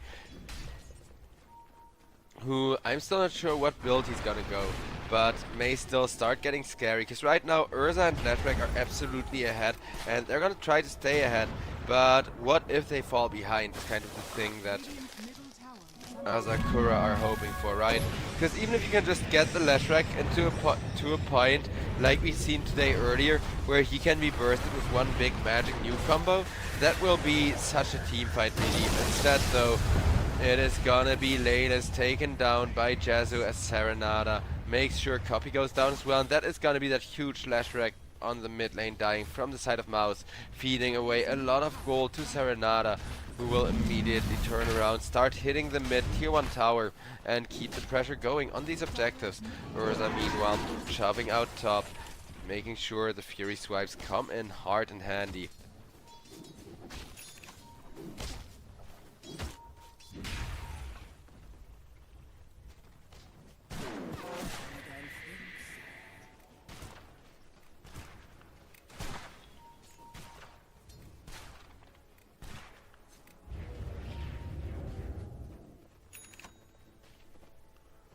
Lashrak has a huge stack that Mouse still have left to grab, so while the gold lead is almost down to nothing,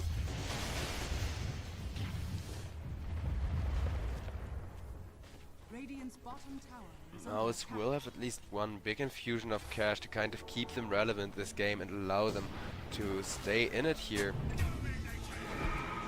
Jezu though goes down to the Slardar, as of course he doesn't have much armor, but Tiny is a huge hard carry, so every time this Tiny dies, there's just such a large chunk being cut out of the purse of the side of Asakura, as Asakura now are about to lose their Primal Beast. Primal Beast finally taking more damage as Slardar comes online, though that was still mostly just the Lashrak dealing massive amounts of magical damage to a low intelligence hero like that. Slardar comes around the corner, wants to look for more, but has to self-hex and get the hell away from there. Radiant's middle tower is under attack. With the sprint, Slardar is very good at going through the jungle and hunting these days, though. It adds a lot of depth, making him one of those really aggressive kind of roaming heroes. Radiant's courier has been killed. Radiant's bottom tower is under attack. 2k lead being sustained for Mouse, which they are very, very happy about.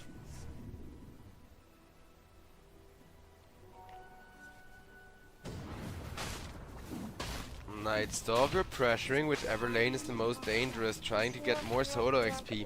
Will have good level 8 timing to kind of, you know, do more in the team fights, because Night Stalker especially is one of those heroes who before level 12 gets stronger with every individual level up. Like significantly stronger. Muerta meanwhile gets caught, and if you catch somebody like this, it shouldn't matter how many heroes, like at what level you bring, but Muerta with a beautiful ultimate will still just barely survive, as now the Tiny comes on in trying to turn around, but is taking a lot of damage. Jazz is still not allowed to have any armor or do anything about the Lashrak's pure damage when he's standing off alone in the front line like that, and the full power of the Diabolic Edict just goes off into his face, being like pure damage, pure damage, pure damage. Sad trombones are coming out. I'm not even sure by which team right now, though I don't think that Mouse are really feeling all that sad about this game right now, because they are looking to be in a really good spot. Dire are scanning. Tormentor is gonna be opened up on, though Urza still in the bottom lane will be caught first. Does have an ultimate, but with the Muerta silence and the fear, he cannot even live to press it. Just getting forced to run from one silence into another, that's gotta hurt, as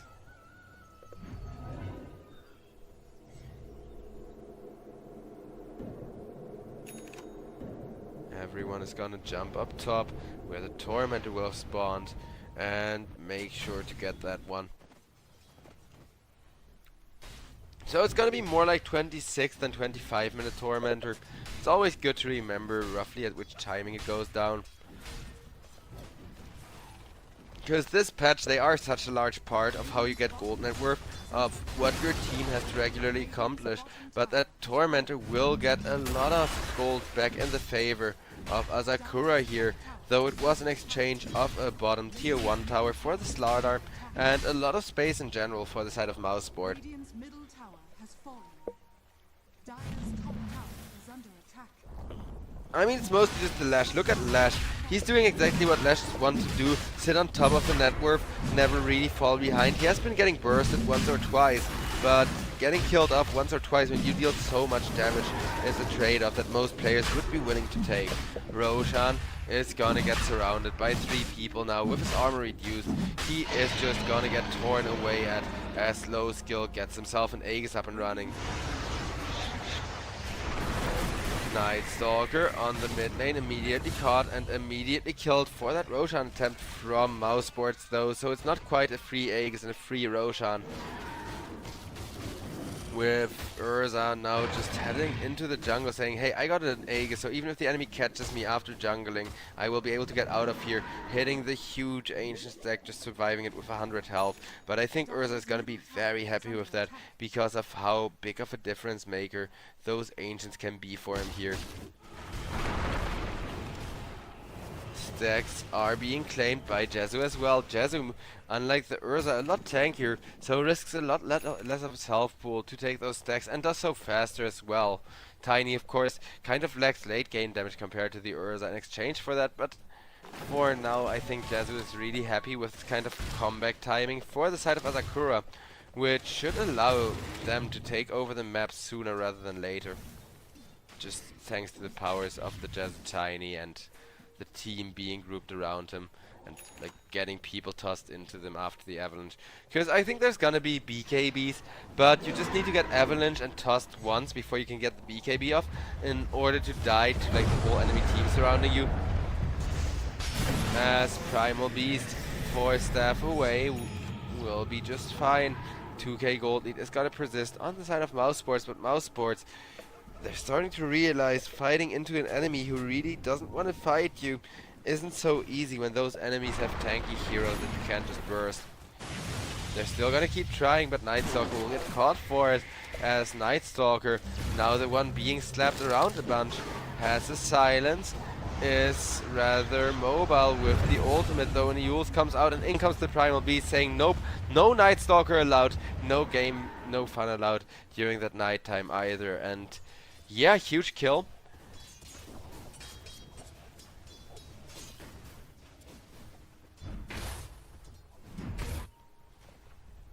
Urza, Aegis or no Aegis, not feeling so confident about this anymore, while Tidehunter, the first target of the Lashrak. Lashrak now trying to focus any one person with the Diabolic Edict, but it is being split out between 4 people and a Golem. But there's the Slaughter coming into the backlines, getting 1, getting 2, 4 is unstoppable. Wicked sick actually, as he just gets himself a triple kill and a Warlock ultimate for a good measure and an extra 100 gold. Radiant's bottom tower is under attack. Mouse once again firmly taking over the map. They are looking favored here, but not all by that much just yet, though with another rotation onto Serenada. As I say that, I may have just cast as cursed this poor Primal Beast to a very painful death by 3 heroes.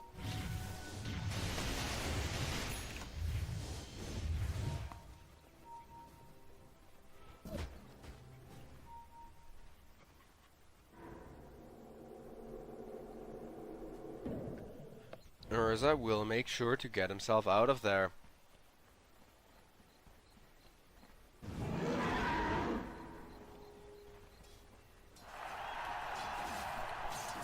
And somebody pressed the applause button.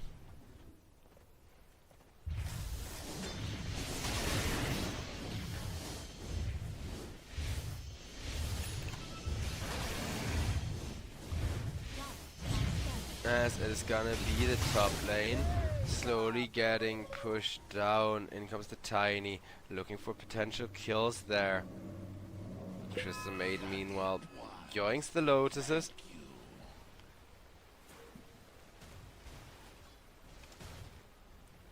Hits Slaughter with that clarity as well. As they're debating whether to set up on the Tiny, Slaughter will blink on the Tiny, gets tossed back onto the Warlock though, so the Warlock's position actually works out kind of well there. Crystal Maiden forced to ultimate, will cancel the ultimate, realizing that the Primal Beast must be coming in, but yeah, even if you hear the Primal Beast from a long range every time he's about to charge, and if you don't have good vision in the area where you're fighting a Primal Beast, he is largely gonna be favored.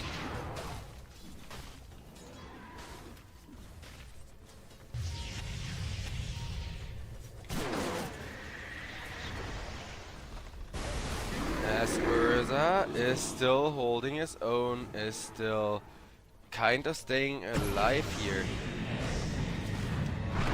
It is gonna be Night Stalker able to fly on out of there and stay alive for now.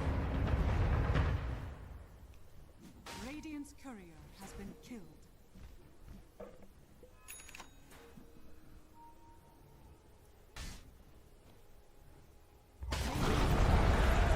Ooh, look at how close Night Stalker is to the enemy base. He manages to snipe a courier, Layla's trying so hard to get out of there, and well, Primal Beast tries to grab him for the pulverized. Layla's at the last second disappears, and all he will be grasping is thin air, which he cannot slam into the ground.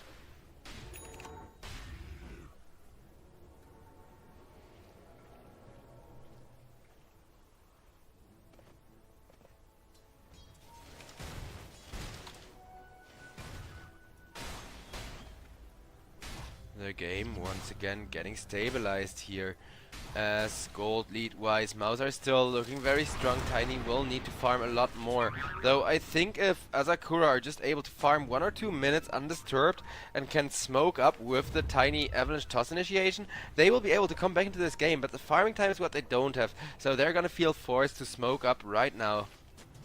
Try to use that to get a very good kind of kill setup. It will be the Night Stalk getting jumped, Night Stalk getting killed off, and Urza may still be terrifying, but Urza is not there just yet. And there comes the Urza as he kills off Jazu. One of his teammates is already dead, but the Lashback with the spell lifesteal is alive and copy. Triple kill for him. Massive turnaround as Serenada still trying to get away. Will be able to do so with how tanky he is, but the 10k gold lead will be restored for the side of Mouse.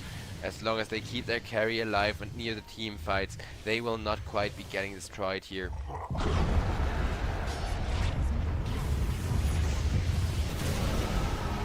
Ooh, two-man stun from the Lashback. Muerta not quite able to kill him off.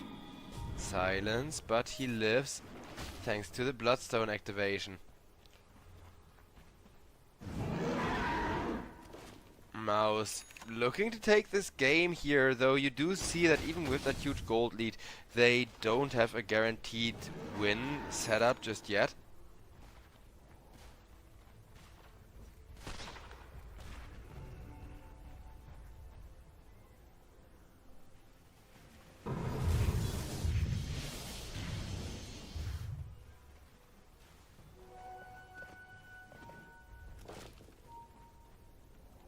Well, good amounts of lead for Mouse, and they're not gonna choose to wait out the Crystal Maiden ultimate here. Make sure that is ready, because of course Ravage is down and they would know so much.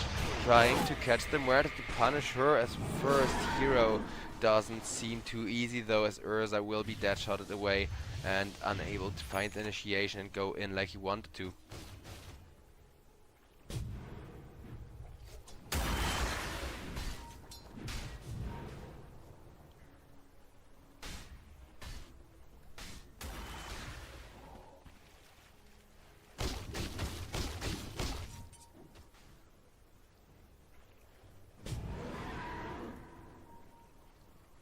Roshan gonna be up in 2 minutes. I think both teams are now kind of waiting for it. Out comes a multi-hero smoke from the side of Mouse, who know they need to get themselves all the way across the map.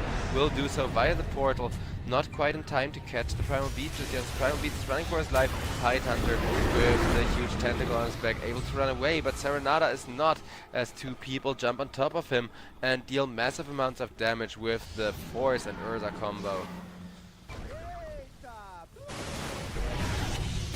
Force gives another voice line as Slaughter. I will be real, Force has been being cocky and has been feeling good about this game since the very minute one, but now Slime Yao gets killed off by the Lashback, just having too much damage around him as well. And this is why Lashback is so popular this patch. When he wins, he feels unkillable, and you have to risk it against the Bloodstone, which will absolutely, you know, kind of punish you if you don't finish the kill perfectly fine and within time.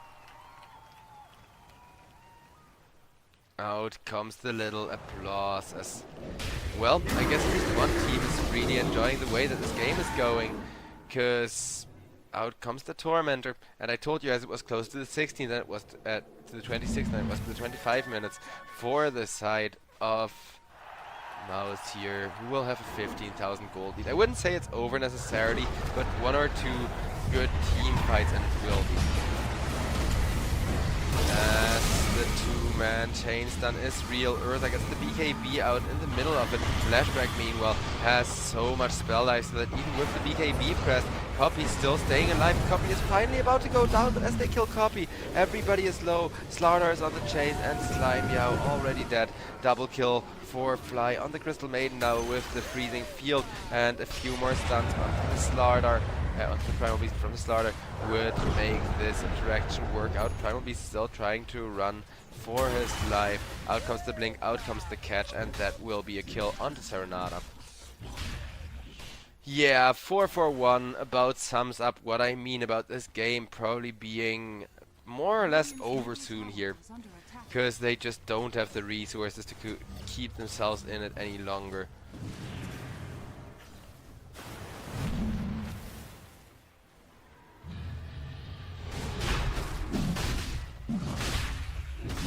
Gonna be Roshan, torn down by the Urza. They're not even gonna use that much of their mana or resources, so yeah, it's gonna fall fast enough with the armor reduction and just Urza's Fury swipes, of course.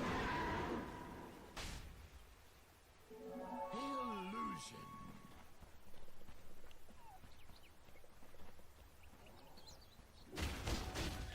Sustains gold.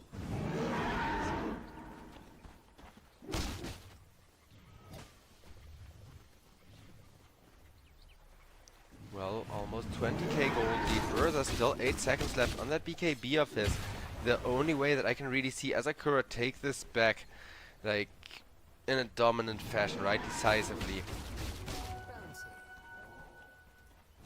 Radiant's bottom tower is under Would attack. be to find not just a good initiation, but you need to wait for the Ravage, you need to wait for the Golem, then you need to first get Fatal Bonds, then the Ravage, then the Golem, in like this really particular order. Slardar has cased the Ram. Primal Beast turns around, slams it into the ground, but will be getting killed off at the end of the day. Radiant are scanning.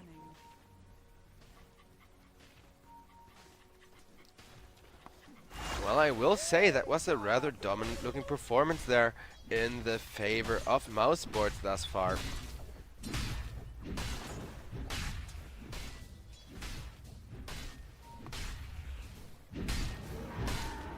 Few more slaps from Slardar with that large mace of his. Radiant's middle tower is under attack.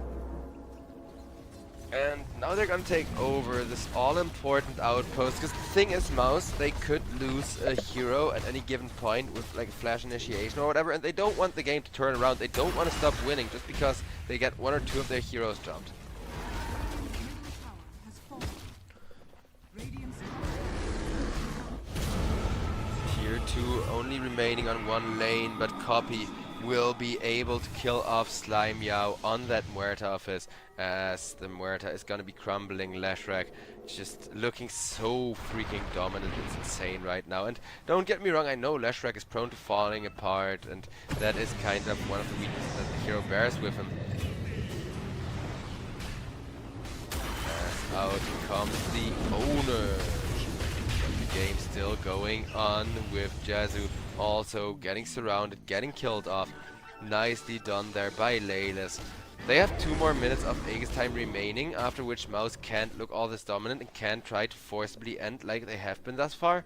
But here they're still looking really, really good at what they do.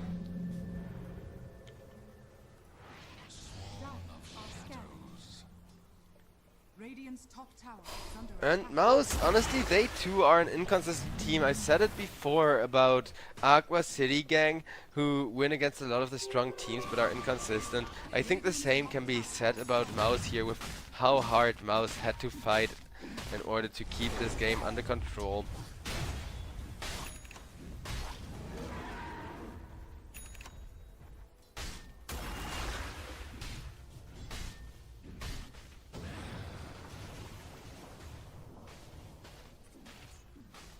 $28,000 about to come out.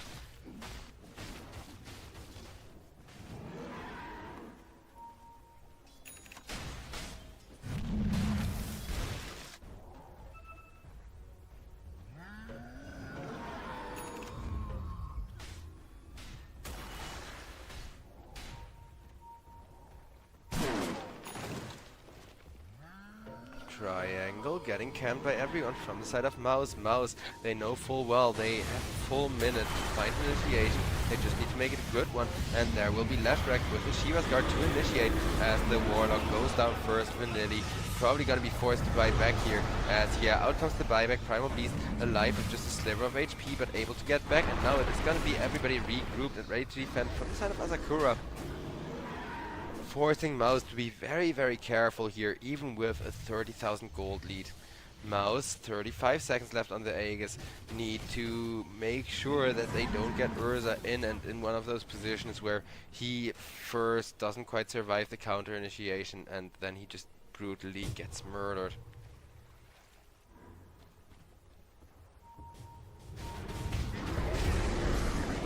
As Vanilli goes down again, dieback on the Warlock, and that's gonna be in 70 minutes, no Golem. I know Warlock doesn't feel like he contributes that much to team fights, but if you lose your Golem in such a brutal fashion, the enemy knows that stun is down, and that alone is gonna make the game a lot harder, right?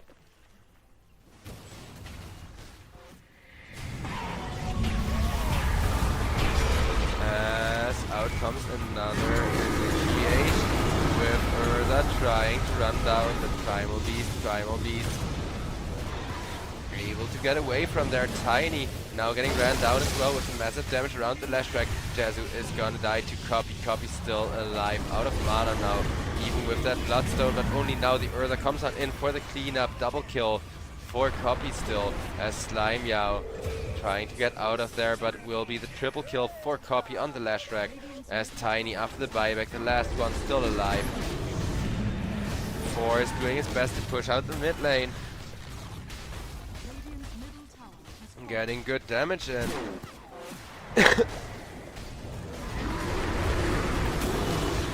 And that is gonna be a nice catch, as GG's do get called by Serenada. And I guess Asakura, after a long 3.5 hour series, they're finally gonna tap out and say GG, Mouse Sports, you can have this one, see you in the finals.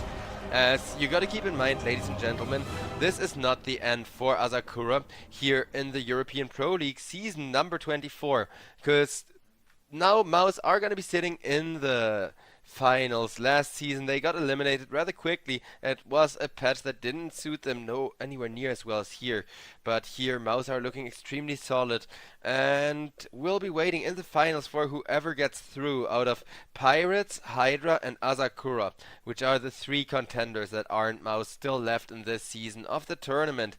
The playoffs have been great thus far though, like a lot of third games, a lot of crazy back and forths, a lot of comebacks and weird drafts. I think all the games should be high stakes comeback games like these, but man oh man. It's been a long day. I hope you all enjoyed it, as I'm most certainly tired after casting so much Dota, but holy crap, what a show. I do hope you all really enjoyed watching, had a blast as I did. We are gonna have 2 best of 3s tomorrow, and then on Friday we're gonna have the grand final. So with that, if you want to check out the rest of the tournament, make sure you all tune back in tomorrow again. I hope you have all enjoyed watching a lot. Thank you all so much for watching. Have a great one and peace out. See you all next time.